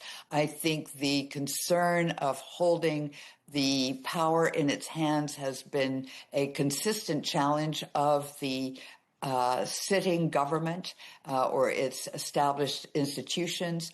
I think that it has resigned itself to being not a popular government, but a resilient one. And resilience means being constantly attentive to what the risks are and addressing those that will make the greatest difference to the well-being, if not the attitude of the population. And I see this over and over. So, for example, when the Women Life Freedom demonstrations took place, and it too was a quite a violent response by the government.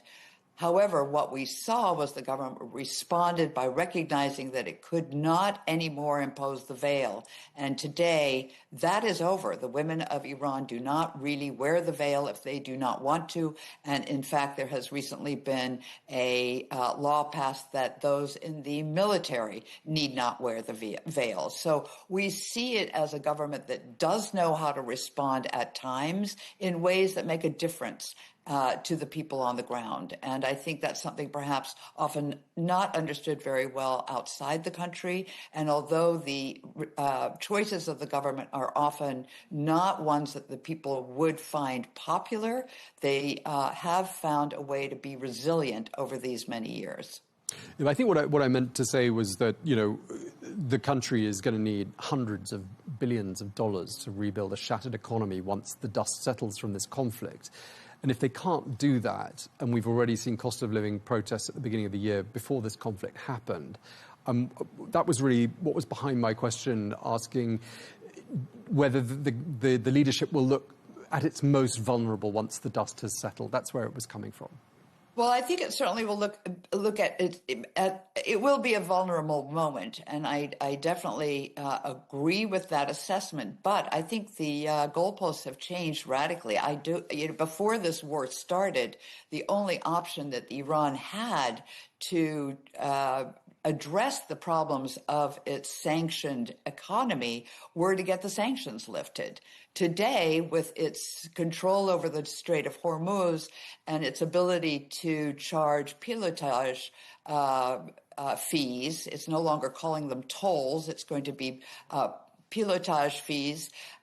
It will be making more money possibly than it's even able to make on its oil exports. So I think it's got a new revenue stream, and I think it will also be more willing to do debt deals with China, for example, than it would have been prior. And I'm not so sure that prior to having the war take place, I don't think China looked at Iran quite the same way either. It's been very, very strongly anti-American, and therefore I think the Chinese are more willing to realize it's got the capacity to be a good partner. So I think it will be a very vulnerable moment for the government in order to translate military gains into political gains and into economic gains. That for sure. But I think it's got a different set of playing cards with which to try that process out. Okay, well, we're really going to have to wrap it up, but we really appreciate you taking the time to speak to us.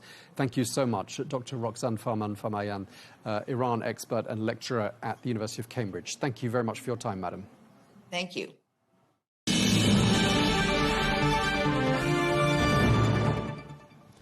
Now to signs of possible friction between close allies, President Trump and Prime Minister Netanyahu. Well, the US president says he confronted the Israeli Prime Minister Benjamin Netanyahu over Israel's continued fighting in Lebanon, saying he was, quote, perturbed by the conflict. Well, despite the blunt exchange, the US president insists that relations between them remain strong. Meanwhile, the fighting continues, and Israel says it intercepted what it called a hostile aircraft from Lebanon. That's the first incident of that kind in more than 24 hours. And Lebanon's health ministry says 2 paramedics are being killed in an Israeli strike in the south of the country, bringing the number of emergency and health workers killed since March to at least 130. We're joined now by Diana Menhem, who is the managing director of the advocacy group Koluna Irada, and she joins us from Beirut. She previously advised the United Nations as a senior economic advisor and joins us today from Beirut. Thank you so much for joining us once again on Al Arabiya English, Diana. We're being told by various sources that the Israeli army intercepted a hostile aircraft that crossed into Israeli territory from Lebanon today. You probably saw that as well. I was wondering to myself when I saw that report, whose aircraft was that, do you think? I mean, yes, indeed. We saw this today, and this is part of a much wider escalation. We're yet to see, I mean, whose aircraft that is. But what is for sure is that this is a wider escalation between Israel and Hezbollah. Of course, Hezbollah backed by Iran. The situation has been escalating significantly over the past few days. Israel, as you may know, has already expanded its ground incursions into southern Lebanon.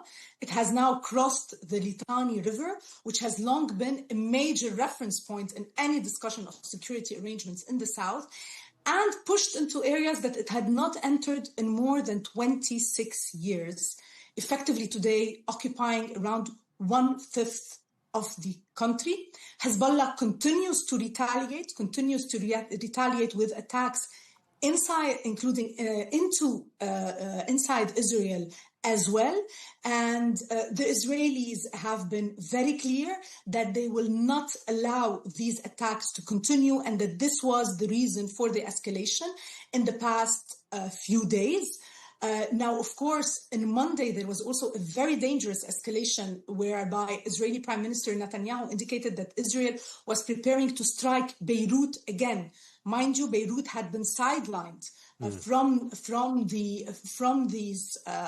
these attacks for a long while due to the ceasefire, and the capital has been spared largely, but amid renewed attacks between Hezbollah and Israel, Israel signaled that it was going to attack Beirut again. This necessitated an intervention from the US President Trump to prevent a strike in Beirut, which was indeed prevented until the moment, and to rein in Netanyahu, basically. Okay. But while Beirut may have been spared, I mean, Israeli attacks on South Lebanon have continued. And of course, entire villages continue to come under heavy bombardment. Right, so Diana, what you're saying is that for now, it looks like the southern suburbs, in particular of Beirut, have been spared from further attack. All of that hinges on what Hezbollah does next. And does it look to you like they're going to cooperate? It hinges on many factors, of course. Now, until the moment, on Hezbollah's front, Hezbollah has, of course, refused the negotiations that are taking place, although in the past few days, we've seen that Hezbollah's closest ally in Lebanon, Nabih Berri, has sent signs indicating that he was willing to guarantee a total ceasefire on behalf of Hezbollah if a ceasefire on the Israeli side is guaranteed. At the same time, Hezbollah continues to wait for the results of the Iran-US talks in order also to position in Lebanon. There have been signs in the past few days, mainly through Nabih Berri, as I mentioned, that they were willing to actually take a step back. But until the moment, the attacks continue, particularly that Israel has been showing signs of escalation rather than de-escalation. Now, of course, as we speak, we also wait for the results of the political negotiations that are taking place between Lebanon and Israel under US auspices. As we speak, a meeting was held yesterday and the talks continue today, and we are yet to see what the results of that meeting will be. Yeah, Diana, a lot of really unprecedented things are happening at the moment. Although there is the bloodshed, there are these somewhat encouraging signs that new approaches are being tried to these decades-old problem, not least those talks that you have referred to there in Washington, a fourth round of talks taking place today. There's also been the fact that President Trump said earlier in the week he'd been in contact, albeit via mediators, with Hezbollah, which is, again, something we've never heard from a US president before. Let's talk about the talks first, these face-to-face meetings between the Lebanese and Israeli officials in Washington. How much public support do they have, do you think, in Lebanon? And what impact do you see them having? Massive public support in Lebanon for the negotiations track. A massive support for the state that is pushing through on this negotiations track, regardless of Hezbollah's position that, as I mentioned, until the moment still refuses these negotiations. Now, of course, even, and we've noticed in the past few days, even in Hezbollah-controlled areas, we're starting to hear voices that are actually calling for the state to control these areas. We've heard voices from two major cities in southern Lebanon, Tyre and Nabatiyeh, whereby citizens actually issued petitions calling for the state and for the Lebanese armed forces to come in and take control of these areas in order to protect them. So we're a massive push from the Lebanese for the state to actually take control over the negotiations process and to actually rein Hezbollah in and to, of course, protect the Lebanese themselves. But on the other hand, I mean, these negotiations, are very complicated. The tracks in these negotiations have been split. You have a security track and you have a political track.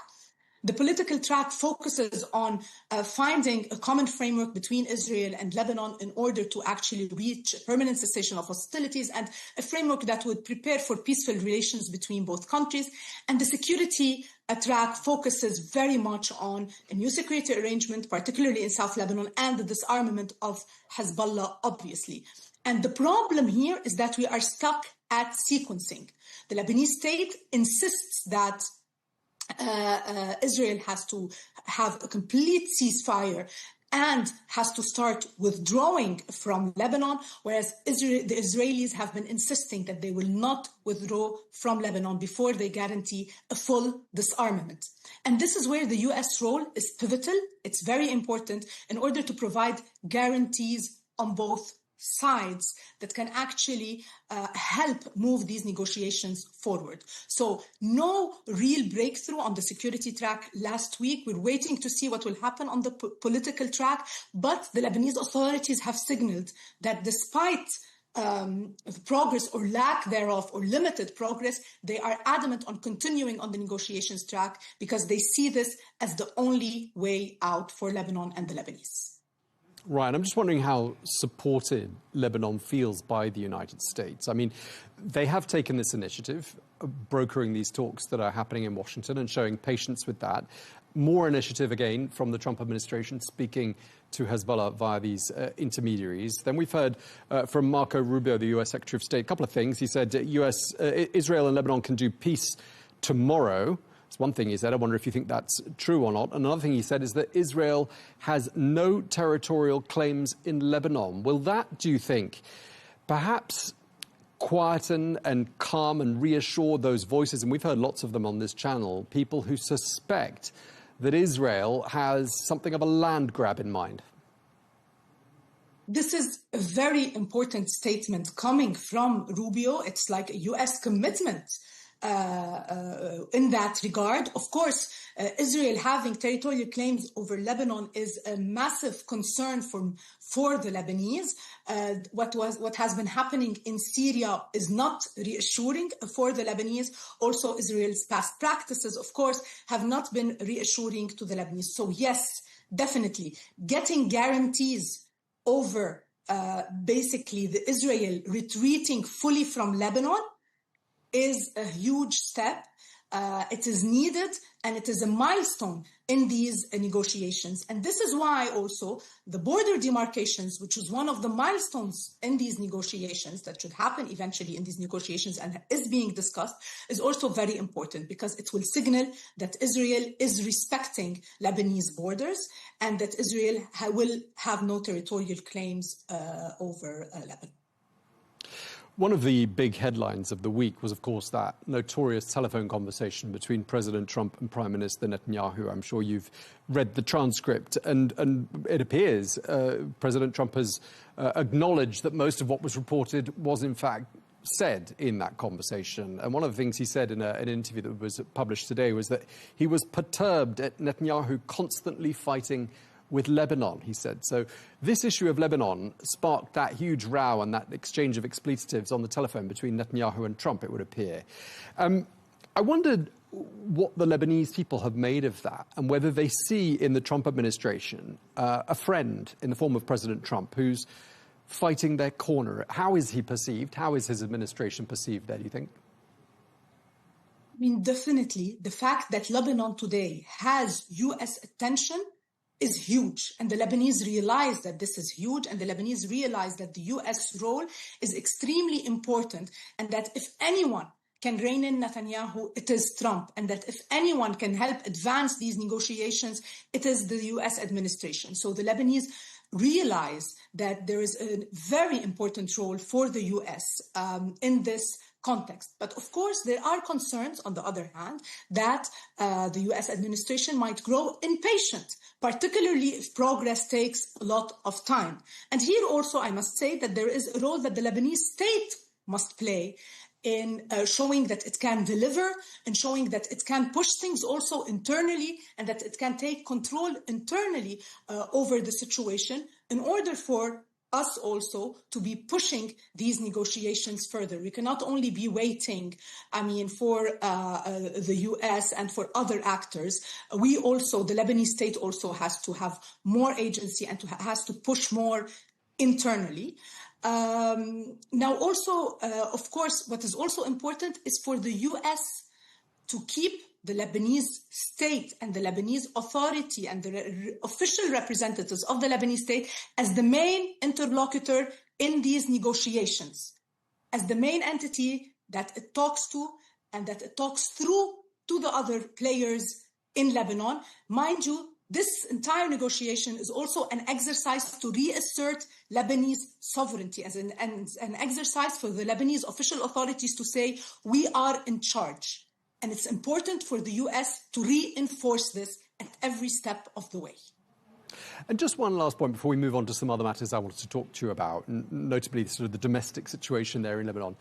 The fact that President Trump has engaged with Hezbollah, does that change anything as far as Hezbollah's positioning in the minds of its supporters is concerned? Does it undermine Hezbollah? And after all, Hezbollah was saying, we object to these talks taking place between Israel and Lebanon in the United States. And yet here we've seen the President of the United States pick up the telephone and speak to Hezbollah, which sort of would appear to undermine some of their sort of militant messaging. What do you think it changes, if anything? I think, as I mentioned before, it's important, first of all, Hezbollah's official posture, of course, has been refusing these negotiations, refusing these talks. But I don't know how tenable this position is, especially that Iran is negotiating directly with the US. So, Hezbollah's position is very weak here. They refuse that the Lebanese state negotiate with Israel, but they know very well, and it's very obvious that Iran is negotiating with the US, and that Iran has no problem at all throughout these negotiations. So this is an untenable position. In these indirect talks with Hezbollah, what is important is, as I mentioned before, is that it shows some kind of leniency, some kind of willingness. Also, Nabih Berri, Hezbollah's main ally in Lebanon, made a statement saying that negotiations have to happen with or without Iran, and a ceasefire has to be attained with or without Iran. And this is very important because it also shows a willingness to break away from linking this file to the Iranian-US talks directly, which is also a position that Hezbollah has refused until the moment. So, as I said, it shows that there is some kind of leniency. Now, of course, on the other hand, we must know that internally, Hezbollah and Iran have claimed this as a win. Iran is claiming that it is due to the Iranian pressure that actually Trump had to intervene and to rein Netanyahu in. Iran continues to want to link this file to the Iran-US talks. It continues to want to use Lebanon as part of its entire regional deal. And therefore, since Monday, the Iranians have been trying to claim a win, claiming that it is their pressure that actually spared Beirut on Monday. The reality is, what happened on Monday reinforced the position that negotiations are the only way forward. And this is the position of the Lebanese state, and this is the position that needs to be reinforced and backed. But do you think that if a deal is struck between the United States and Iran, that won't have the automatic effect of bringing stability and peace to Lebanon? Because surely if Iran is funding Hezbollah and directing Hezbollah, if they enter a new chapter of relations with the United States and it's a peaceful chapter, doesn't that render Hezbollah slightly pointless? I mean, this depends on what the results of the negotiations are, right? We've in the beginning of this conflict, the point on the proxies was a major point. The point on Iran having to stop funding and supporting its proxies was a major point. Today, we see this less and less. We see that the concern is more on the Strait of Hormuz and the nuclear weapon that Iran possesses, and less on the proxies and other issues, for example. So it's really critical, I mean, to see how these talks will evolve and whether the point on the proxies will be a major point in these negotiations and will be a point that the US will also stress on. Of course, if Iran decides to let go of the proxies, this would have a major impact on Lebanon. This would be the fastest route, if you want, to actually seeing Hezbollah, seeing Hezbollah's power significantly diminished. It is already significantly diminished, but to seeing Hezbollah's power really diminished in Lebanon.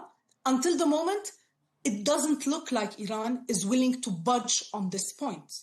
It doesn't look like Iran is willing to give up, particularly Hezbollah, a proxy that it has been investing in for the past 40 years. Okay, let's talk a bit about some domestic and societal issues there in Lebanon. I mean, more than 3,468 people have now been killed in Lebanon since the 2nd of March in these Israeli strikes. A lot of them children, of course. And I wondered who the average Lebanese person blames for that. Do they blame the government? Do they blame Israel? Do they blame Hezbollah? There is no question on the fact that Israel is committing war crimes in Lebanon. And there is no question on the fact that the Lebanese realize that this Israeli brutality has to stop.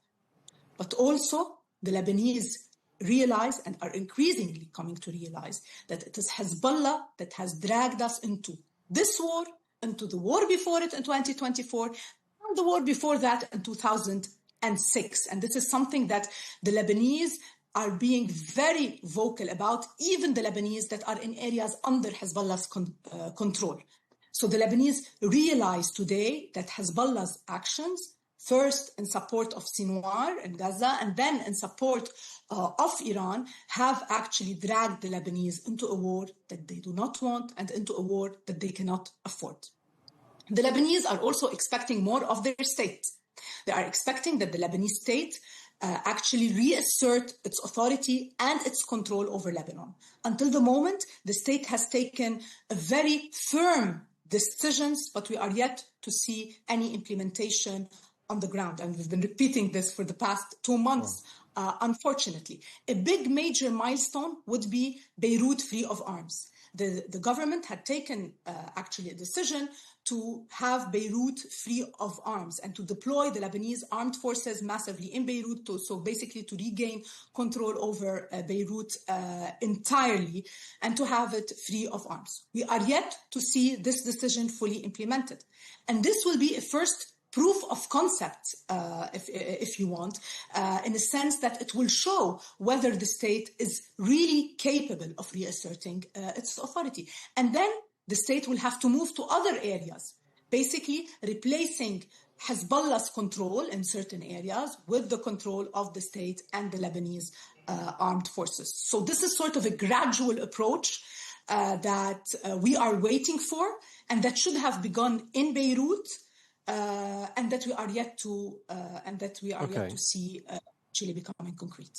Okay, Dan, I mean, obviously very tense times for Lebanon, not to mention, and you mentioned it yourself, the displacement and the occupation of Lebanese sovereign territory, but 1.2 million people and a small population having to find homes in other communities. I mean, I can imagine how challenging that is for Lebanon's social fabric, which is fragile at the best of times. You know, these are tense times. There must have been some finger-pointing, big shake-up to communities.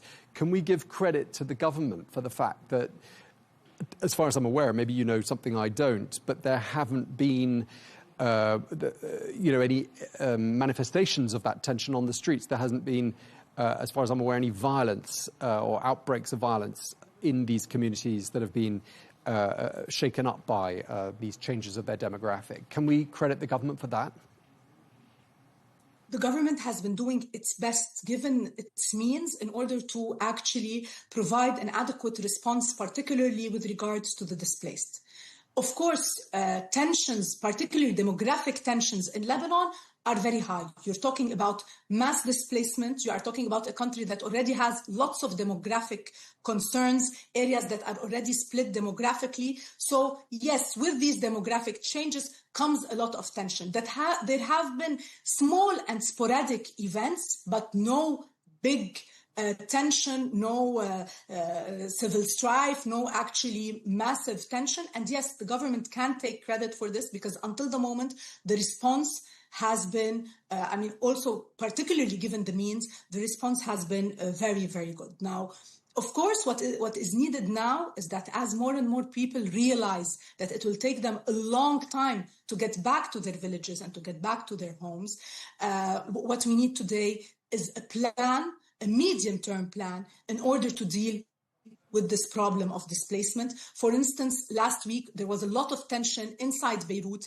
because some of the displaced occupied areas on the Beirut waterfront that were private property, the government had to intervene and move them to other areas. So you're already seeing some kind of friction. In order to contain it on the medium term, the government must now move to medium-term solutions to actually start thinking of what will happen to those displaced. We're talking about roughly, of course, 1.2 million are displaced, but we're talking about roughly 200,000 people that need housing and shelter by the government, just to give you a sense of the scale. Okay. Something just appeared on the screen there. I'll just check that it's gone before I ask my last question. It is. Okay. All right, and Diana, just lastly, before this latest flare-up in March. I'm being told to hold off. Ready? Okay, and just lastly, Diana, before this latest flare-up with Israel in the beginning of March, the Lebanese government, and we spoke to some of the ministers in your government who told us about the progress that they'd been making and how the Lebanese economy was starting to return to growth. I was wondering what you think has happened to all of that progress. Are they just going to have to start at square one again? I'm sorry, can you repeat that, please? Because I lost you for a moment. Sure, I'll ask the question one more time. Just lastly, Diana, before this conflict flared up at the beginning of March, the Lebanese government said it was making considerable progress in turning the country around. Lots of progress with its reforms, growth was returning, and we spoke to some of the ministers involved in all of that. What's happened to all of that progress, do you think? Unfortunately, it's up in the air now. Of course, on economic growth, we were talking about projections of 4 to 6% growth this year. We're now talking about a contraction of the economy that could reach up to 17%, massive contraction of the economy. We were also looking at basically more income that is coming from the diaspora, people who come usually in the summer for tourism. Lebanon is in a very critical phase now. If these hostilities continue until August, this will mean that we will miss entirely the tourism season in the summer, which is the season that we rely on in order to get dollars into the country. We basically rely on August and on December to get dollars into the country. This would mean that we will have a significant dollar shortage. We've already seen that the central bank is is suffering from a dollar shortage, and we are concerned that this will become more aggravated with time. On the other hand, there are also significant economic reforms that the government should pursue, even regardless of the situation, because pursuing them will mean also relieving some of the economic problems that the Lebanese are living at the moment. These are issues that we have been dealing with since 2019. We've been waiting since 2019 for the issuing of laws regarding the restructuring of the banking sector and a gap law that would deal with the problem of depositors in Lebanon that have not gotten their money back since the banking crisis in 2019. Parliament should be discussing these laws, particularly the bank sector restructuring law, as the IMF has demanded new amendments to a recent bill. We are yet to see whether there will be real progress on this, as entrenched interests and lobbies continue to prevent restructuring of the sector and reform and financial reforms. We've also seen judicial reforms, some significant judicial reforms that have taken place, but of course, we also wait for more judicial reforms. Basically, to sum it up, the war has definitely slowed any economic progress. It has slowed even more the financial reforms, and we are yet to see whether the government will push through on these reforms in the upcoming phase. In my opinion, it is crucial. I hope that the government will continue to push through on these reforms. Okay, we really appreciate you taking the time to speak to us. Thank you very much indeed. Diana Menhem, Managing Director of the advocacy group Kuluna Idada, who joins us from Beirut. Thank you so much. Thank you.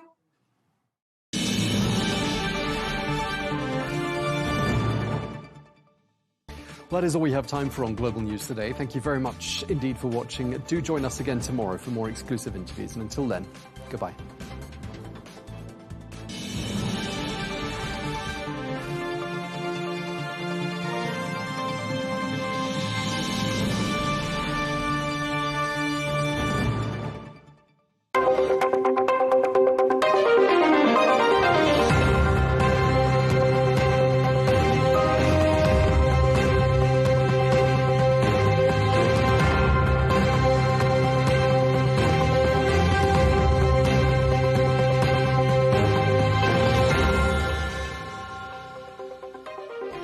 Welcome to Counterpoints with me, Melinda Nucifora, here on Al Arabiya English. We're bringing you special episodes from the Shangri-La Dialogue here in Singapore, hosted by the International Institute for Strategic Studies. The Shangri-La Dialogue is one of the world's most influential defence summits, but at a time of growing international conflict, that also means a growing need for humanitarian support. So I'm pleased to be joined by Mirjana Spolaric-Egger, the International Committee for the Red Cross President. Thank you so much for joining us here on Al Arabiya English. It's a pleasure. Thank you. Let's begin with your recent visit to Iran, because that is the topic that has been on the top of the agenda across many discussions here at the Shangri-La Dialogue. You were there recently. Can you give us a snapshot of what daily life is like for Iranian civilians? I visited Iran, but subsequently also Iraq. And what I felt in both countries is that people are struggling to make ends meet. It's the inflation that hits them the most. They know war, but what they struggle with is not being able to buy food because of the prices increasing steadily and because the salaries are just not enough. In Iran itself, what were the people telling you about their resilience, their ability and fortitude as to how they continue with this uncertainty? Look, nobody wants the war to re-escalate. Nobody wants war. Nobody wants conflict to go on. People want normalcy, and young people want jobs. I haven't encountered anyone who said that, the future has to continue looking bleak for them. And everybody knows that a renewed escalation would have disastrous impacts on the civilian population. In fact, it would be a war against civilians. The ceasefire, as it is, in Gaza is still holding as well at the moment.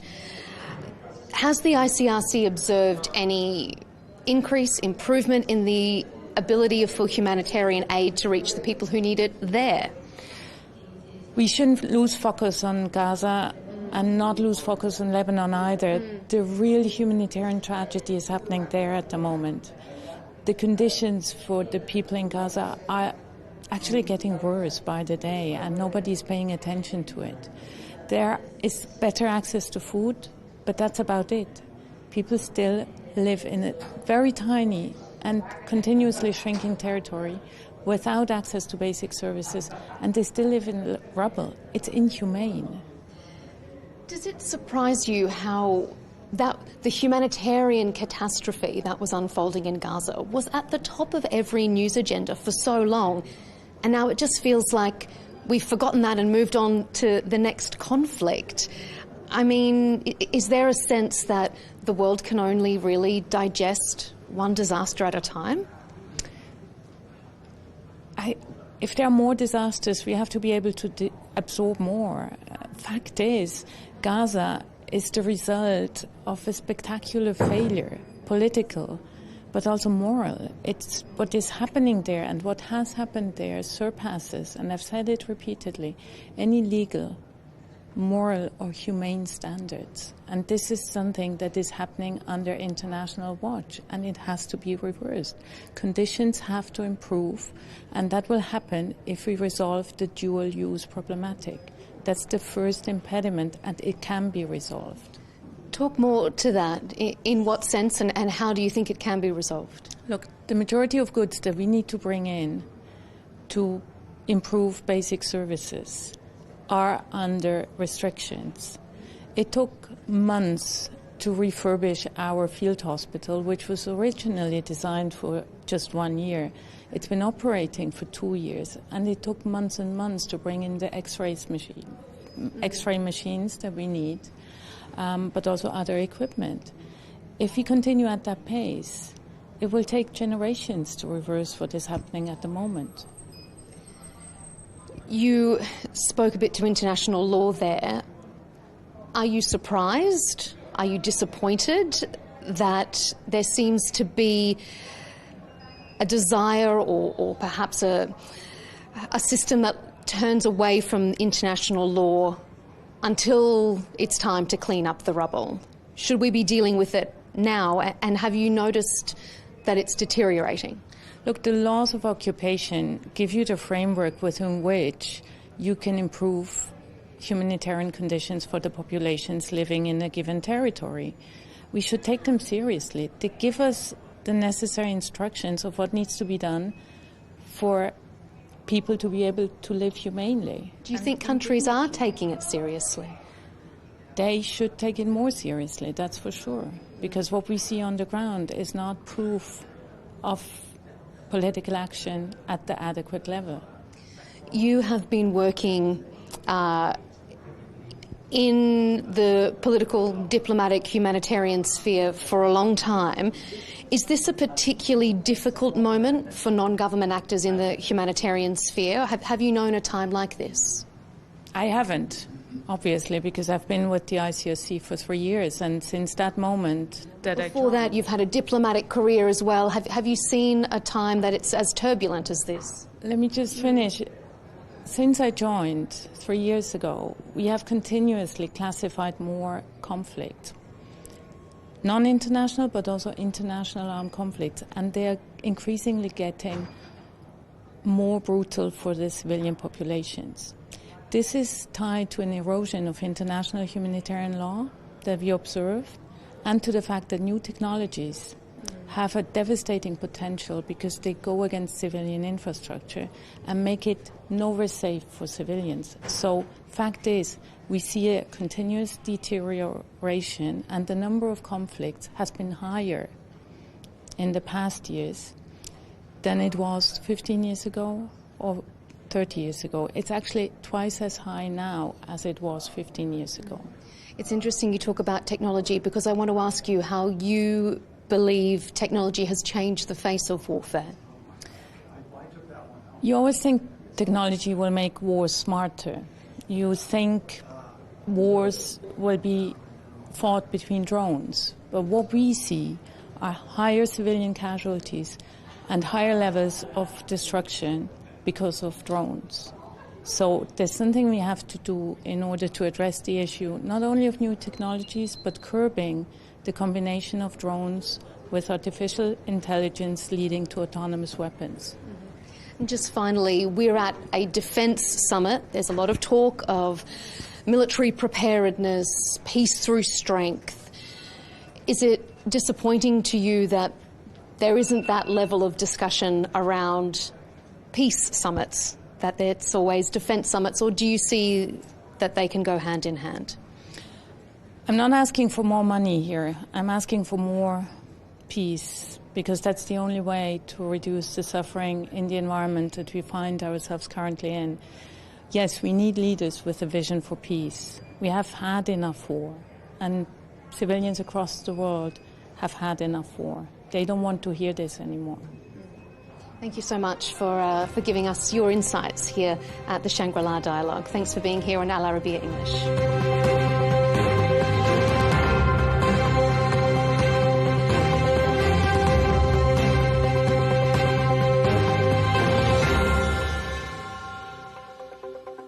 Welcome back to our special coverage here on Counterpoints. I'm Melinda Nucifora at the Shangri-La Dialogue in Singapore.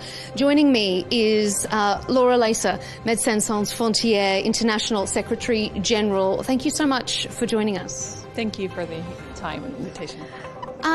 We're meeting at a defence summit. There's been a lot of talk about war preparedness, about international conflicts.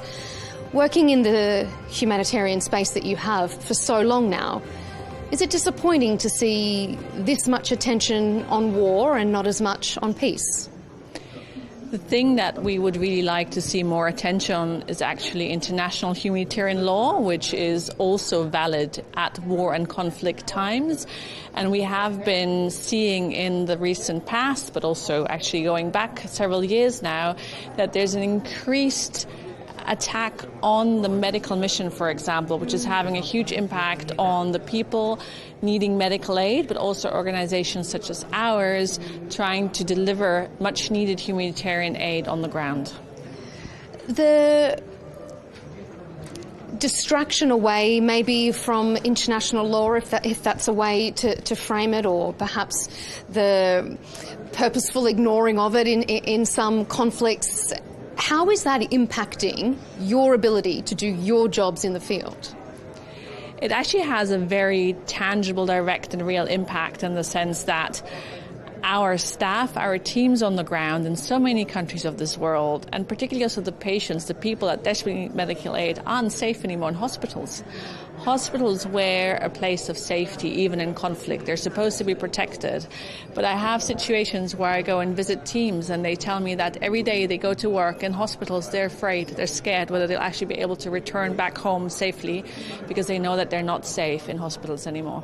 You've been working in this humanitarian sphere for a long time. Have you seen a period like this where humanitarian or non-government actors are under so much threat? It's definitely an unprecedented time at the moment in so many ways. I mean, one of them is this protection of the medical mission that is not happening anymore. There was a big push for that about 10 years ago when there was a large attack on one of MSF's hospitals in Afghanistan. But actually since then we've seen the situation deteriorate quite massively. But then there is also other pressure that is really impacting in our work. We have a lot of disinformation and smear campaigns that make working in contexts very hard and very difficult, including, for example, in the Ebola outbreak at the moment in DRC. But it's also, we don't take public funding, we're only privately funded, but a lot of other organizations depend on public institutional funding, and that has just plummeted to the ground. And we see a lot of other organizations that we usually depend upon, that people depend upon, having to close their work in these countries. You mentioned smear campaigns, so I guess I'll pick up on that. There has been a lot of critique, a lot of written around MSF's work in the Middle East, Lebanon, in Israel, Gaza, and it was targeted quite a bit by misinformation for its work there. How damaging is that for the organisation, and how do you counter that? Such things are, of course, very damaging because they impact also our ability to access people in need, and they have a wider impact not only on us as an organisation but on the humanitarian field overall. And the thing is that we provide humanitarian aid for decades now that is absolutely impartial and independent, and we take the sides of our patients and we talk about, backed with medical data, what we see on the ground, and ask for the protection of access for humanitarian aid, no matter in the context that we work in. We have seen ceasefires in Iran, in Gaza. Has that allowed more medical access into those areas? Have you seen an improvement? So in Gaza, we've been for decades, and we've been, of course, massively ramping up ever since the escalation since 2023. But we can definitely say that the situation on the ground is still incredibly dire. We, for a fact, have not been able to bring in any supplies since the beginning of this year, which, of course, has a huge impact on the way that our teams on the ground can work. Just to give you a bit of an understanding what that means, last year we were responsible for every 5th hospital bed, every 3rd safe berth on the ground. We're a huge health actor, and we've been having to deal with then and now very much with a shortage of supplies, meaning that sometimes we have to perform operation surgery and so on without, the right medications and the right means to do that, just to save lives. It's been really challenging. You mentioned Ebola as well. I know that MSF is needing to scale up its response as that outbreak in the DRC continues. How critical is this moment? It's a very critical context at the moment that we're facing here in northeastern DRC and partially also in Uganda, but the big issue is twofold. One, we're talking about an outbreak of a species of the Ebola virus called the Bungibudio, which has no vaccinations and no treatment approved because there's not been any investments in this. So we're standing here trying to battle a deadly disease without accessible tools to do so, and the testing capacities are very limited. So de facto, we don't know yet the extent of the current outbreak because we've not been able, and other actors of the DRC government, we've not been able to do all of the testing that is needed to. And the epicenter of the outbreak is in a conflict region.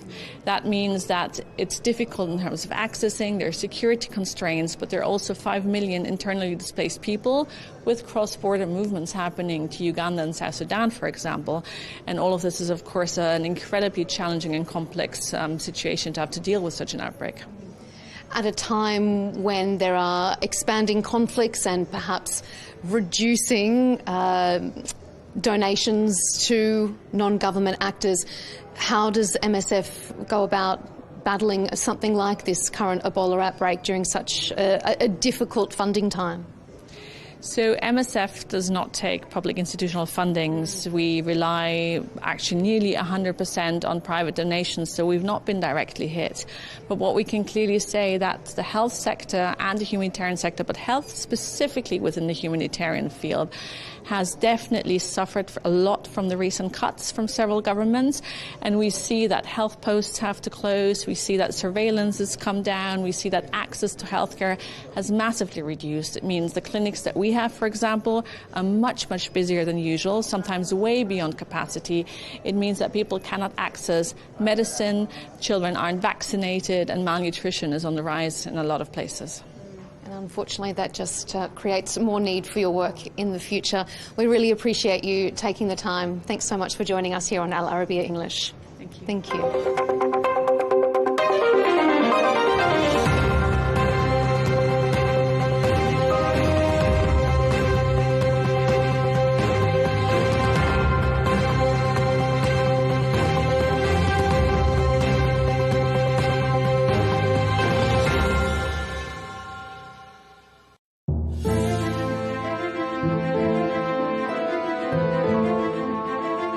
It is the oldest crop known to humanity.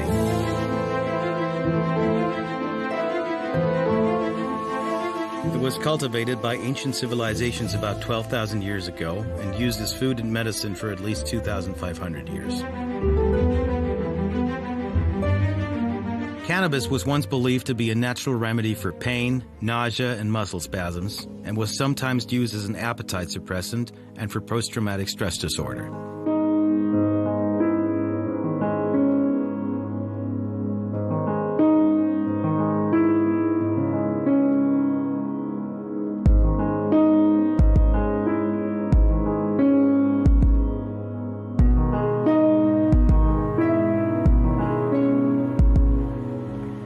However, countless studies have shown that cannabis may cause serious health risks, worse than cocaine in the case of repeated addiction, especially if it begins at an early age.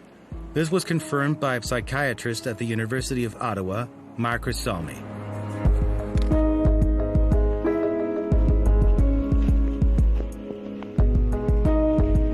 Dr. Salmi says that some people believe that cannabis is a plant that comes from Mother Nature and cannot cause any harm. But this is refuted by studies published in the British Medical Journal.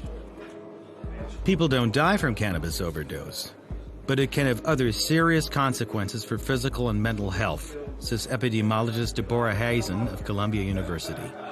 According to a study published in the Journal of the American Heart Association, people who regularly use cannabis are more likely to suffer heart attacks and strokes.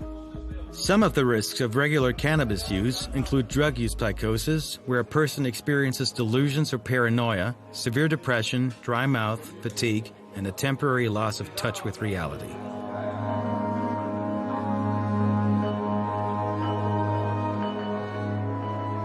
Now we've noticed that people who are using cannabis are using stronger cannabis than, for example, the type of cannabis that was available in the 60s and 70s in terms of the THC content or the actual active ingredient that make people hallucinate or feel relaxed or feel that they're going through a good time. And at the same time, also people who use cannabis have been noticed to have overall poorer health and being admitted to hospital more often. They're also associated with smoking or with more drinking or with more use of other drugs. So overall, with the legalization happening in many countries, we're learning more and more about how cannabis use is developing and growing, whether among young people or older people. And I believe it will continue to be a drug that's available, and most likely a society will accept it just like we accepted alcohol. But to say it is a harmless drug that everybody should be using without worry is definitely not something that I advocate or that the medical profession in general supports. Did you know that alcohol consumption is prohibited in most public places in Amsterdam?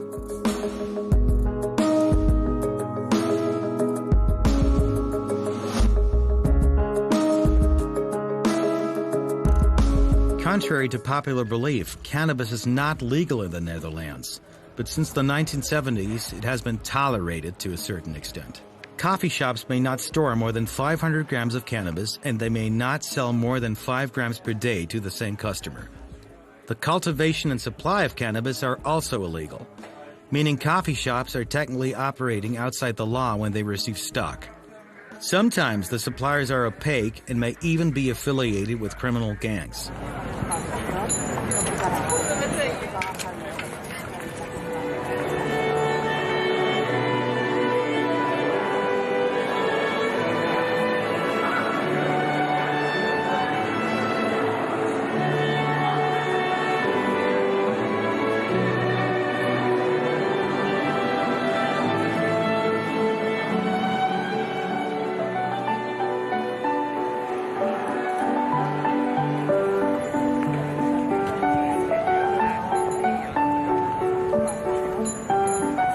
The homeland of Vincent van Gogh, Tiesto, and Rem Koolhaas.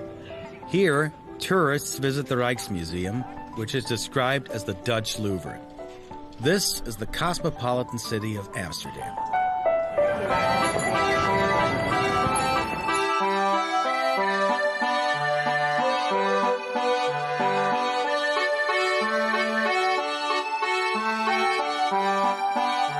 The Netherlands, despite its small size, is a global agricultural powerhouse and a major exporter, earning it the nickname the grocery store of Europe. The country serves as a major gateway to Europe, with the port of Rotterdam being the largest port in Europe and a key logistics hub.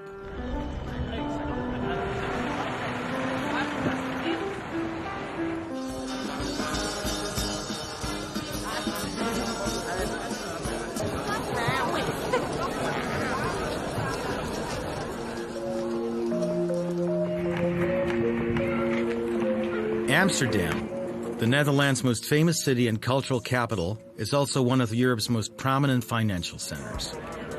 The city of canals, museums, and theaters is visited by millions of people every year. But what percentage of these tourists visit for the smoking freedom in its coffee shops? While the Netherlands was the first country in the world to allow the free use of cannabis in public since the late 1970s, with conditions and restrictions, this policy was intended by the government to limit the risks of hard drug addiction. However, in recent years, the Netherlands has been plagued by the growing influence of powerful drug gangs and the violence of organized crime.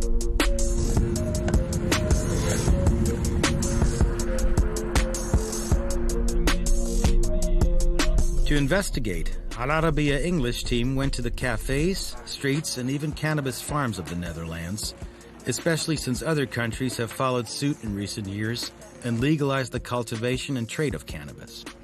We traveled to Tiel, a town located 85 kilometers from Amsterdam, to meet the first person to sell soft drugs in a cafe he once owned.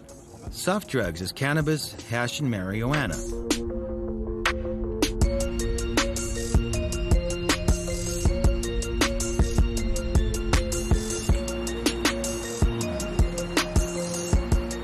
Werner Bruning, who opened Malo Yalo in 1973, the first coffee shop in Amsterdam to sell soft drugs. This coffee shop system partially was set up as such that one of us would pretend he was just a visitor, sitting in front of the bar and selling hash grass.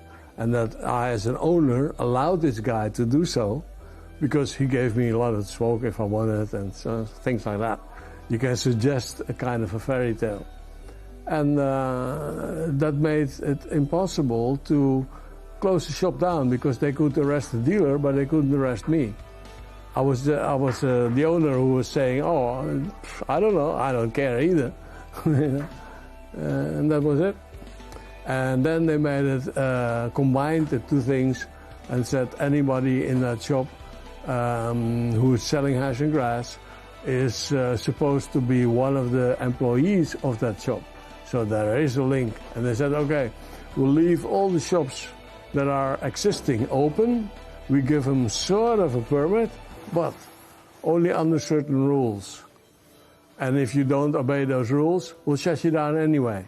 While Yari studied hotel management at one of the most famous universities in the Netherlands and follows a modern approach in managing cannabis cafes that he and his brother inherited from their family in Amsterdam, Yari also confirmed Warner's words. And it wasn't really allowed, but it was the 80s, it was the 70s, and the government was looking the other way. And since it didn't do really much harm, then came the decriminalization policy of the Netherlands. Ever since, they've never changed this policy, which is weird because the conditions are very different now than they were 40 years ago. Cannabis was first criminalized in the Netherlands in 1953, following previous laws against its import and export in 1928. In 1972, the Dutch government classified drugs into two categories: more dangerous and less dangerous, with cannabis falling into the less dangerous category. Accordingly, possession of 30 grams or less was considered a misdemeanor. This approach aims to keep cannabis trafficking out of the hands of criminals and reduce users' exposure to hard drugs.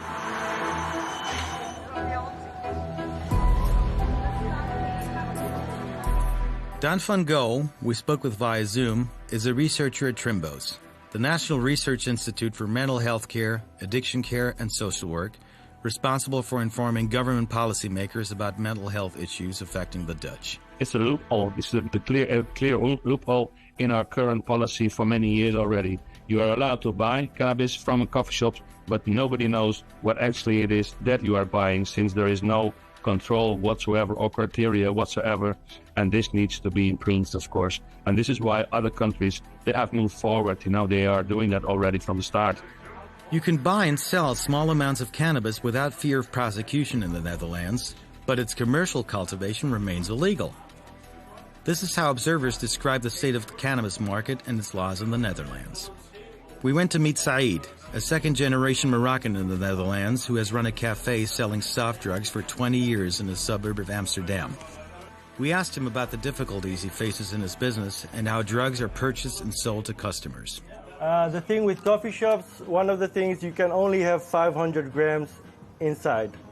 If you have 501 grams and they come inside to check your business, they will close you for like 2 weeks.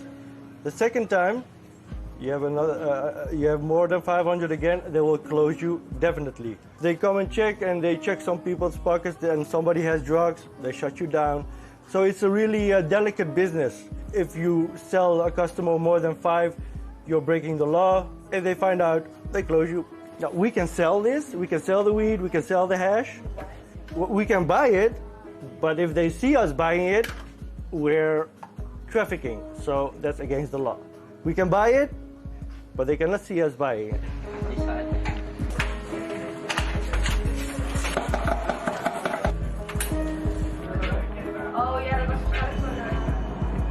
The Dutch opium law prohibits the cultivation, sale, delivery, carrying, and transportation of narcotics within or outside the Netherlands, except for the use and sale of cannabis under specific circumstances and conditions.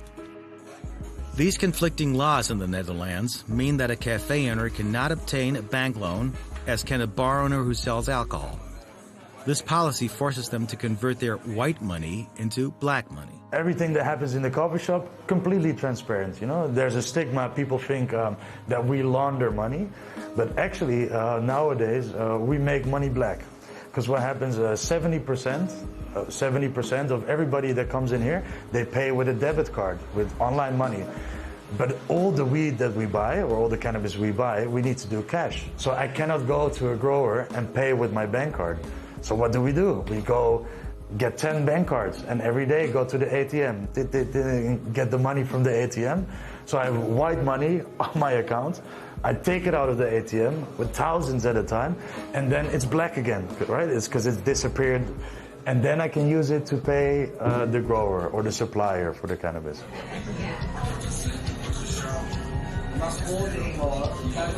I would love to just get an invoice or buy my product legally from a known reseller who does fair trade cannabis with the highest quality. However, the government has made things more difficult in recent years due to the growing cocaine trade.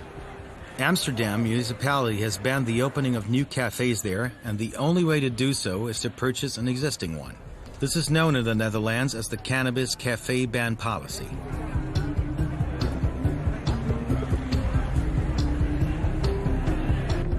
For years, they tried to extinct coffee shop. So the last big extinction, the mass extinction in Amsterdam, was I think it was around 2013, 2014. Now, instead of 600 coffee shops in Amsterdam, we only have 160 left. So of course, the coffee shops that remain, their business increases, and that also means that nuisance or problems for the neighborhood also arise. Suddenly, a coffee shop with 100 guests now has 500 guests.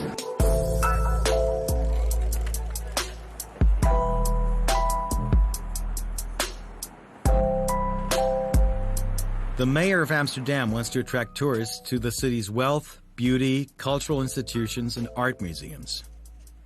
She sees a large cannabis market with many links to organized crime. An investigative journalist, famous for his investigations into hard drug smuggling in the port of Rotterdam, was assassinated. In full view of everyone, he was shot dead in the middle of Amsterdam.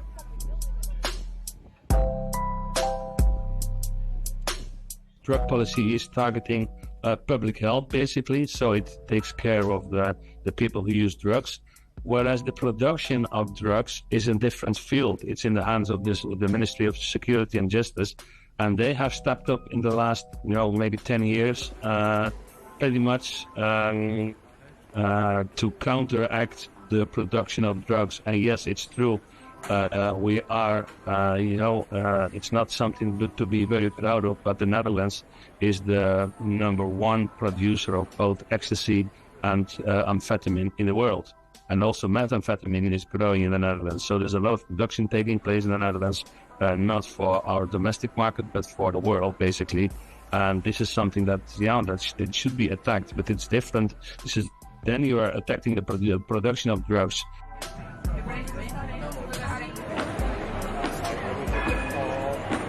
Nightlife in Amsterdam is distinguished and noisy in the city center. Although smoking cannabis is prohibited on the street, those walking here often smell the lingering odor of drugs emanating from the ubiquitous cafes. As we wandered around the city, we found numerous shops selling smoking paraphernalia, narcotic mushrooms, and cannabis oils. We also found several private museums that chronicle the history of cannabis smoking tools throughout the ages.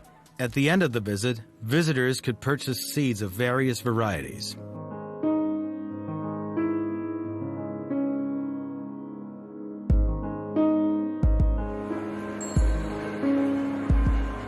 Like in Holland, here you can grow 5 plants. Yeah, but there is a but. You can grow the 5 plants, but you can grow them in your garden.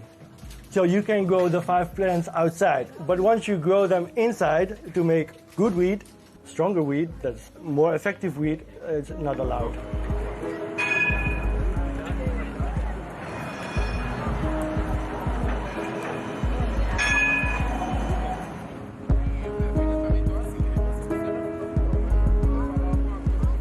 The Al Arabiya English team attempted to visit one of these illegal farms and interview one of the farmers.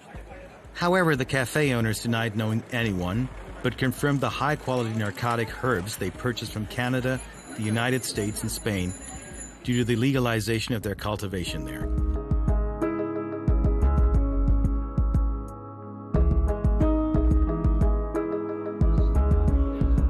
Why is it interesting to buy weed from Canada or from the United States or from Spain? Because the quality there is getting higher. If you can do it legally, the quality will automatically rise. But because of the law, we can sell a space cake here in Holland, but that's about it.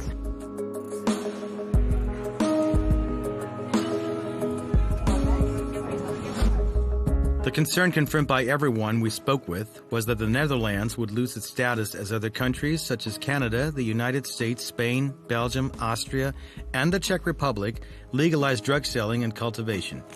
Everyone emphasized that the only way to change the current status is through a clear legalization policy so that the Netherlands does not lose millions of dollars in income due to this tourism.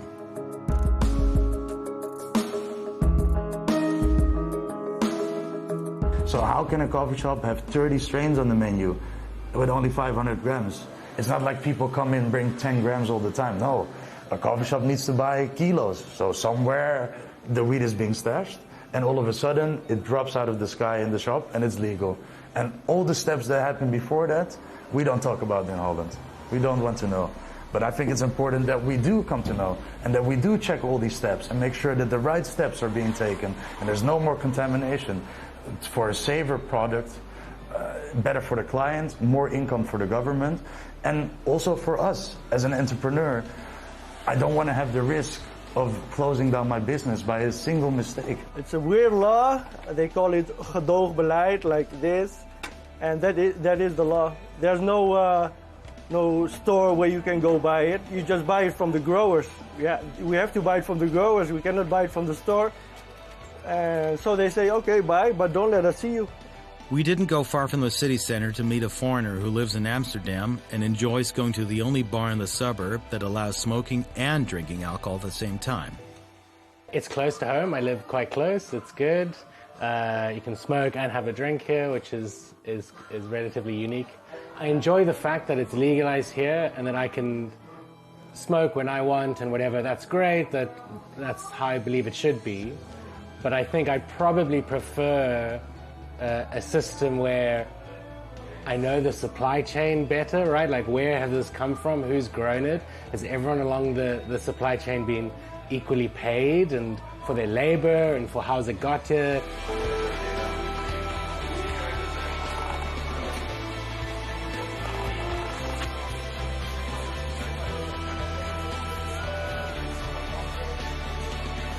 We live in an individualistic world where we all are forced into our own bubble in our cell phone, and it all revolves around Instagram and the metaverse. Nothing is about the real world anymore. And there's many people, especially people of age, for who it's a great addition to their life to come to the coffee shop every day, have their cup of coffee, be among the people, be in society. And I think there's social cohesion and safety when people come together and talk together. This project, The legalization of cannabis in the Netherlands represents a pivotal moment in the history of drug policy in the country, and its success or failure could ultimately shape the future of cannabis policy, not only in the Netherlands, but also in other parts of the world. We spoke with researcher Dan van Ka about the government's future policy regarding the legalization and cultivation of cannabis. We're doing experiments with the municipalities, whatever the supply of the cannabis will be regulated by a few cultivators, so to speak, and we will see what the effects will be of that. Also in terms of health, because, the quality of the cannabis being sold. We do that because we run a THC monitor at the Klimas Institute, but it's only a few coffee shops that are involved in that. And so we aim to improve that in the end. So the coffee shops have to buy the weed from the government to sell it. And this is something they're going to try, and they will see what happens. And if it works out okay, then that's what they're going to do all over. So we will see in the future what will happen with that. So if the government will start selling to us, we will be happy.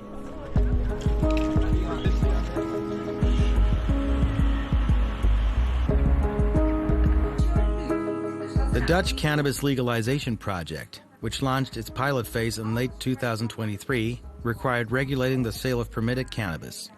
Farmers and traders demanded a law that would protect them and regulate their work in this field, but the project was full of challenges. Warner, who gave up his coffee shop business and importing herbs and bulbs for cultivation, now confines himself to treating people with cannabis oils and teaching them how to make THC oil. I do medical marijuana, and I promote the usage of medical marijuana oil because these people don't do it for fun. They do it because they have no other regular solution. This place is a place where we train people to make their own THC oil. I developed an apparatus, a machine, and it's called the cannulator. And we teach people how to make it themselves. The course is 2 hours. People come to this course. We tell them to go to the coffee shop first, buy 5 grams of grass, and process it while we're here during the class. Then they've made their own oil for the first time in their life.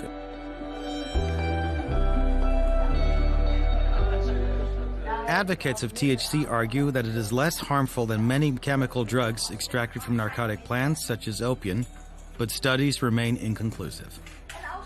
I realized that the active substance, THC, was mainly present in the oil that covers the cannabis. And then you have a very strong oil, which you dilute again with olive oil so that you can take it per drop exactly, and thus avoiding getting high and at the same time gaining the medical benefits of it. Cannabis has been used for centuries as a recreational and medicinal plants in many cultures. But over the last 15-20 years, there's been more interest in expanding its use to more complex medical problems such as cancer, epilepsy, mental health problems, and it has been tested. Unfortunately, the results are not up to the expectations. So it's true that it does help some people sleep, it does help with anxiety, it does help with encouraging people to eat in cancer, or with people who, for example, had HIV/AIDS. But overall, it still remains a very limited use compared to what was hoped for it. We also spoke with Gabriella, a Dutch Muslim of Italian descent who has worked with Warner for more than 10 years.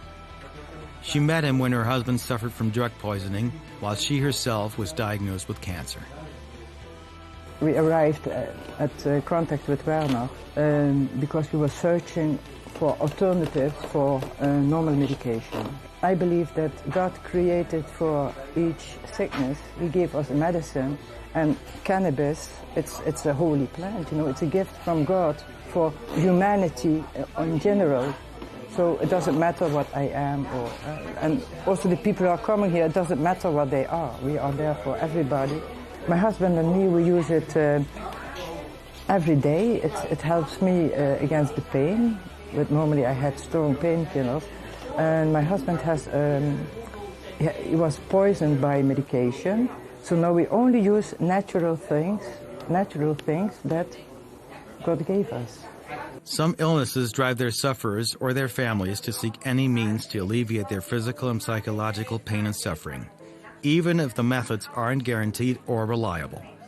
This is part of what Gerard, a retired pharmacist, had to say when he came to learn how to make oil because he hadn't learned it in his academic studies. He believes herbal medicine can greatly help people. So that's the reason that I'm here, because I have a friend. He has prostate cancer. He has a lot of pain. For myself also, I have also pain in the back and have sleeping problems. So I learned about THC, and now I'm making the oil so that I can give it to my friend and make it for myself. I think for plant medicine in general, there should be more attention. So this is a plant medicine, and it shouldn't be handled like now, forbidden. We do consider it, as psychiatrists, a plant that is maybe less harmful than what we thought decades ago in terms of addiction. There are definitely more addictive drugs than it, but at the same time, it is actually quite a serious drug when it comes to psychosis, for example, and creating anxiety in certain people and disrupting overall functioning and motivation. So it's not a fully safe drug. It is, yes, safer than opium. And the fact that it is natural does not change its harmfulness. A lot of natural things are harmful. Let's think, for example, about poisonous mushroom. They're present in nature, but they're actually lethal. Returning to the often controversial issue of cannabis legalization in the Netherlands, although everyone hopes for legalization, Yadi expressed his concerns about the future. So when legalization comes, you bet the biggest companies in the world are coming here to take over. There are huge American companies that have so much financial power that they could take over the complete Dutch market with the two of them, you know, and they will. So I think a legalized market cuts out the possibility for the small farmer or small participant of this market to make money. And of course, I somewhat fear my own position in this future market. This is what drives Yari and his brother to try to keep up with the times by making their cafes trendy and environmentally friendly. Indeed, they have established the first facility in the Netherlands, and perhaps in the world, to educate employees about the importance, characteristics, and types of various narcotic herbs with help from the Dutch government. We made the training together with a biochemist. So she finished her master's or her doctorandus, her master degree, and afterward doctorandus, specifically in the biochemistry of cannabis. So what you do, you get a sample of the marijuana, you test it, you send it to a lab. And in the laboratory, they can see if there's contamination, or they use particular spray, or maybe they didn't cure it well, or maybe there's mold inside. You know, moldy weed is very dangerous. And some of the big trends I saw were healthy lifestyle and sustainability, also a big thing. All the governments are pushing sustainability more and more. And before the government comes with any rules for me, I want to have done all the measures. So I'm trying to become the first carbon neutral coffee shop worldwide.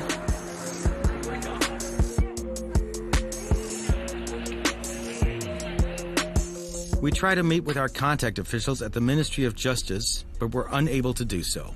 We only communicated via email and received a response from the Minister's media office several weeks later. However, we did not receive conclusive answers to all our questions. In Mr. Halshauer's response, he stated that the Netherlands has tightened penalties for hard drug offenses in recent years and emphasized that the government does not encourage such trafficking. This is why we wanted to reduce the number of people coming from abroad to our coffee shops, because we believe it's a national problem, and we cannot be the supplier of drugs for Western Europe or something like that.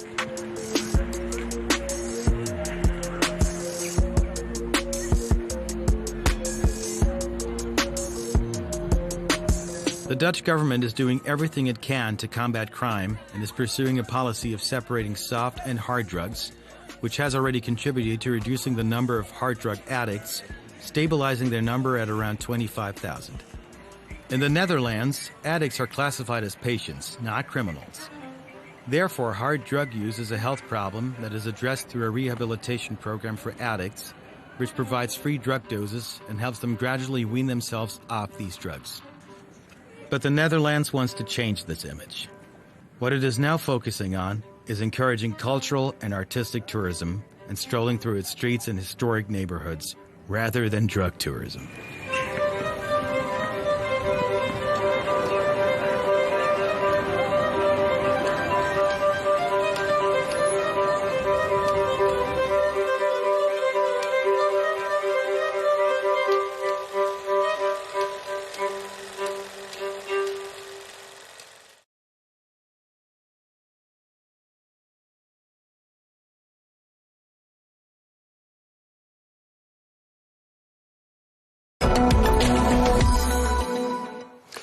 Now, continuing tensions between the United States and Iran are having a major impact on global energy markets. And despite normally carrying around 1/5 of the world's oil and LNG supplies, the Strait of Hormuz remains heavily disrupted.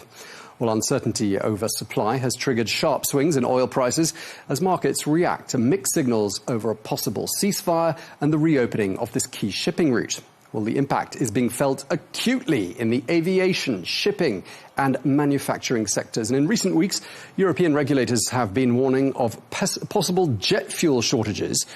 Well, for Saudi Arabia, one of the world's leading oil producers and a key voice within the OPEC Plus group, the volatility is once again highlighting the kingdom's central role in global energy stability. Well, to discuss all of this, we're joined here in the studio by Dr. Yousef Al-Shamri, who is the president of the London College of Energy Economics. A very warm welcome back to you. Thank you for coming to see us again. We're also joined by George Houri, who is the Global Head of Research and Education at CFI Financial Group. He joins us from the UAE. Thank you very much indeed to you as well. Let me start with you, Dr. Al-Shamri. This conflict has now entered its third month. I don't know that anyone forecast that. When was the last time we saw geopolitical tensions of this kind having this sort of impact on global oil markets? Hello, Tom, and I'm very happy to come back to Arabiya English. Well, certainly this crisis is unprecedented. The world oil markets have always seen supply disruptions, certainly since the modern history in the 60s, when oil truly became a global player or an important player in the global economy.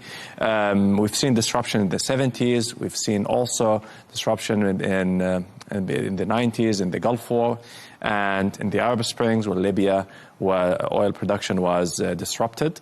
But what we are seeing in 2026 is literally, as the IEA have described it, is in fact it combines three crises together. That is the first oil crisis in the 70s, and what we saw also in 1979 during the Iranian Revolution, and also the major spike that the world has seen in the run-up to the global recession in 2008, 2009. So I don't remember, in fact, that in any crisis, that we saw a disruption of by more than 10 million barrels, so on physically speaking, despite the fact that prices react differently in any of these events. And ultimately, the world now is running on alternative supply pipelines, that is whether it's in Saudi Arabia or in the UAE, and the strategic stocks that the IEA actually has triggered. But as this crisis continues to last, certainly we're going to have the stocks will go to a very low levels, and we're likely to see demand destruction. So I'm not sure how the U.S. administration is weighing these major consequences that can be catastrophic for the global economy. Okay, thanks for that. Let me turn to you, Mr. Houri. I mean, we're getting the impression there, just listening to what Dr. Al-Shamri was saying, this is an unprecedented crisis. We're in a situation where Brent crude is comfortably above the $100 a barrel mark quite a lot of the time. I'm just wondering, what does that mean for the regional economy? What does that mean for the global economy? Good afternoon, Tom, and thank you for having me today. So let's put it in the form of numbers, so everything is clear. Of course, this is from an approximation perspective. A $10 increase in the price of an oil barrel reflects on both things. dramatically on GDP from one side, on inflation from one side. So $10 would reflect for around 0.2 to 0.3% approximately decrease in GDP globally, and it would be mirrored on 0.2 to 0.4% increase in inflation. And this is on average. And this is as far as it goes to the price of oil changes. However, it doesn't reflect on how long the price will stay high. And this is what's critical right now here. What Dr. Youssef has been mentioning is the fact that we haven't had a consistent disruption of 10 million barrels per day for a long time, if not in history, basically. And we're not talking about 1 week or 2 weeks. We're talking about approximately 3 months. That's 90 days of daily disruptions of $10 billion that are being accumulated. Let's calculate it from a mathematical point of view. We're looking at almost 900 million barrels of disruptions over the past 3 months. Comparing it to the solution that was being provided, which is around 400 million barrels in the strategic reserves that will be released, plus the 170 million barrels that maybe are being released due to the foregone sanctions on Russia as well, is not even close to capture the accumulation of the deficit that has been happening for the past 3 months. And this is only calculated as per today, which means that we have uncertainty in regards to whether the strait will be opened in the next day, in the next week, in the next month. Uncertainty from a geopolitical point of view is still viable until this day today, which makes the situation even worse gradually over time. And this will translate globally, as I've mentioned in the numbers, and even in a more significant manner. And it will translate directly on different sectors, such as aviation, such as fertilizers, and many different sectors gradually. So from one side, yes, prices are increasing, which means that exporters might be benefiting to a certain point from these increases in prices. But at the same time, the exporting oil is decreasing dramatically. And not only exporting, as far as we're talking from a GCC point of view, but also we want to talk about the refineries that were damaged as well, that need months and maybe years to get back on track as well. Right, okay, you make some really good points there. And just coming back to you, Dr. Shamiri, I mean, looking at the time frame, and supposing a deal is struck today to end the conflict, how long would it take for markets to stabilize from the point of signature of that deal? Are we talking weeks, months? Well, certainly it's not going to come overnight. First, there are more than 400 ships that are trapped in the strait over the past 3 months. So we've lost something like 1 billion barrels of oil over the past also, if you count all the disruption over the past several weeks and months. In fact, the shut-ins that the Gulf and Iraq have seen are unprecedented. So in Iraq, for example, and in Kuwait, exports have, in fact, dropped to a very low significant level. The production, in fact, many of these countries have also seen no exports at all. The IEA estimates something like 6 months for fields to come back to production levels to before the crisis. But it's not just the oil fields, but also the energy installations that have seen terrorist attacks in various countries. So, for example, in Qatar, the LNG capacity has been lost by something like 17%, and that is going to take perhaps 5 years to restore that lost LNG capacity. Also in many energy installations in Saudi Arabia and other countries. In fact, these installations are also essential to process a crude once it is produced and make it ready to be exported. So I think we're going to need at least 3 to 6 months for fields to come back to normal, and a few years for the GCC to restore its normal export level that we have seen before the crisis. Right. So what's happened these last 3 months essentially could still be having an impact some years down the line from now, precisely because of the point you just made about the facilities in Qatar. And Mr. Houri, just turning back to you, I mean, sort of a similar question to you, really. But if a deal was signed today or tomorrow and, normality returned, where would you see Brent crude prices settling, let's say, 2 to 3 months down the line? I believe this is the inconsistency that we're seeing in the markets right now. So any signal on whether the situation is going to stabilize in the near future is directly leading to reductions in oil prices. which is not the new direction. This needs to be clear. These are daily fluctuations that are normal to happen due to the announcements, due to the headlines that we're seeing, so on and so forth.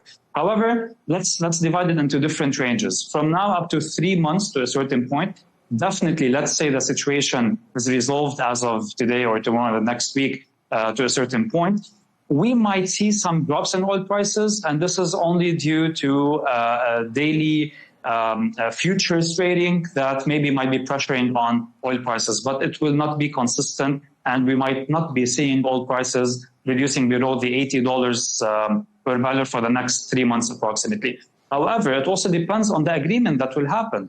But there is something that we need to focus on as well here. The shipping routes are changing drastically at the same time, which means that further disruptions, even if the strait opens right now, doesn't lead us to an instant resolution for the energy market as a whole. This is from one side. And from another side, something that we need to highlight on as well, and Dr. Yusuf was mentioning that, which is more on the gas side, LNG in specific, which needs not just 1 year, maybe up to 5 years to a certain point in order for these establishments and refineries to get back on track from one side. And from the oil perspective, also we might see up to 1 year, up to 1 year and a half in some specific countries and some specific refineries, which means that the disruptions will continue to a certain point. But what's more important to monitor after the resolution happens is the demand overall, because inflation and increases in prices, whether we talk about jet fuel impact, whether we talk about diesel impact, and other subprime products as well of oil in specific, will be impacted, and the prices and costs will increase gradually, which will reduce the demand as well from one side, which on the other side might pressure negatively on oil prices in general. And maybe this is the catalyst that will be focused on in the near future, if the resolution happens also in the near future, maybe in the next week or two. Okay, well, we're talking about inflation. I mean, what indicators are you seeing at this stage? You know, what are the latest indicators that we're seeing with regards to growth, inflation, employment telling us? I know we've only got about a quarter to go by, and even part of that quarter is skewed by a pretty favorable, normal January, February. But any indications that, you know, the global economy is indeed being severely impacted in any of those areas that I just mentioned? Well, according to the latest data, for example, coming from the US, the economy didn't much get affected by the higher energy prices that we have seen so far.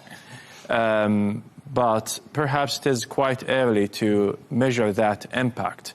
Yet, also, the impact here is not expected really to come from the energy prices itself, because, by the way, they have been almost at around $100. But the volatility that the market has seen has been something like 60% higher compared to the pre-crisis or the pre-crisis levels.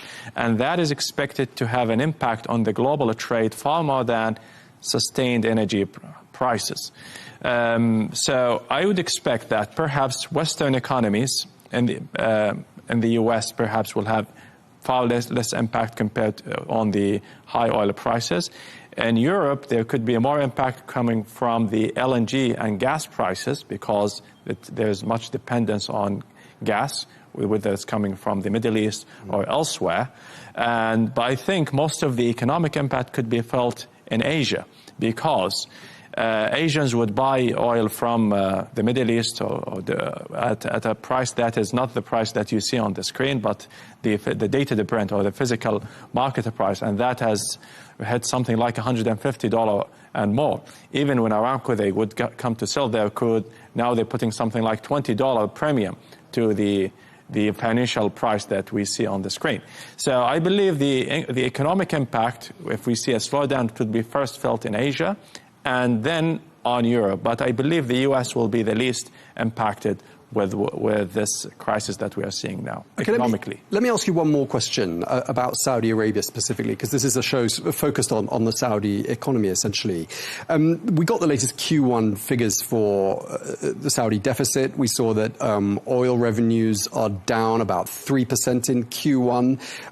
Most of Q1 was before the tensions even started. But would you expect Q2 to look significantly different to that minus 3% figure?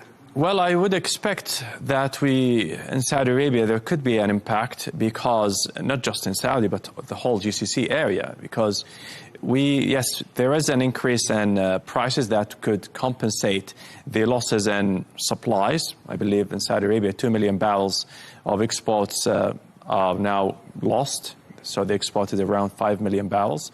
But on the other hand, the total GDP can be affected. And the other thing is because there are none other key sectors that have, in fact, been affected due to the crisis compared to the oil sector, perhaps tourism and other non-oil sectors that, in fact, were flourishing in the past few years, in fact, as a part of the 2030 vision. Similarly, in the GCC.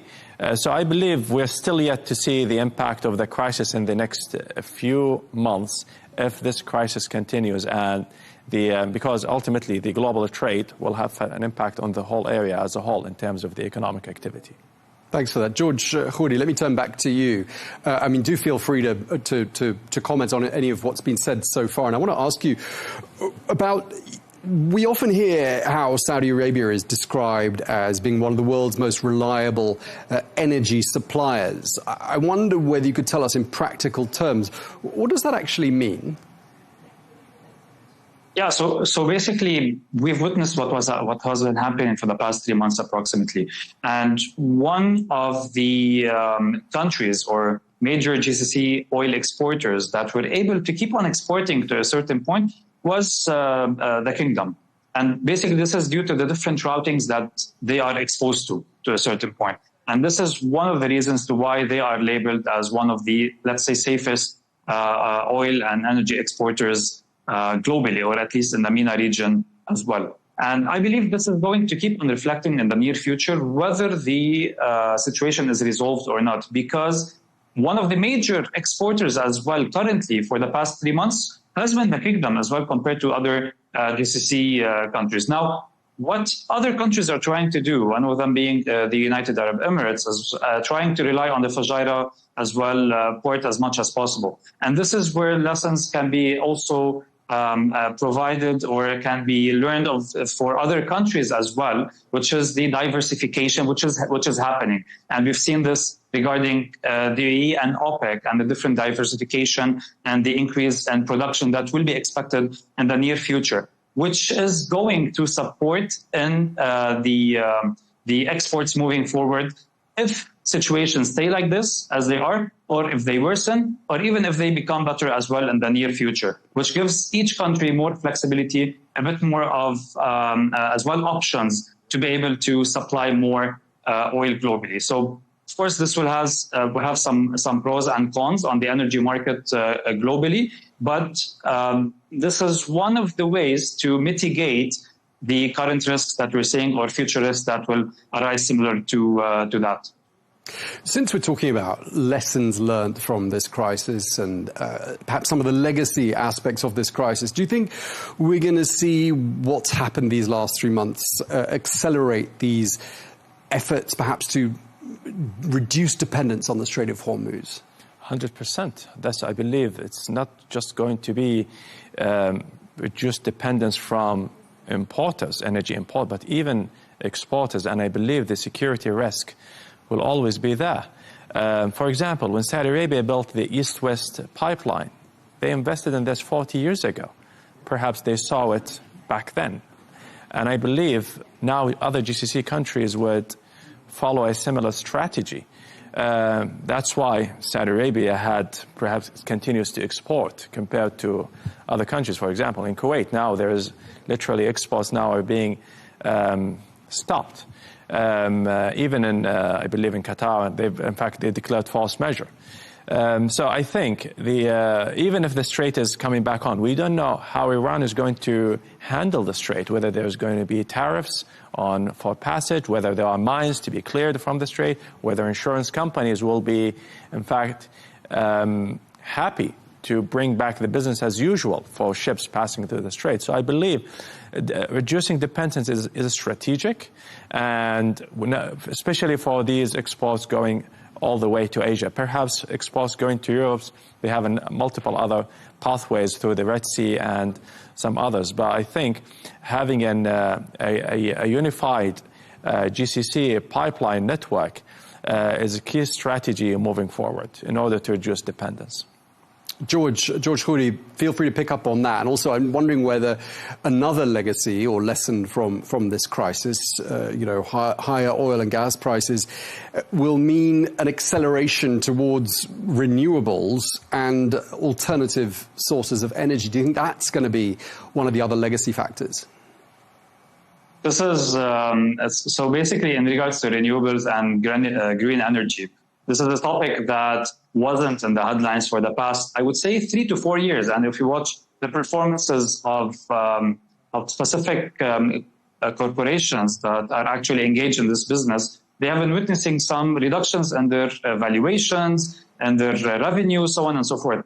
However, will this change in the near future? I believe still with oil prices being to a certain point stable at around $100 per barrel to a certain point, it still competes with the high cost of energy production that will be generated from green energy or renewables to a certain point.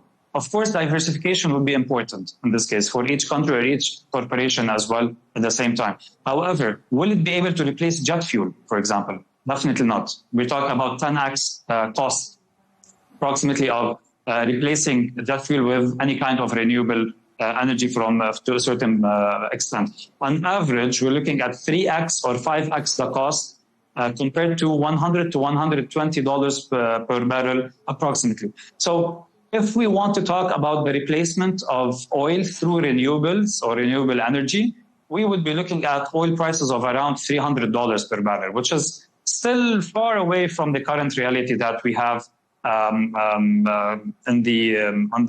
through the Strait of Hormuz or in regards to the energy prices as a whole. Now, again, I need to highlight on this. This doesn't mean, even if the cost is going to be higher, this doesn't mean that diversification is not important, especially in the Asian markets where we know that 80% of their reliance of energy source passes through the Strait of Hormuz. So, and they will be impacted by inflation. We already started to see that in regards to their inflation readings, whether in Korea in specific, mostly in Korea, in Japan, and in India and China, of course, at the same time. And we will be seeing some projections in regards to reductions into the expectations in regards to the GDP or growth overall for 2026 and 2027.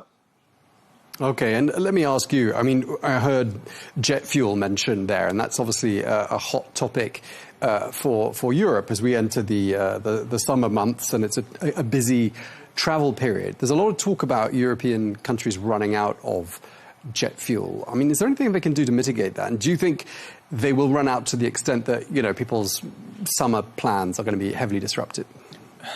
Well, absolutely. The issue with jet fuel is that, commercially speaking, we don't have inventories, stocks for jet fuel compared to gasoline and diesel. Even the stocks that we have with the crude oil perhaps are going to be exhausted to supply road transport. Ultimately, globally speaking, jet fuel is something like 6 to 7 million barrels of global consumption. And this is perhaps one reason why it's the last thing that to be looked at compared to road transport, where most of the economy is pretty much dependent on. So I believe now what we're going to see if the crisis continues and we don't have supplies coming back to normal. So I think certainly we're going to see reduced flying activities. perhaps the air tickets will in fact have a significant increase in prices. And what that means is reduced demand if in fact the supplies of jet fuel is heavily impacted. So yes, I certainly expect that. So perhaps that is going to be the highest sector being hit in this energy crisis. Yeah, I want to ask Mr. Khouri about this as well, because I know a lot of people, not just in my own entourage, but watching TV, listening to radio discussions. I mean, everyone seems to be talking about this jet fuel shortage crisis. I mean, what's your prediction? I mean, are people's plans going to be completely scrapped, do you think, this summer? Let's go back to some of the comments that we've heard from the IAG, whereby they have mentioned, for example, the IAG, which is the mother company of British Airways. So we've heard that they have approximately 70% of the supply required till the end of 2027, which gives some optimism in regards to the summer season coming in. However, this doesn't mean that we have a solution, because these are, at the end of the day, some inventories or some agreements that are being held. However, if the situation persists and continues, this 70%, okay, will be enough for the next, let's say, 5 to 6 months approximately, or next 7 months. However, what's going to happen after that? So from one side, the shortage in supply is going to alarm the aviation sector from one side, and from the other side, it's going to hit into the pockets of the consumers heavily. So definitely answering to your specific question, are the plans going to change? I believe they already started to change, and we have seen ticket prices, of course, not across different destinations, but on average around an increase of 20 to 30%. This is paid by the consumer. This is aside from the extra cost that is being incurred by the aviation sector overall. And just to highlight on this again, all of these calculations are as of today. And as of today, we still do not see any solution for the upcoming, or resolution for the situation currently, which means that with extra days, with extra weeks, with extra months, the situation is going to become even worse and worse. However, something to highlight on here. Yes, we have this supply shortage, but we will have some stabilization in the future if the situation ends in the near future, because demand will gradually decrease on the other side. And the impact of the reduction in demand will not be felt mostly on the consumer side, but on the whole sector as a whole. Okay, we're going to have to wrap up. I'd like to just give you the last word in this discussion, since you're here with us in the studio. There's this old adage, Dr. Al-Shamari, that I've heard again this week. I've been reminded of it, that the price of oil rises like a rocket and it falls like a feather. You've probably heard that as well. Do you think that's as true today as it's always been? Well, certainly the volatility is unprecedented, and it's not reacting to any physical changes in the markets. It's just reacting to the headlines that we hear from, whether it's coming from the US or from the Iranians, or even from what's happening in Islamabad. So there is a lot of speculation in the markets right now. Certainly this is what's now going to have a much bigger impact on the economy as a whole, and also on global trade, because volatility is the last thing that stable energy markets would want to have. And I believe OPEC Plus, which has been certainly in charge of stabilizing energy markets, well, yeah, for at least for the past 10 years, as with these routes blocked, even the incremental supplies we are seeing will not have a major impact, what we are seeing today. So I think this crisis, or this volatility, will continue as long as this crisis is still there. Okay, we really appreciate you coming to see us. Thank you very much indeed to you. Dr. Yousef Al-Shamari, President of the London College of Energy Economics, and a very big thank you as well to George Khouri, the Global Head of Research and Education at CFI Financial Group. Thank you both very much indeed for your time.